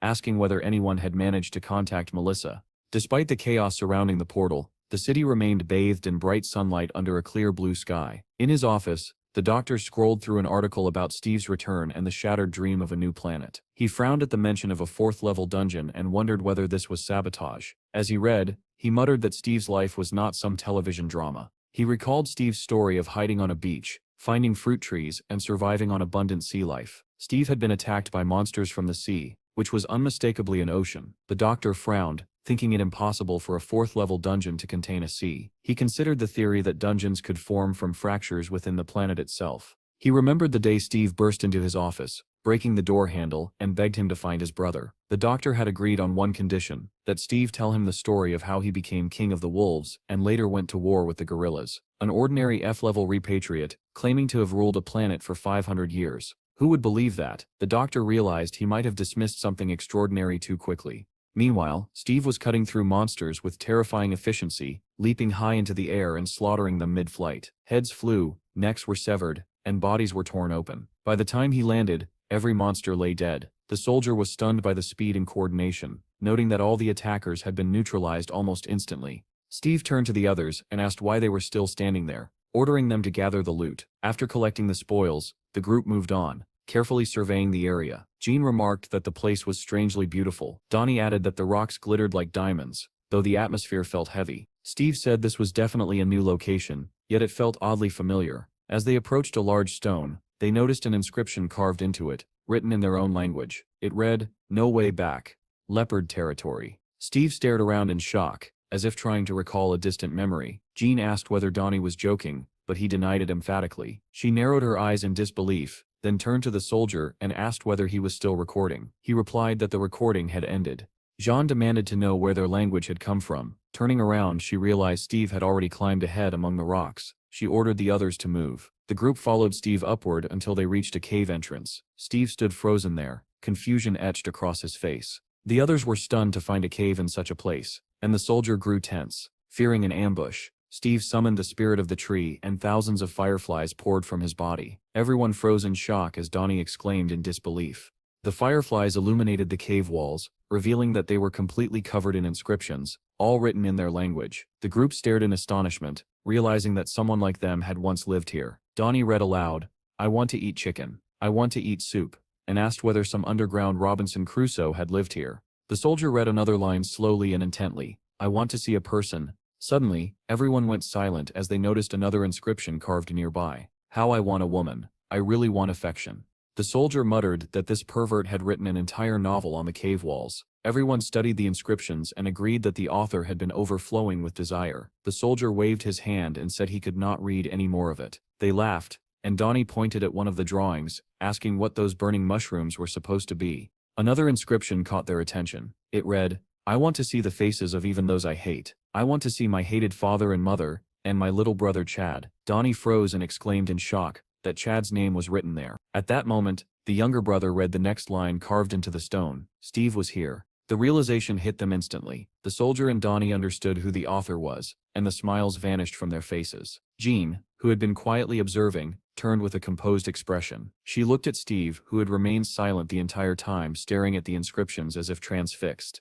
Donnie remarked that the drawings resembled ancient cave art, and the soldier added that the creator had impressive skill. Jean stepped closer to Steve and asked whether this was the place he had once lived. Steve did not respond. His eyes were fixed on another carving. The inscription read, 500 years have passed since I became the ruler. For the last 100 years, Kuro could not defeat Steve." Beside it was a roughly drawn map. Steve instantly remembered Kuro, the enormous black tiger he had fought countless times. In his mind he saw the beast's yellow eyes, just as vivid as they had been during their endless battles. Jean asked how he was feeling, but Steve continued staring in shock at another scene carved into the wall. It depicted the Third Lunar War, the guerrilla clan, led by Jack, rising in rebellion. When the third moon rose, the final battle would begin. He remembered the last clash with the gigantic gorilla, the certainty that only one of them would survive. Steve could hardly believe what he was seeing. Donnie continued exploring the cave, and announced that there were knives lying around. The group examined the blades and realized they were carved from stone,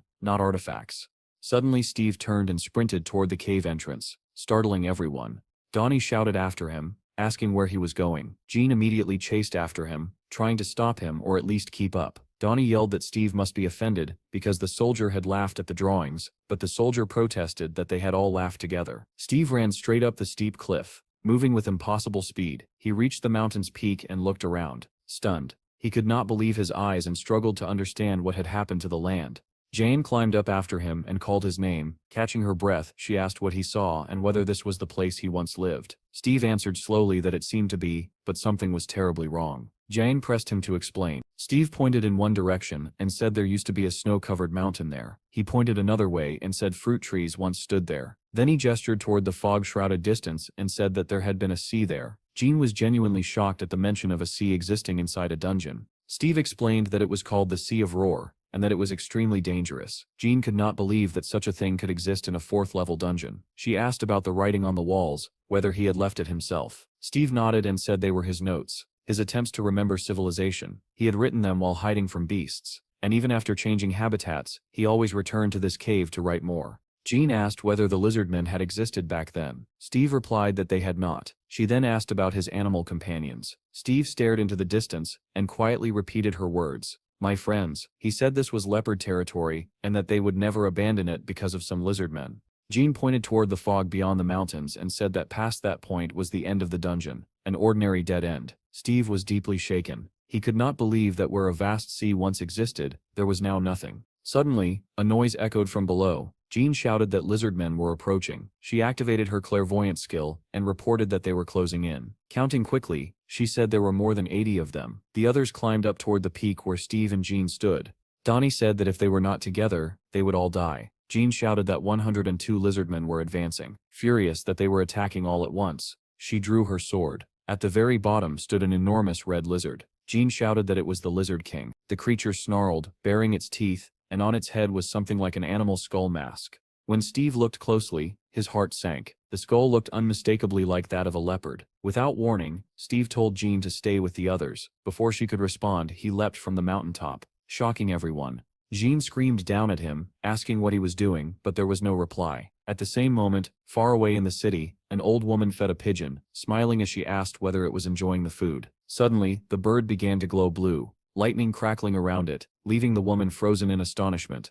Back in the dungeon, Jean stared in disbelief as Steve transformed in midair. Massive wings burst from his back, and he flew toward the advancing monsters. The Lizard King swung his enormous spear, hurling it at Steve. The weapon missed, slicing through the air as Steve descended and stopped directly before the king.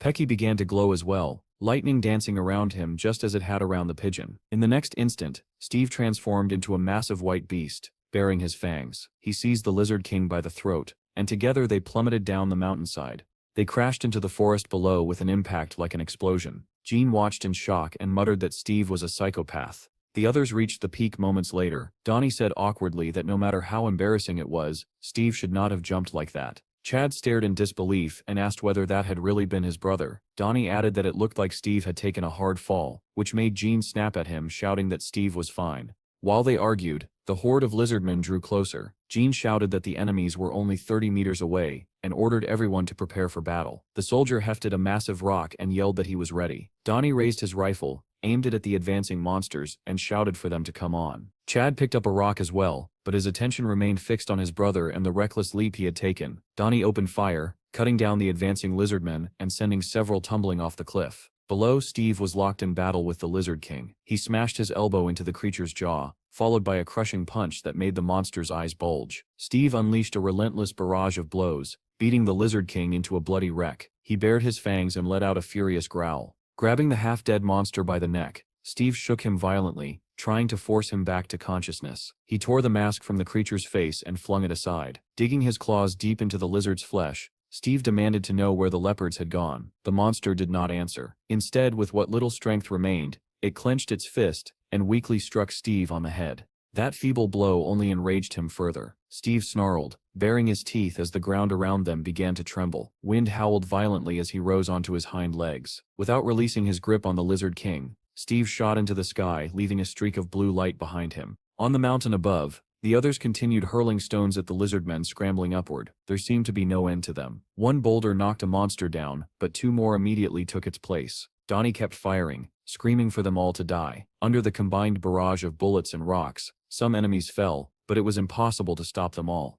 The soldier suddenly asked whether melee weapons might be more effective than ranged ones. Donnie replied grimly that firepower had its limits, and that efficiency dropped sharply depending on level. It was a hopeless situation. Jan gripped two swords and shouted at the others to focus and hold their ground. Chad drew his daggers, a manic grin spreading across his face as laughter escaped him once more. Donnie shouted that Chad had lost control again and warned that they could not let him charge forward.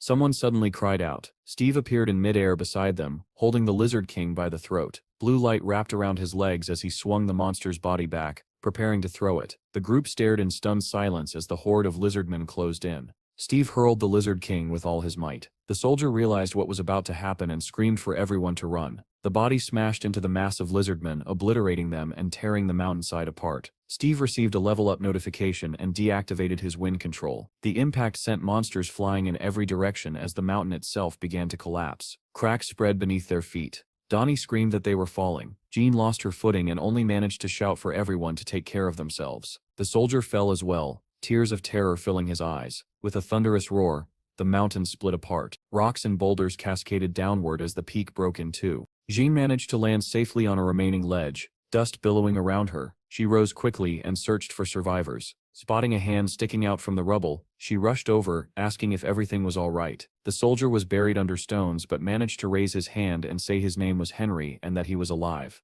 Donnie gasped that they had almost died. Chad lay sprawled on the ground as Pecky ran to his side. Suddenly, Steve appeared beside them in human form and calmly told them it was time to leave because the portal had already opened. Seeing him alive, the others rushed toward him in relief, having thought he could not have survived the fall. Henry tilted his head in disbelief and asked how that was even possible. At the portal, Melissa stood with her assistants and Squad 11, led by Cedric. One by one, Steve and his group emerged from the portal, bathed in blue light. Melissa smiled faintly and announced that they were leaving. Steve's group stepped out in heavy silence as the surrounding soldiers watched closely. Steve avoided everyone's gaze, confusion clouding his usually composed expression. Cedric asked if he was Steve and sneered that he could barely drag himself along, but Melissa ignored him and called out to Steve. He looked at her with the same dazed expression. She stepped closer, greeting him and about to speak, when before everyone's eyes, Steve transformed into a dove and flew away.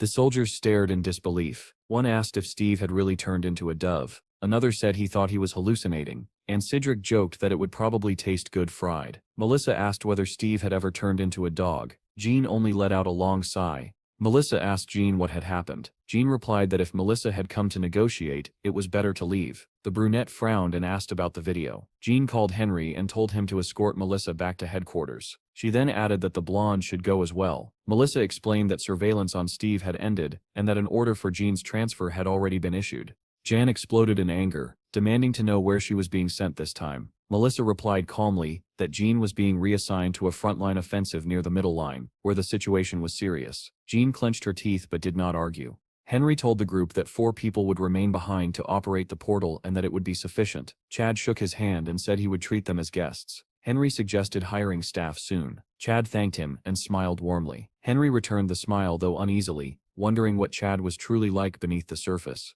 Nearby, Cedric shouted in confusion, asking what return they were talking about. He complained that Melissa kept saying she needed to talk to Steve. Melissa replied that it would be better to return to headquarters and begin negotiating squad salaries. As she headed for the car, she said the boss was waiting. Cedric shouted after her that Steve had not even agreed to speak with them, furious that the guild had entered the dungeon alone. Donnie glared at him, and Chad curtly told him to leave. Melissa called her boss from the speeding car. He immediately began shouting, asking whether she had told everything to the journalists. Melissa replied that everyone except the management team was leaving, and that the situation could still be fixed. She suggested discussing it in person. The boss fell silent for a moment, and then asked what she meant. Sometime later, the group returned to the Bureau of the Awakened to submit their report. Henry displayed the cave inscriptions on the screen and said quietly that they were Steve's diary.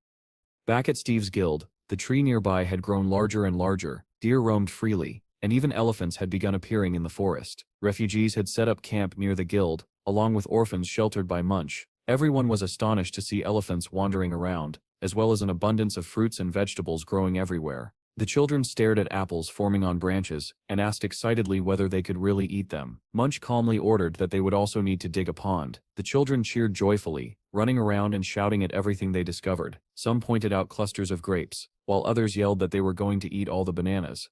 Near the portal, the Bureau of the Reincarnated had set up modular camps. One official reported that 37 squads of 20 people had spent 28 hours inside the dungeon, while Steve's guild had cleared it in just 2.5 hours. Another added that the guild's 8th run had taken only 11 minutes.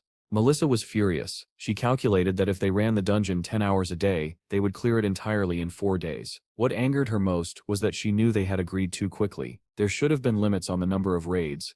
Meanwhile, Jim was proudly showing off his new weapon, the Hellblade. The others agreed that it suited him perfectly. Steve said it was a welcome gift, and asked whether he liked it. Jim was delighted. He said he loved it, especially since his old sword had grown dull, and Steve had simply handed him such a powerful replacement.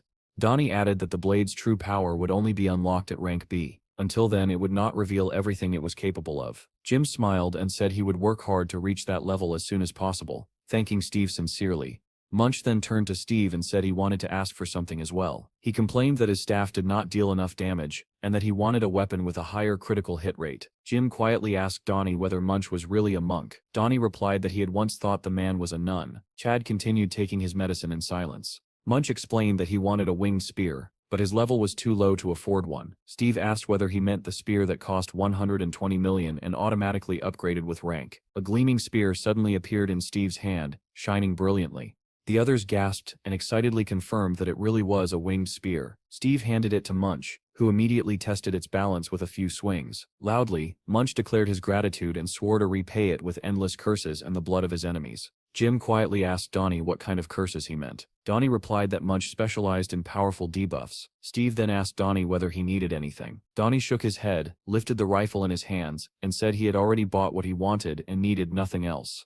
The others began asking Steve why there was an elephant wandering around his house. Steve admitted he had no idea. Jim remarked that Steve needed to get used to the fact that an F-rank team was casually roaming a 4th level dungeon now. Steve turned to his brother and asked about the medication. Jim asked why it mattered. Donnie replied bluntly that if he did not take it willingly he would be forced to. 2 blades appeared in Chad Sip's hands, shrouded in a cold blue glow. The wild smile on his face deepened as he calmly said, "Let Sips begin." Elsewhere, Hiro was still waiting for an answer to his question about why he could not return to his home country. Anna explained that all air travel had been suspended. Hiro frowned, saying this was the first he had heard of it, and asked what had happened. Anna handed him a tablet and showed him the news. The report described how a wyvern nest had been destroyed, and a passenger plane had been shot down shortly afterward. She added that it was not only air routes that were affected, sea routes had also been shut down, and another article detailed a ship that had mysteriously gone missing. Hiro stared at the screen in disbelief. In his mind he questioned why the wyverns had broken out so early. At that moment his phone rang. It was the minister, and his tone was urgent. The minister said Hiro's group needed to depart immediately because a 7th level dungeon had just opened. Hiro could hardly believe what he was hearing. A 7th level dungeon was not supposed to open yet. Anna was equally stunned. According to their predictions, the dungeon should not have appeared for another 5 months. Hiro looked thoughtfully at the screen of his phone. He realized that events were accelerating. According to his notes, the wyverns were supposed to break out in 3 months, and the military would need at least another month to suppress them. But if the 7th level dungeon was not sealed now, a global crisis would erupt. Everything was becoming tangled and chaotic. If things continued at this pace, he would not have enough time to prepare. There was only one explanation. Steve. He must have returned from the future. If that were true, then the people around him could all become exceptional beings. Hiro thought of the time stone. There was only one. Had Steve gone back 20 years as well? Or had he come from a different timeline entirely? If so, Steve might know about Hiro and his future plans. Hiro clenched his fist. He could no longer ignore Steve. He had to meet him as soon as possible, and if Steve's goals conflicted with his own, then for the sake of humanity, Hiro would have to eliminate him. Turning to Anna, Hiro said that they would head to the 7th level dungeon first. Anna nodded and said she would continue gathering information about Steve. At the same time, Steve was already inside a dungeon. He instructed Munch to gather the monsters together. Munch began striking his bowl rhythmically, murmuring prayers under his breath. Donnie ran up to him and shouted for him to hit the bowl harder and pray louder. Jim stared in confusion at this strange tactic, but still reached for his sword. Donnie peered through the scope of his rifle and warned that the enemy was approaching. The entire squad focused on the depths of the forest. Donnie called out that the distance was 40 meters. Chad drew his blades, chuckling softly, and Jim unsheathed his sword as Donnie announced that the enemies were now 30 meters away. A moment later, a crowd of lizard men burst out of the forest, charging toward them with spears raised. Donnie shouted that there were 125 of them. Steve summoned spirits with one hand, sending them flying toward the monsters, while activating the tornado skill with the other. The lizard men were lifted into the air, spinning violently as water and wind twisted around them. Donnie yelled that one had broken free, but he calmly took aim and shot it down with a single precise bullet. Laughing, he announced that he had already earned 13 points, but the monsters kept coming, and Donnie shouted that there were too many of them. At that moment, Munch activated his Dragon Break skill. A massive blue dragon surged upward, lifting the horde into the sky. As the monsters began to fall back down, Chad rushed forward, plunging into the fray. Donnie turned to Jim and snapped at him, asking why he was standing there like a pillar instead of hunting. Jim had indeed frozen, but Donnie's shouts snapped him out of it. The lizard men regrouped, glaring at them as they prepared to attack again. Donnie fired continuously, yelling for them to die, while Chad slashed through the monsters, severing arms and limbs. Suddenly, one lizard man slipped through and rushed Donnie, thrusting a spear toward his head. Jim reacted instantly. He sliced the spear in half and beheaded the monster in a single motion. Donnie grinned and thanked him, then turned just in time to see Jim finishing off another monster in shock. When a third charged at them, Jim focused and cleanly severed its head as well. Donnie was astonished. The Hellblade was far more effective than he had imagined. Watching Jim fight, he felt as though the man had reached a completely different level. Jim himself recalled his past. when he had applied to a major guild and attended an interview at the Scylla Guild. No other guild would have sent an E-rank swordsman into a 4th-tier dungeon. With a satisfied smile, he realized that Steve's guild was different. Suddenly, a massive lizard man appeared beside him and roared directly into his face. Seeing the mask on its head, Jim instantly recognized it as the Lizard King. At that moment, Chad struck from behind, severing one of the monster's arms. Jim gathered all his strength at the tip of his blade and cried out as he swung. A flurry of slashes followed. The Lizard King's body exploded into pieces, shocking everyone present. Blood poured from the decapitated corpse as it collapsed. Jim stood there in disbelief. He could not believe that he had killed the Lizard King so easily. Donnie, however, let out a sorrowful complaint. He asked why they had to kill it so quickly, lamenting that now all the blood crystals would be wasted. It took Gene a moment to understand what Donnie meant, but when it clicked, he smiled awkwardly and apologized, saying he had gotten carried away. A portal opened beside them, and a voice announced that there were 5 minutes left before it closed. Steve ordered everyone to leave. The group obediently headed toward the portal. Donnie kept glancing back at the corpses, muttering that there were at least 400 million stones left behind. Chad told him to forget it, reminding him that they could come back later. Donnie said he was craving fish pies and suggested that Chad should have some too. Amid their chatter, no one noticed that Munch had slowed down. Sweat trickled down his face as pain flared in his bitten leg. Elsewhere, another team was conducting cleanup operations in the dungeon. At headquarters, a soldier asked Group 2 for a status report. They replied that Sector 3 had been explored by 30%, and added that if Steve had discovered anything important, he would have already marked it. The soldier added that they had checked all the cave drawings and were now moving on to the next sector. Suddenly, a report came in from headquarters. One of the operators said that 6 targets had been detected moving 70 meters away. At 4 o'clock, Cedric heard the information and calmly acknowledged it. He dispatched 2 soldiers with orders to eliminate the targets quietly and retrieve the blood crystals immediately. Cedric then contacted the base and asked for the current location of the Lizard King. The response came quickly. The reconnaissance team had spotted it moving through Sector 12. Cedric acknowledged the report, set down his coffee mug with a heavy sigh, and wondered how long it would take to find anything truly valuable if they continued clearing the dungeon at such a slow pace. Just then, a strange sound echoed nearby. One of the soldiers turned his head sharply, asking what was happening. Another report came in, stating that 8 lizard men were approaching the base from 70 meters out. The soldier remained calm, clearly prepared for an attack, and asked whether the monsters had been spotted visually. He glanced toward the bushes, where a red dot glowed faintly. Holding a remote control in his hand, he muttered that if they came any closer, he would turn them into minced meat. At that moment, something sticky dripped down onto his face. He froze, then slowly looked up. Sitting on the ceiling above him was the Lizard King itself, baring its teeth as it stared down at the soldiers.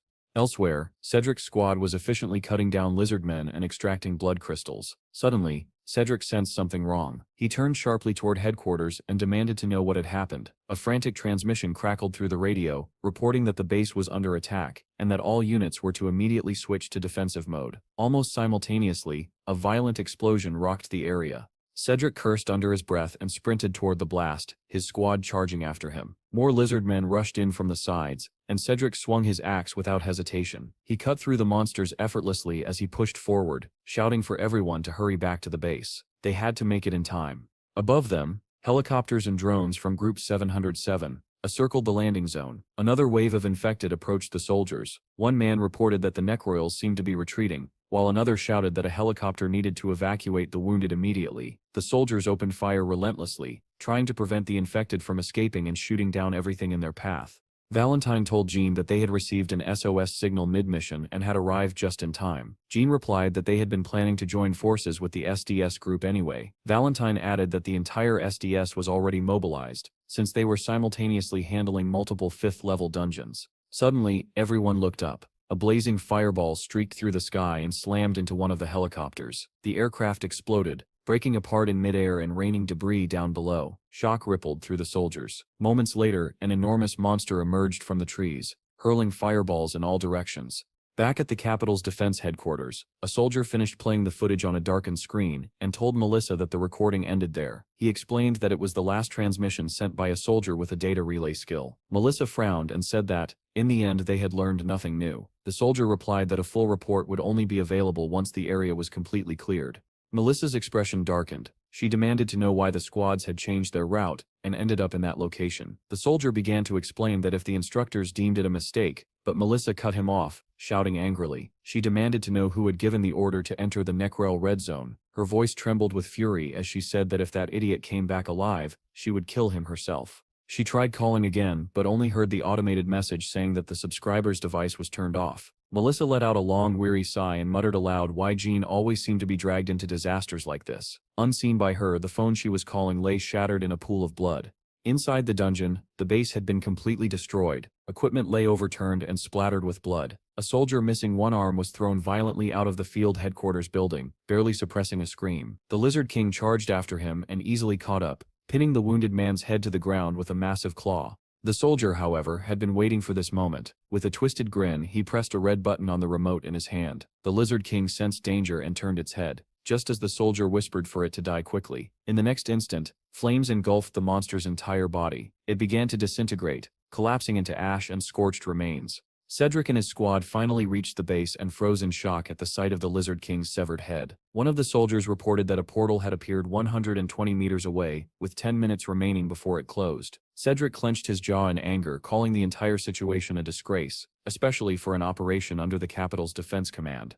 Elsewhere, Melissa was driving when she received a call through her headset. A soldier reported that the first group had returned. 2 were dead, and 2 more were critically injured. Melissa was stunned by the casualty count, and asked how such losses could occur in a 4th-level dungeon. The sergeant explained that they had split into 2 teams for cleanup and reconnaissance. He added that they planned to go back in again after 2 hours. Melissa told him to make them wait while she searched for reinforcements and asked what the other groups were doing. The reply was that all other squads were currently engaged in raids.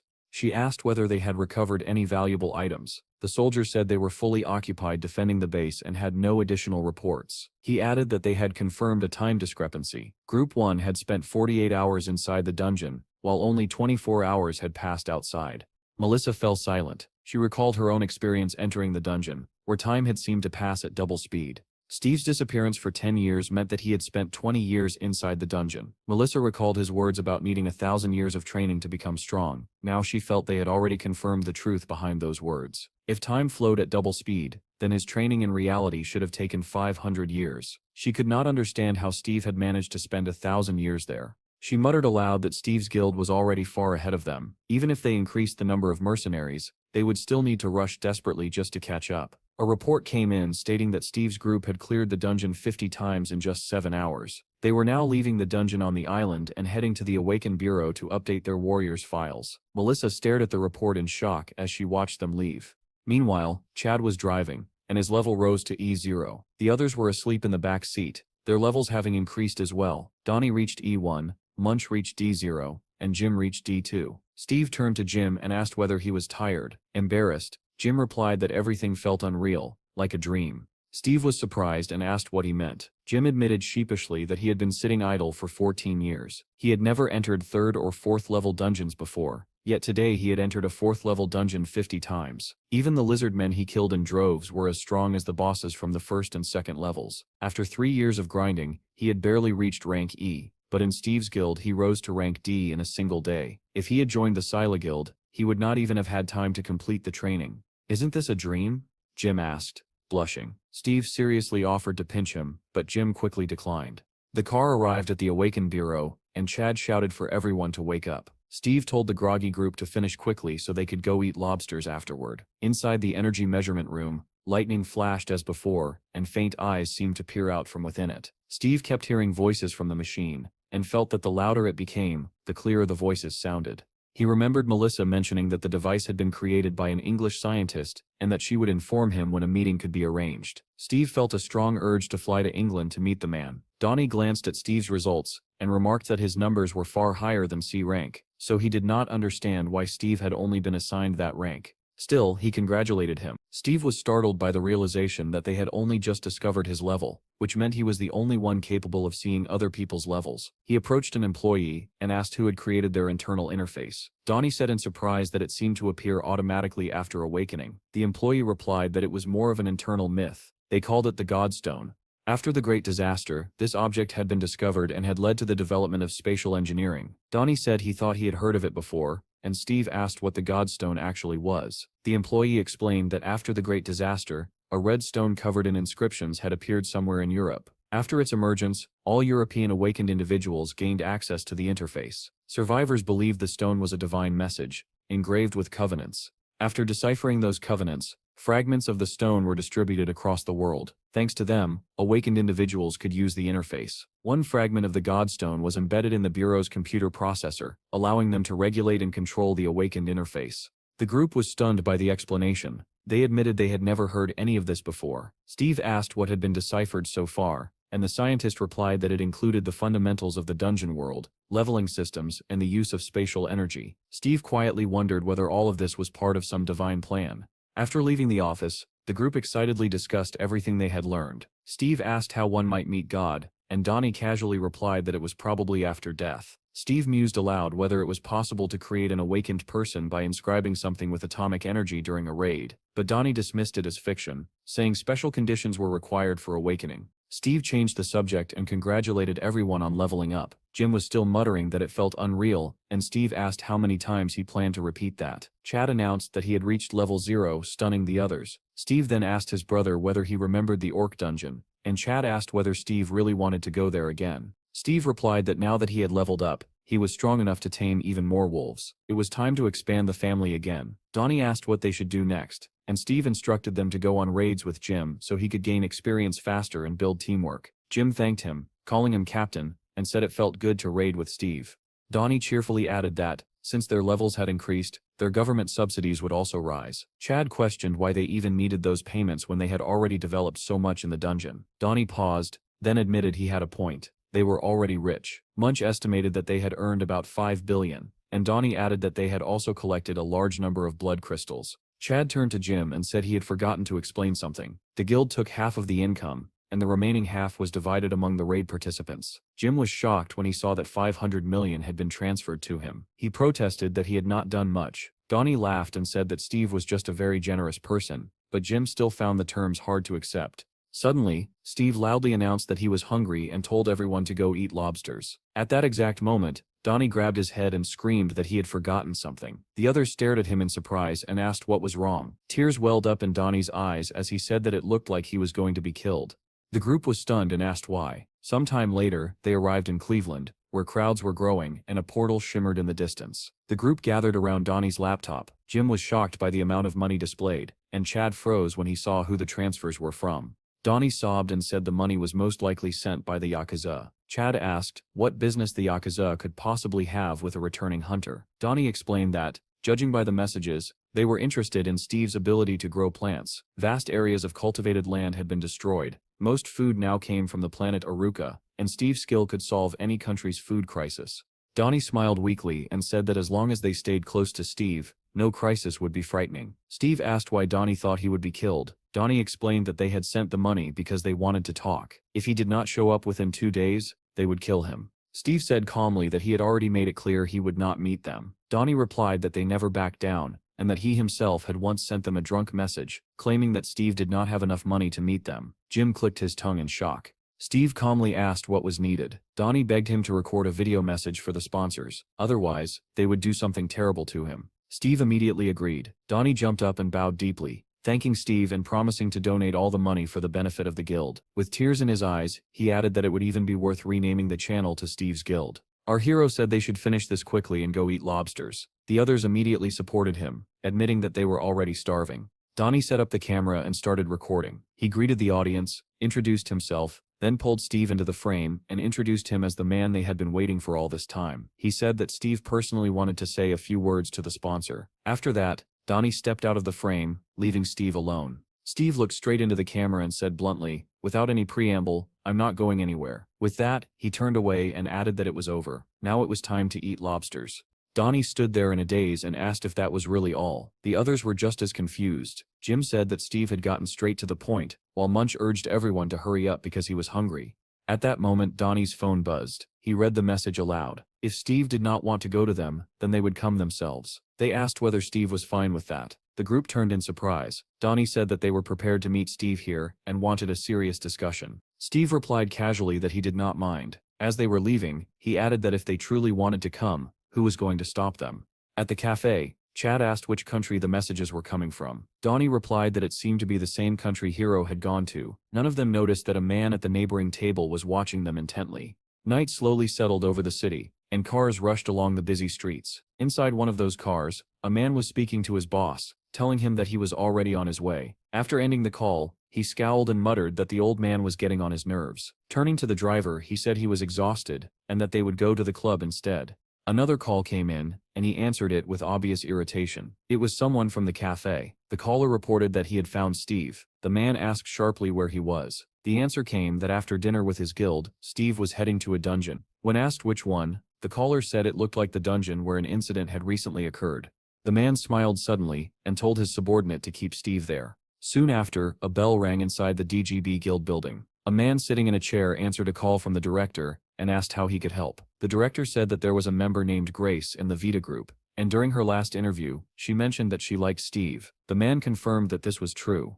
The director continued, saying that they were about to release a new song, and that this time he wanted to make use of a scandal to create a stir. The man frowned and asked whether this was really about black PR. Without answering, the director told the driver to turn around because they needed to pick up a client. The car swerved sharply and sped off. Another call came in. The man answered and greeted the caller as the chairman. The chairman immediately shouted at him, calling him a little freak, and demanding to know why he was not there yet. The man replied that he was currently focused on work with the State Security Department group, and asked why his father was swearing at him. The chairman yelled again, accusing him of plotting something behind his back. He ordered him to drive straight to him and warned that if he stopped anywhere else, he would not live. The man calmly replied that there was no need to worry. After all, he was his son, and also the deputy of the State Security Department Corporation. He promised that this time he would definitely do something beneficial for the corporation.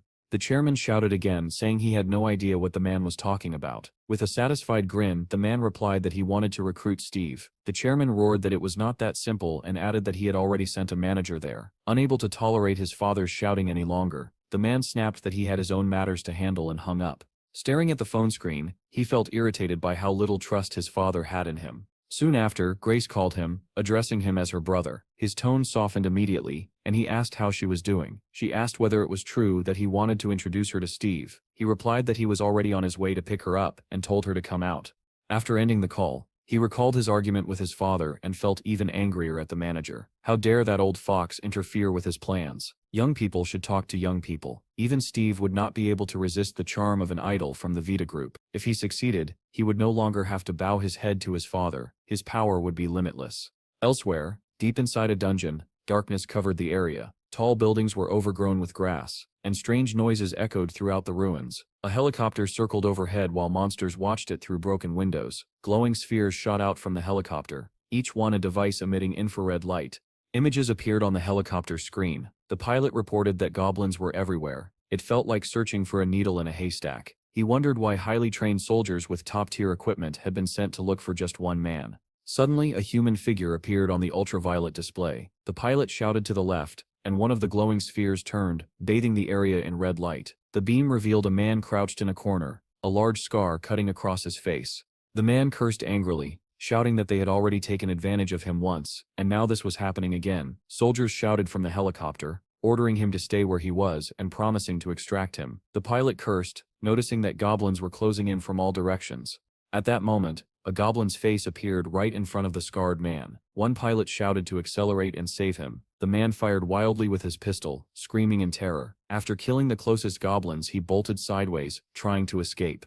The goblins chased him relentlessly and quickly closed the distance. Outside the window, the helicopter drew closer to his position. The man ran with all his strength, but a goblin caught up and swung its axe. He turned and fired again, forcing it back, then ran up a staircase, continuing to shoot to keep them from following. Misfortune struck. He stumbled and fell hard onto the floor. The gun flew from his hand and skidded away. Before he could even stand up, a goblin lunged at him, jaws wide open.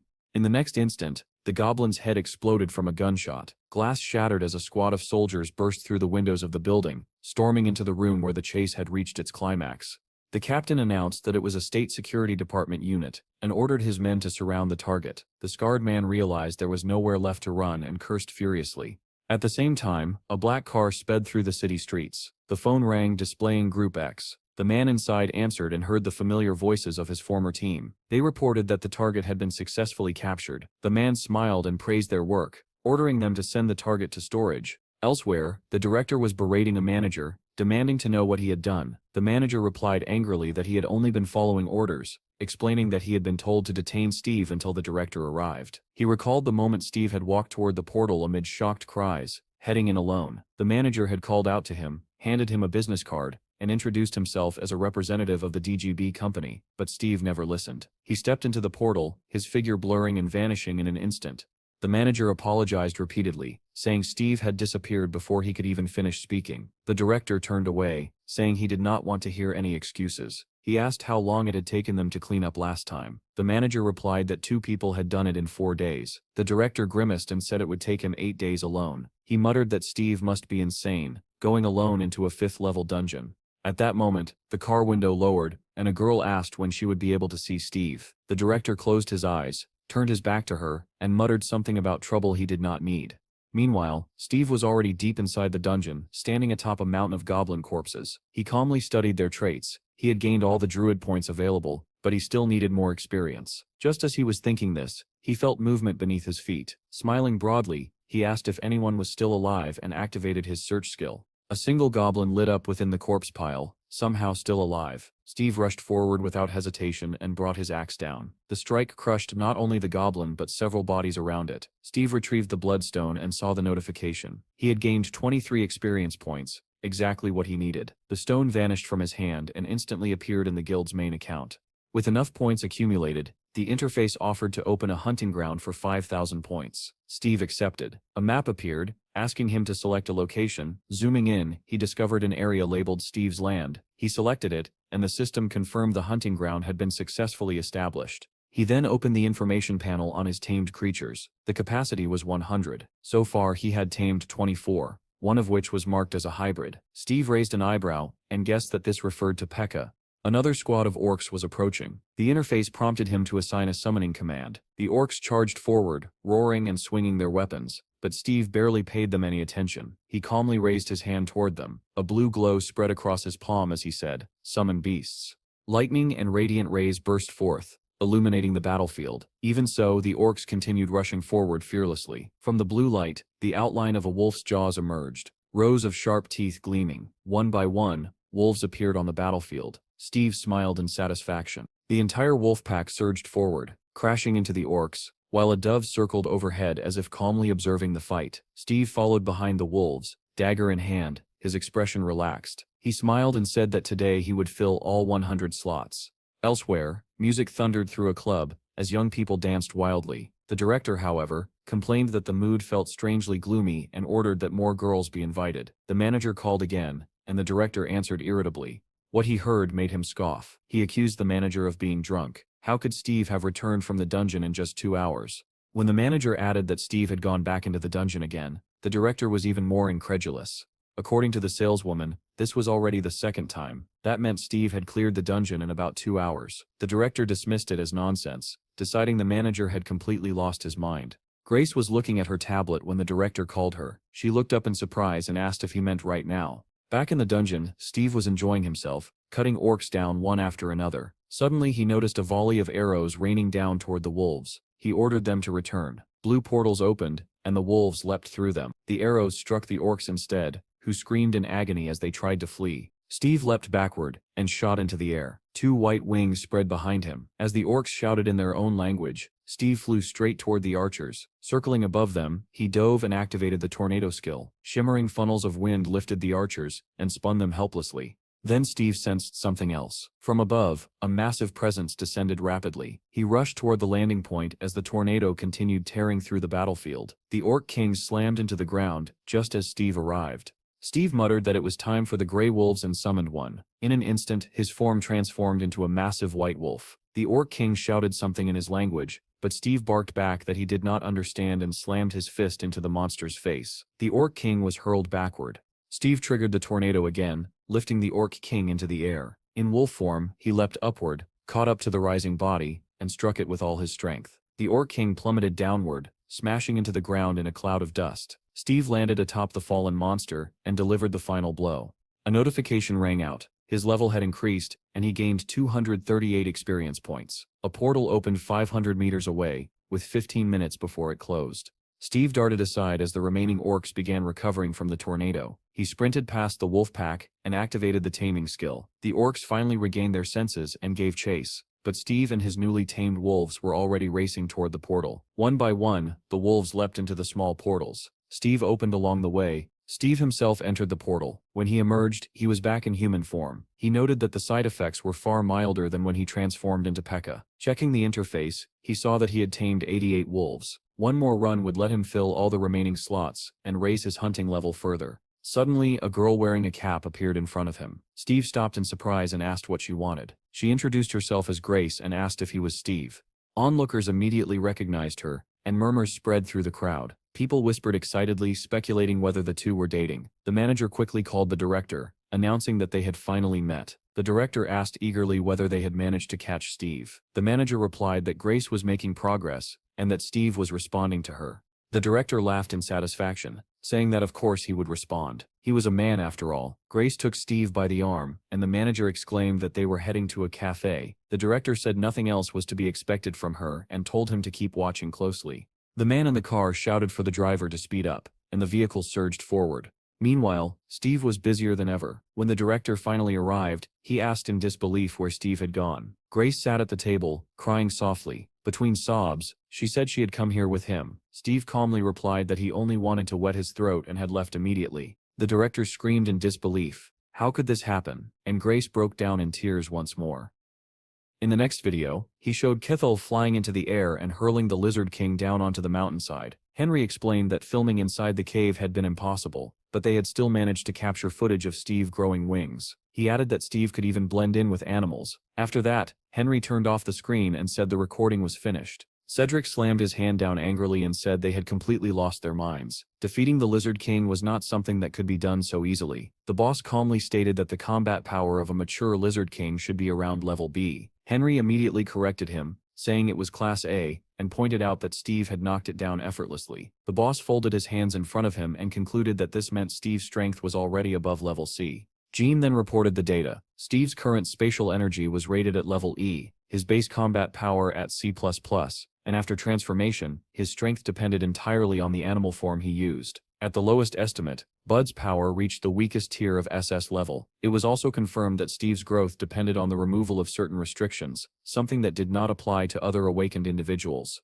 Cedric asked again about these lifted restrictions, remarking that everyone about Steve seemed abnormal. Jean shrugged and admitted she had no idea. The boss then asked what Steve's performance had been like before all this. Cedric mused that if all the missing people returned like Steve, their country would undoubtedly become a superpower. Henry countered that anyone going in without proper equipment would die, and that finding another person like Steve was extremely unlikely.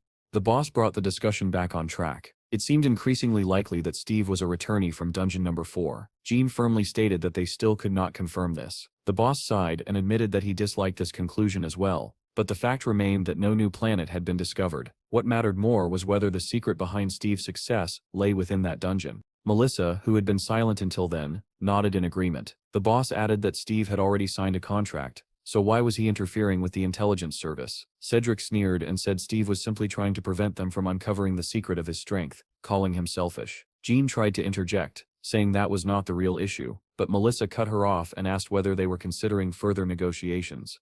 The boss bristled and demanded to know what other negotiations there could possibly be, given how many they had already held. Melissa only smiled, and attempted to explain her thoughts, but the boss refused to listen, repeatedly asking what she was getting at. Jean suddenly stormed out of the room like a bullet, shouting that everyone was an idiot, and ranting about secrets of power and strength. At that moment, Melissa finally laid out her plan and asked whether it was not tempting. Cedric said that if they staffed the riot squad with personnel at sea level and above, he would personally take charge of the search, solving the chief's problems at once. The boss smiled in satisfaction and said that even if Cedric took all the loot, it would still be immensely profitable. Cedric added that the bonus would be 780% of the salary. The boss waved it off, saying that if everything went smoothly, it would be a mere trifle. The boss then asked Melissa what they should offer Steve in exchange for unlimited access to the dungeon. She replied vaguely, saying they needed to give back what was left. The boss frowned, confused, and asked again what exactly was left. Far outside the city, surrounded by neatly kept gardens, stood a small house. Munch walked ahead while several boys followed him, asking whether they were going to pick tomatoes.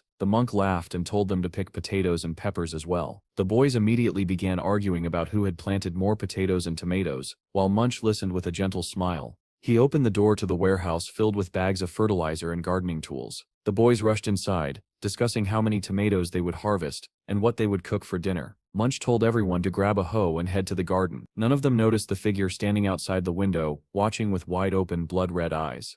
Elsewhere, a military detachment was preparing to depart. A report came in that there were 10 minutes remaining before departure. One officer ordered the group commander to check passenger numbers and equipment status. Both commanders reported that everything was normal and that they were ready.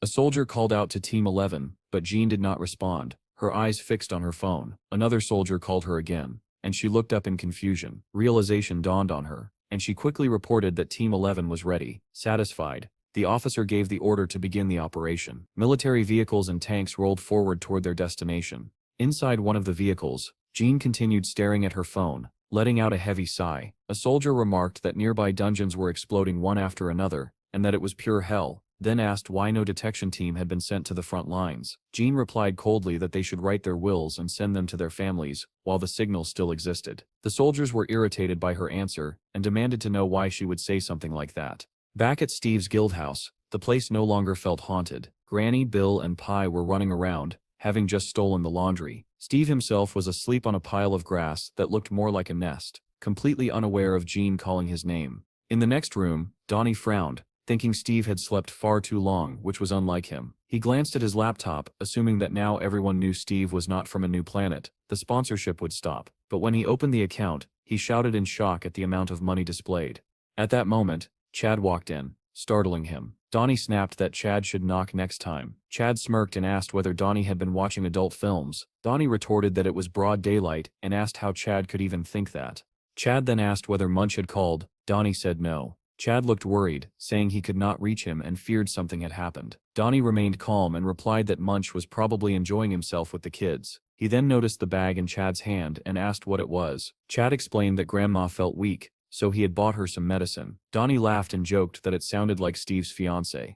Chad then asked whether Donnie thought Steve had been sleeping too long. He said he was just about to wake him up. At that moment, Steve had already awakened and was sitting on the floor, lost in thought about what had happened inside the dungeon. He had believed that when the portal opened he would see his friends again, but the world he returned to felt like nothing more than a grain of sand. He remembered that he had not encountered any old companions there, only infected monsters. His thoughts drifted to the family of red wolves and the joy they shared while hunting together. He recalled the massive black tiger, Kuro, with whom he had fought countless battles over territory. He also remembered Jack, the giant gorilla. It was in the midst of that fierce battle that Steve had returned to Earth. Smiling faintly, he wondered where they all were now, where they had gone, and whether they had truly fled to other places after being frightened away by the great snake.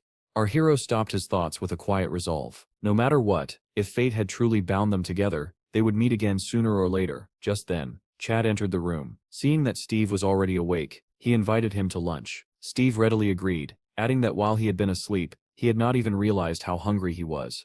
At that moment, his phone rang again. The screen displayed the name Lundy, but Steve did not hear it and left the room. The boys soon gathered around the table. As they sat down, Steve casually asked where Blondie had gone, since she loved eating lobster. The others froze in surprise. Something suddenly dawned on Donnie, and he stared at Steve as if he were seeing him for the first time. Steve noticed the look, and asked in confusion what was wrong. Donnie narrowed his eyes and asked whether Steve truly did not know the girl's name. Steve was puzzled and replied, "Isn't her name Blondie?" Donnie could hardly believe he was serious, and said that her name was actually Jean. Steve clearly heard the name for the first time, and Donnie asked in disbelief whether they had ever met before. Steve grew even more confused and asked what Donnie was talking about. Donnie blurted out that they had met and even talked about having children. He immediately stared at Steve in shock, deciding that the only things inside Steve's head were hunting and reproduction. Seeing the awkward silence, Chad quickly changed the subject. He explained that Jean had gone to the region on a mission. Chad continued, saying that Jean had been unable to contact Steve and had called him instead, asking that someone be brought into the guild. Steve frowned at the proposal and asked whether it was really necessary. Chad replied that it was unavoidable. They needed someone to operate the measuring equipment, because they had no idea where or how the portal might erupt. Steve turned to Donnie and asked whether he had anyone suitable in mind. Donnie hesitated, then said that perhaps one of his friends from boxing, or even someone he followed on YouTube, might respond. He added that there was no one like Steve, then remembered that Steve himself had only just returned. While biting into the lobster shell, Steve asked whether there was any news from Munch. Chad looked surprised and said that Munch was not answering either. He added that the monks had taken the children from the orphanage and should already be in the city. Donnie dialed Munch's number as well, shook his head, and said that it was not like him to ignore calls. Meanwhile, military vehicles rushed through the ruined city toward their destination. Inside one of the cars, the soldiers heard an announcement stating that they were entering the red zone of Necroville and were ordered to turn off all communication devices. Jean held her phone tightly as the others discussed the mysterious red zone that did not even exist on the official maps. She tried one last time to reach Steve, failed, and pressed the power button. The screen went black. At the same moment, Steve picked up his phone and noticed several missed calls from Blondie. He immediately called her back, but a mechanical voice informed him that the subscriber was out of range. Vehicles sped through the forest, where zombie-like monsters roamed between the trees. Only one of them stood still, watching the military convoy closely with glowing red eyes. Steve stood in the room, listening to the endless beeping tone on his phone, unaware that on the other end, the device lay in a pool of blood. He muttered that she was not answering, put his phone away, and began to feel uneasy. Not long after, Melissa and Cedric arrived at Steve's guild house. Melissa called Chad and asked whether they could see Steve. The white-haired man smiled faintly, glanced aside, and remarked that this was a dog man. Not far away, beneath a tree, Steve sat with his head tilted back. They soon sat down together to talk. Steve asked in surprise what kind of research they were referring to. He said that this was not the planet they had been searching for all this time, so why were they so obsessed with exploration? Melissa replied that they wanted to uncover the secret behind Steve's strength, and that the answer lay there. Steve responded calmly that if one trained for 1,000 years, everything would naturally work out, and asked why they could not believe that. Cedric frowned and told him not to behave that way in front of his fellow countrymen. He explained that it was not simply curiosity, but a matter of stopping a national crisis. Cedric went on to explain that the number of 6th-level dungeons was increasing, while the time needed to clear them was shrinking. The number of infected people had risen sharply, and food shortages were becoming severe. Training high-level individuals like Steve had become a matter of survival. Steve caught the word infected and asked what kind of infection it was. Cedric explained that after the cataclysm, an unknown virus had begun spreading among people living underground. Those infected did not die but instead attacked and infected humans and animals alike. They were called necroils, creatures resembling zombies with red eyes. Melissa showed a map, pointing out the red dots that marked their zones. If those areas expanded, it would become increasingly difficult to block dungeon breakthroughs. She added that it was believed the virus originated from portals, but the infection rate was so high that response times were dangerously insufficient. After listening carefully, Steve said that in exchange for permission to explore the dungeon freely and hunt without limits, he wanted 2 gifts. Melissa replied that the first would be raising Steve's guild to level 5. Steve asked whether that meant they could enter 5th-level dungeons, and she confirmed it. Melissa narrowed her eyes slightly and asked whether it was not attractive. Steve did not respond immediately, and instead asked what the second gift was. Melissa said that the second gift would be territory. Steve was genuinely surprised. She spread out a map, pointing to an area north of their current territory, and asked whether it would suffice. Steve studied the map and said that since it was farmland, it had already been abandoned. He asked whether they were talking about protecting the city from the west. Melissa explained that aside from a few towns, the land had been abandoned and turned into empty fields. Those who remained after the cataclysm had moved in search of safety, and the cities no longer had enough space to accommodate them. Steve smiled and asked whether they truly wanted to settle those people there. Melissa replied that if people moved in, they could restore the city, clear dungeons, and cultivate the fields. If the guild gained recognition for managing attacks, the profits would be substantial. For now, they could rely on modular facilities to prepare, and if a long-duration portal opened, the guild would strike it rich. Steve found these prospects appealing, and said that the conditions were not bad. He then asked about the current situation in the neighboring country. Cedric replied that most of the cataclysm's victims were there. A coup had taken place, the system had collapsed, and survivors now lived in scattered groups. The situation was completely out of control, and it was only a matter of time before they fled south.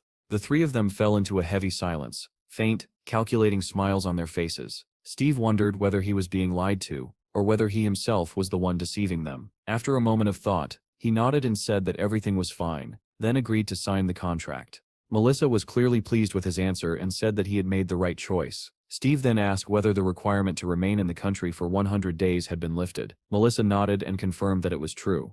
As he signed the contract, Steve added that he wanted to make 2 additional requests. First, he wanted to meet the scientist who had developed the spatial energy meter. Second, he wanted help locating Munch. Melissa was surprised by the request, and Steve explained that the monk had disappeared and was no longer answering calls. Melissa said she understood and assured him that both tasks would be easy to handle. Cedric, who had remained silent until then, finally stood up with a satisfied smile and said that he would begin the operation at once.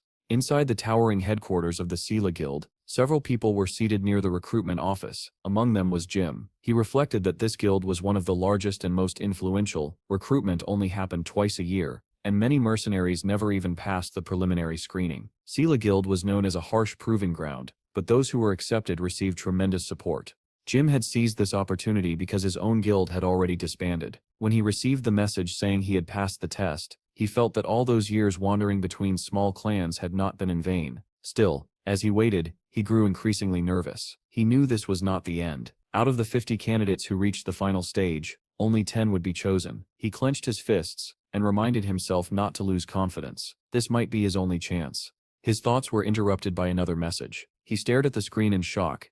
Inside the room, one of the committee members dismissed the candidates, saying they could leave for now. An elderly man scoffed, claiming that this batch was extremely poor, and that only criminals had shown up. Another added that even a child could have done better. Morris, however, pointed at a questionnaire and said that one swordsman was not bad.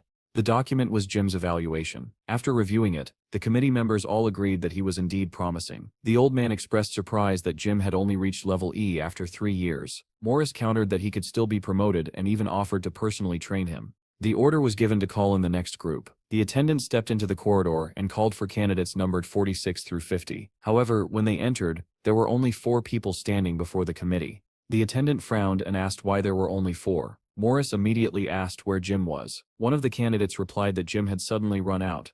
In truth, Jim had received a message that read, "If you want to join my guild, come to the specified address in the city of Cleveland." Without a moment's hesitation, Jim sprinted out of the building. There was no need to think twice. The message was from the Savior himself, the most talked about man in the entire country. Meanwhile, military vehicles continued pushing through the red zone, passing clusters of Necroville-infected creatures. The driver glanced at the monitoring screens, then turned to tell the sergeant to look. The sergeant laughed coldly, remarking that those monsters were said to have experience, yet they scattered in panic. The driver said that nothing was clear yet and suggested eliminating them the same way the sergeant had once wiped out 2,000 enemies. The sergeant shook his head and ordered them to stay on the planned route, warning that any deviation would prevent them from reaching their destination on time. Suddenly the driver fell silent and called out to the sergeant. Something was blocking the road ahead. The sergeant tensed instantly and cursed under his breath, as he demanded to know what it was. As the vehicles drew closer, they saw several infected creatures devouring the carcass of a massive bear. The headlights illuminated the scene, and one of the infected turned around, glaring at the convoy with glowing red eyes.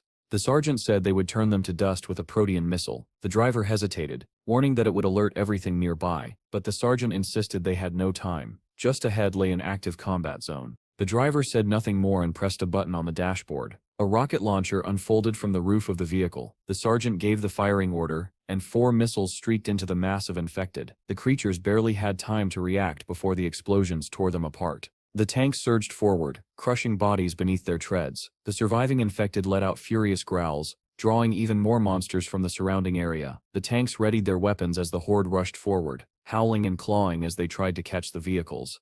The sergeant shouted that they were advancing and ordered all units to open fire. Gunfire erupted in deafening volleys. Bullets shredded the infected, carving a clear path through the road. Far away, a white van sped along deserted country roads. Behind it, a growing mass of Necroville infected gave chase, their distorted forms flooding the road as they surged relentlessly forward. Suddenly, an icon on the dashboard lit up, warning that the fuel was running low. The driver cursed under his breath and shouted that they were almost out of gas. Munch immediately urged him to head straight for the camp. The van surged forward, speeding past a roadside sign that pointed the way. Behind them, the monsters continued their relentless pursuit. Munch yelled that if they kept going a little farther, they would reach the mountain camp. The driver apologized repeatedly, admitting that he had insisted on coming here and never expected the monsters to have already spread this far. Munch moved closer to the senior monk and said that he had only wanted to prepare fresh vegetables for the children. The elder monk felt awkward hearing this, yet he was deeply grateful for Munch's intentions. Munch added that there was still a great deal of field work to do, but first, they had to shake off their pursuers so they could eat peacefully with the children. The senior monk agreed, saying that the children were probably hungry by now. Behind them, the infected kept chasing the van,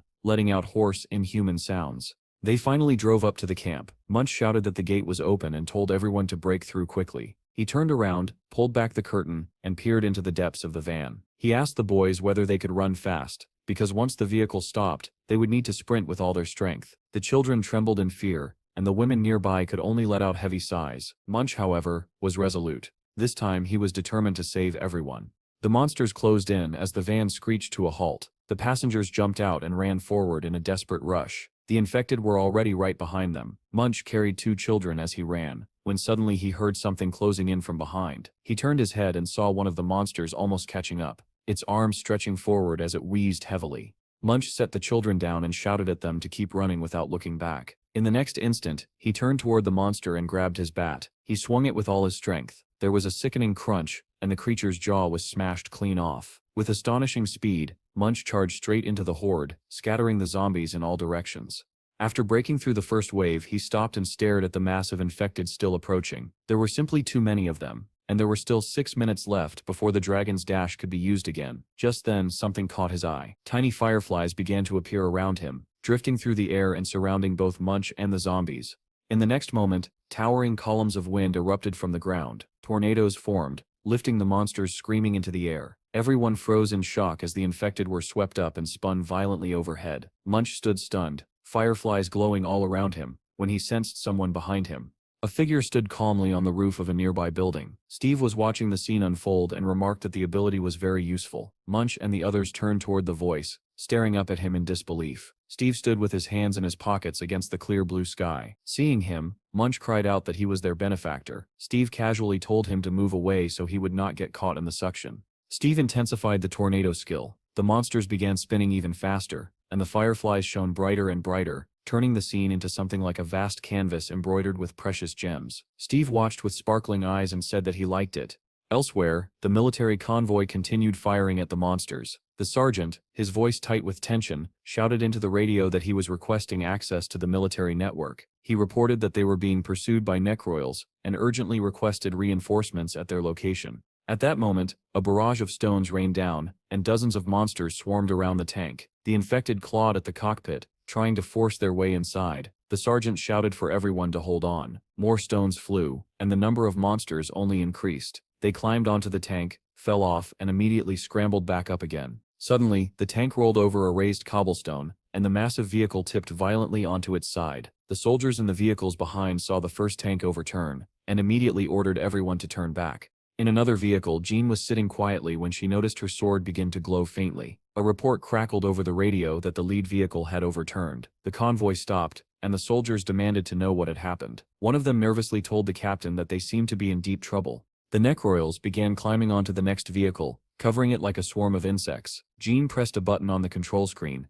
opening the armored window shutter. Her eyes widened in terror as she met the gaze of glowing red eyes right outside the glass. The infected surrounded the vehicle, piling onto it in a writhing mass. Jean ordered everyone to unlock the doors immediately. One soldier muttered that it was no wonder he had nightmares the night before. The driver turned his head away from the zombie-smeared windshield and said that he was unlocking the rear door. The door began to open slowly. The wheezing breaths of the infected filled the air. Jean shouted for everyone to step back. Rotting hands reached through the opening, clawing desperately at the gap. The soldiers stared in horror, wondering how they were supposed to break through this nightmare and survive. Jean ordered everyone to move straight toward Vehicle 7 and kill anything that stood in their way. A yellow sphere of light flared to life in her hand as she shouted for everyone to disperse. In the next instant, a column of blazing yellow fire burst out from the car, sweeping through the infected and erasing everything in its path. The soldiers stared in shock at Jean's power and shouted that the rear route was now clear. Jean did not hesitate. She ordered everyone to rush for the exit, warning them that the zombies were closing in again. She told the driver to get out as well, declaring that they were abandoning the vehicle. One of the infected suddenly leapt down from the roof, lunging straight at Jean. She reacted instantly, drawing her sword and cutting the monster down with a single swing. More infected swarmed toward her from all sides, and she cursed in irritation. Spinning in place, she slashed her blade in a wide arc, scattering the monsters in every direction while shouting for the others to move away. The sergeant from the overturned lead vehicle fired back at the approaching infected and ordered the gunners to form a defensive circle around the car. One soldier volunteered to check the second vehicle for survivors. After peering inside, he reported grimly that both the driver and the front seat passenger were dead. The infected showed no sign of stopping and were drawing closer by the second. The soldiers tried to open the door, but it would not budge. One of them shouted for a burner to be brought over, identifying himself as part of Group 7. He yelled for the others to clear back, as they prepared to force the door open. The remaining soldiers provided cover, desperately trying to keep the zombies away from the trapped survivors.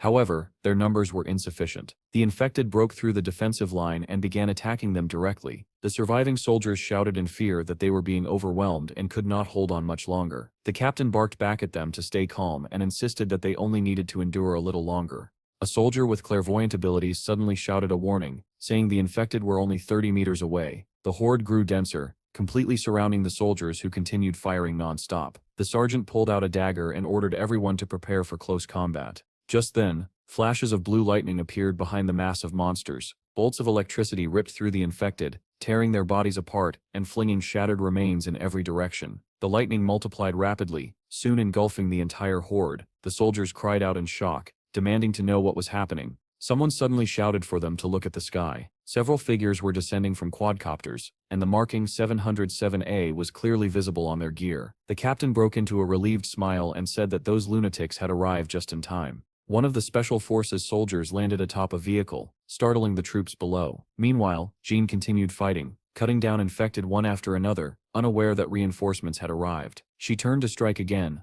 only for her sword to be intercepted by someone who appeared behind her. Jean froze for a moment, then realized it was Valentine.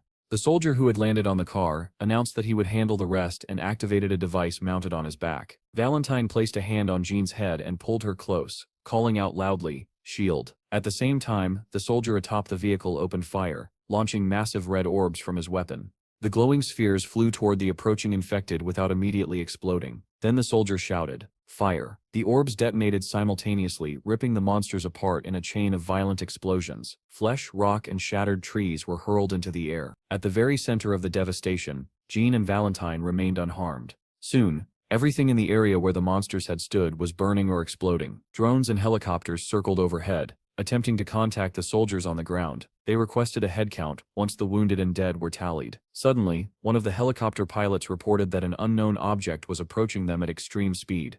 Elsewhere, infected bodies fell from the sky after being flung upward by a raging whirlwind. Steve smiled at Munch, who stared at him in stunned silence. The air around them shimmered with glowing fireflies, and the corpses of the infected rained down around Munch like a grotesque hailstorm. The orphans watched the scene with a mixture of awe, joy, and terror. When it became clear that no monsters remained, the children rushed toward Munch, shouting excitedly that all the monsters were dead. Steve smiled and told Munch that it had been fun, but now it was time to go home. The monk turned to Steve, calling him a benefactor, and asked how he had managed to find them. The other monks and children gathered around, staring at Steve and asking who he was. Munch began to speak with a satisfied smile, saying that he wanted to properly welcome him, but his words were cut short. One surviving infected suddenly clamped onto Munch's leg, sinking its teeth into his flesh. Munch looked down in horror as blood began to spill. At the same time, in a neighboring country, a new portal opened. The ground collapsed, swallowing cars whole as a massive monster emerged,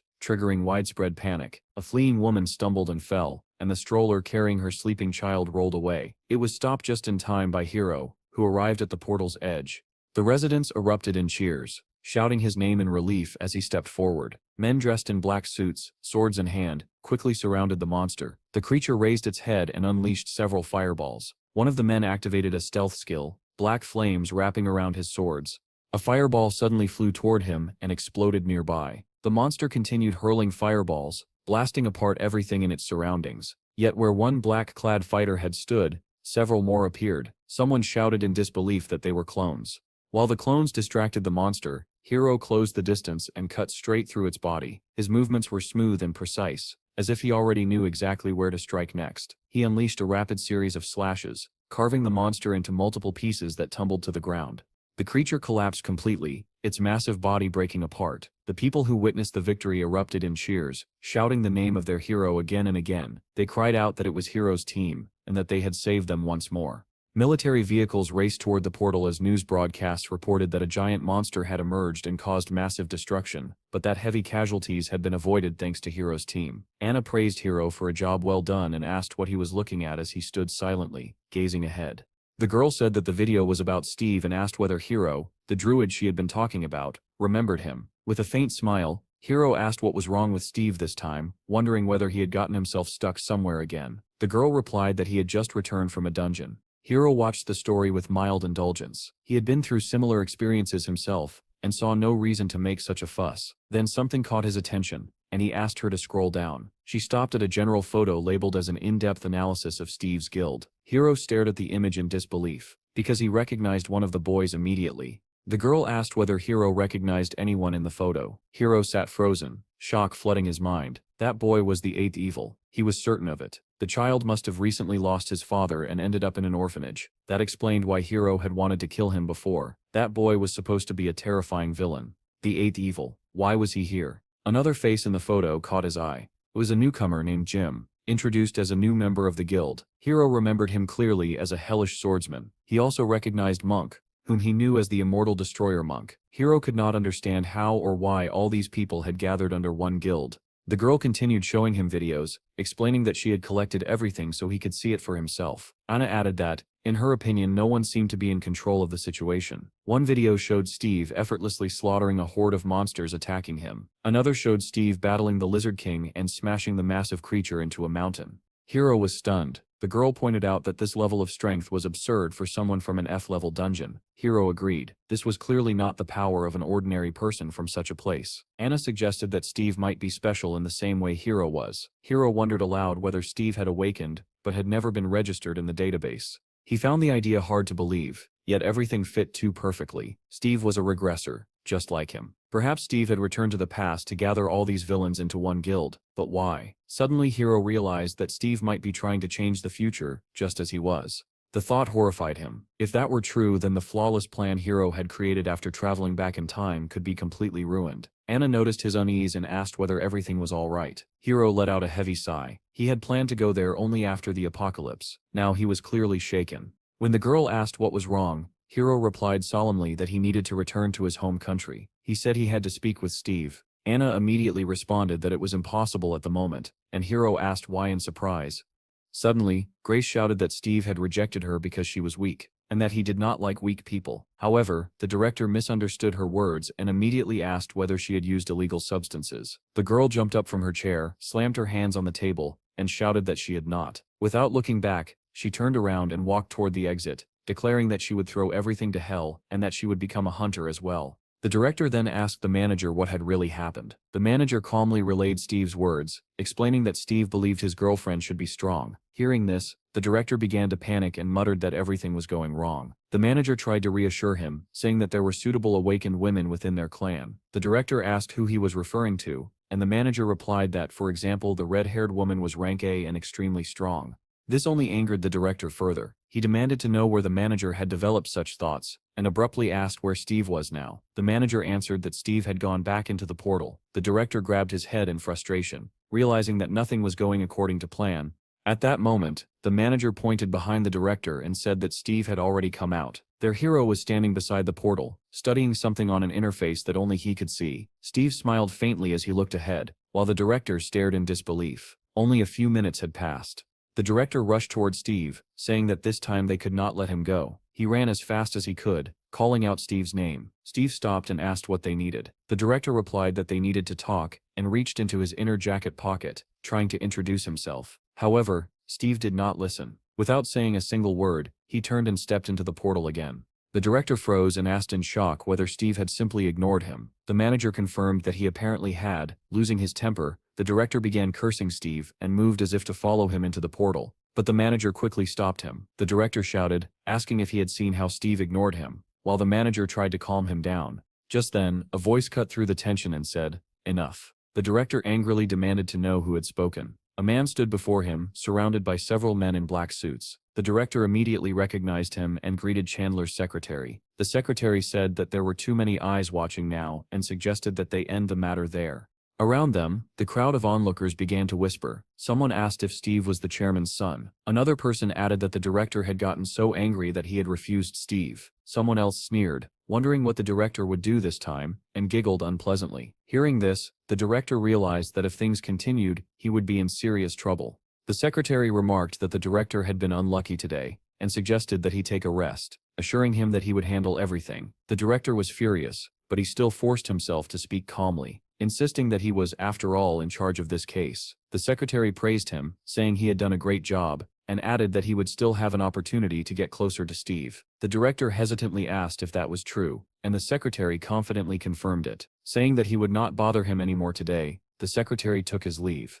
As he walked away, the director muttered angrily that he was already fed up with that freak. Meanwhile, Chandler contacted the chairman and reported that he was waiting at the entrance to the dungeon. The chairman asked whether his son Howard had caused any trouble. Chandler replied that what mattered more were Steve's dungeon clearing abilities, which had far exceeded all expectations. The chairman was pleased and said that this was exactly why they invested so much money in him. At that moment, Steve emerged from the dungeon once more, surprising Chandler, who was still on the phone. Steve immediately began studying his interface again. He had finally tamed 100 animals, and at the second level of hunting, he would be able to control 200. After reviewing everything, he formed a plan of action and decided that it was time to rest and eat. Steve did not even notice that several people were standing in front of him, hidden behind his interface. Chandler greeted him, and Steve replied that he seemed to be in high demand today. The man introduced himself as the secretary of the State Security Department. Steve remarked that it seemed this guild was running the dungeon, and the secretary confirmed that it was. The secretary explained that he had come to apologize for an incident that had happened earlier. Steve did not immediately understand which incident he meant, and asked again. Then it dawned on him, and the secretary clarified that he was referring to the moment Steve had found himself in the 5th level dungeon. Steve asked why they were only apologizing now. The secretary replied that it had taken time to prepare more than just a verbal apology. He added that they also wanted to thank Steve, explaining that thanks to him, the value of their dungeons had risen sharply. The surrounding crowd listened with interest, wondering who this man was and why he was speaking with Steve. Chandler then said that they had something prepared for him, but suggested continuing the conversation at a restaurant first. Steve liked the idea, and admitted that he was very hungry. The secretary said that the cars were ready. Steve commented that they were good cars, and the secretary asked whether he liked them. That night, Steve's guild looked magical. The tree had grown even taller, and fireflies drifted through the air. The boys returned home in high spirits, talking about what a wonderful day it had been. There were good drinks and delicious lobsters. Jean said that Munch not drinking was understandable, but it was a shame about Chad, who never got a drink. Donnie joked that it would be great to hire a driver, and the others agreed at once. Suddenly Donnie's expression changed. He cursed under his breath, and Chad immediately asked what had happened.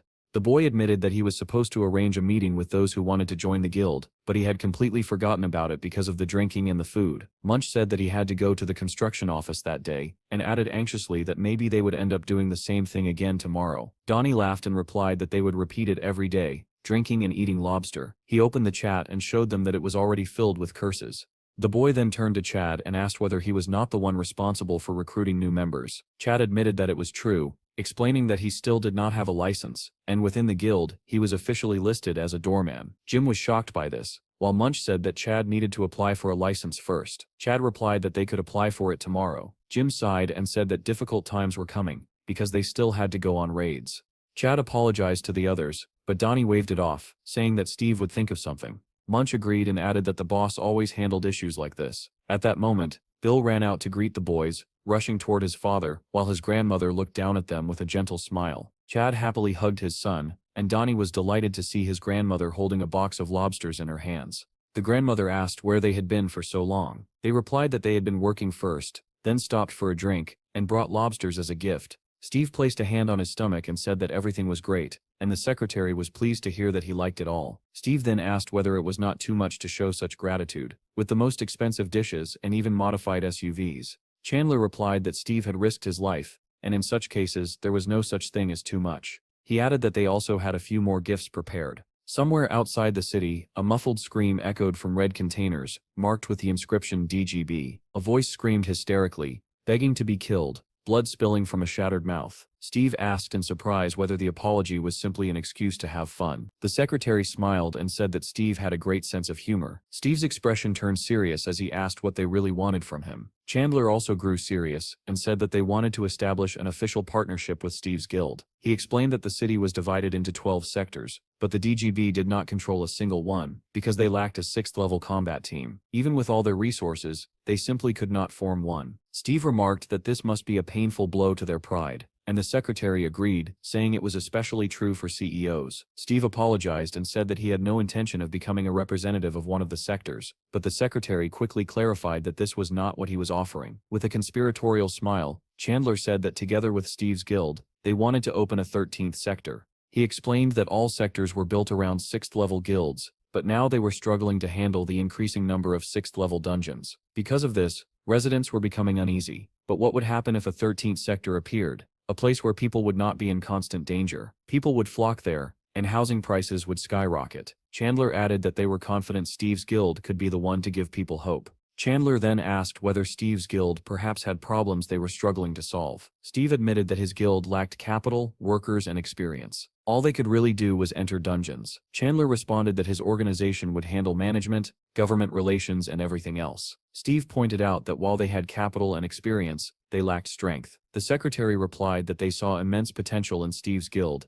and asked whether his comrades could handle such a responsibility. Steve thought about the members of his guild and wondered how they would manage. Chandler asked why the best guilds receive support, not from the government, but from major corporations, and added that they could not find a better partner than Steve. Steve realized that this would mean monopolizing and fully utilizing underground space, and the idea sounded appealing. The secretary, however, believed that Steve's guild could not yet handle such a burden alone. Was this not the best possible offer? Steve replied that he would think about it, since the 13th district would not be built overnight anyway. Chandler was surprised, but he thanked Steve and thought to himself that rumors described Steve as a simple-minded glutton who loved gifts. Perhaps the gifts had not been impressive enough. Steve stood up and said that it was time for him to leave. The secretary asked whether he had forgotten about another gift. Chandler said that it had been quite difficult to find the man, and Steve asked in surprise who he was talking about. Chandler explained that as soon as the man had been placed on the wanted list, he fled and went into hiding. However, their intelligence agents had managed to locate the former director of the debt company.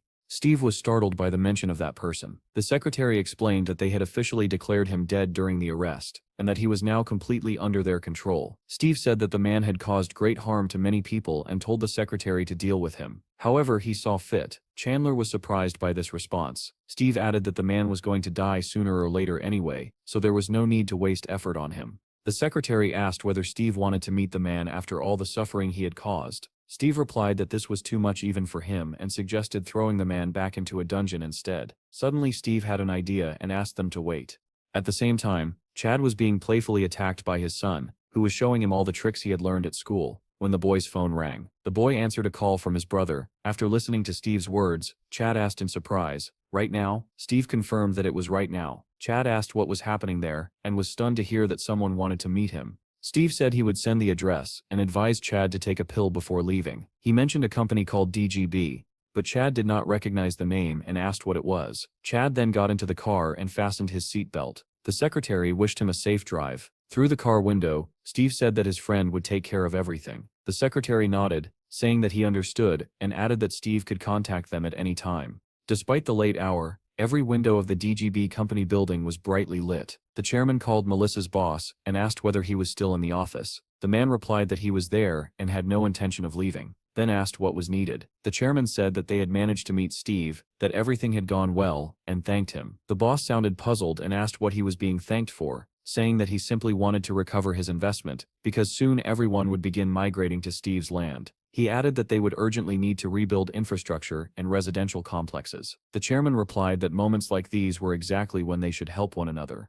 Meanwhile, Chad had already arrived at the correct address. He was met by two men who, just to be safe, verified his identity and confirmed that he was indeed Chad. One of them then led him toward a container and told him to follow. From inside the container came screams and curses. The man inside shouted that he was starving, swore violently, and promised to kill everyone once he got out. Suddenly, the door opened slightly and his tone changed at once. He began shouting that he did not mean it, begging for forgiveness and claiming that he was only very hungry. Chad stepped inside the container. The man froze in shock and asked who was there. When he recognized Chad, an evil smile spread across his face. Chad quietly greeted him and asked what he was doing there. The man replied that he had been told someone wanted to meet him. He said he was the same as always, and asked whether Chad's friend had come with him. Chad answered that he had not. Hearing this, the man smiled with clear satisfaction. The man then asked what Chad wanted. In a serious tone, he said that he wanted to apologize. He explained that on the day he beat Chad, his friend had beaten up the collectors, and in the chaos, he had simply lost his temper.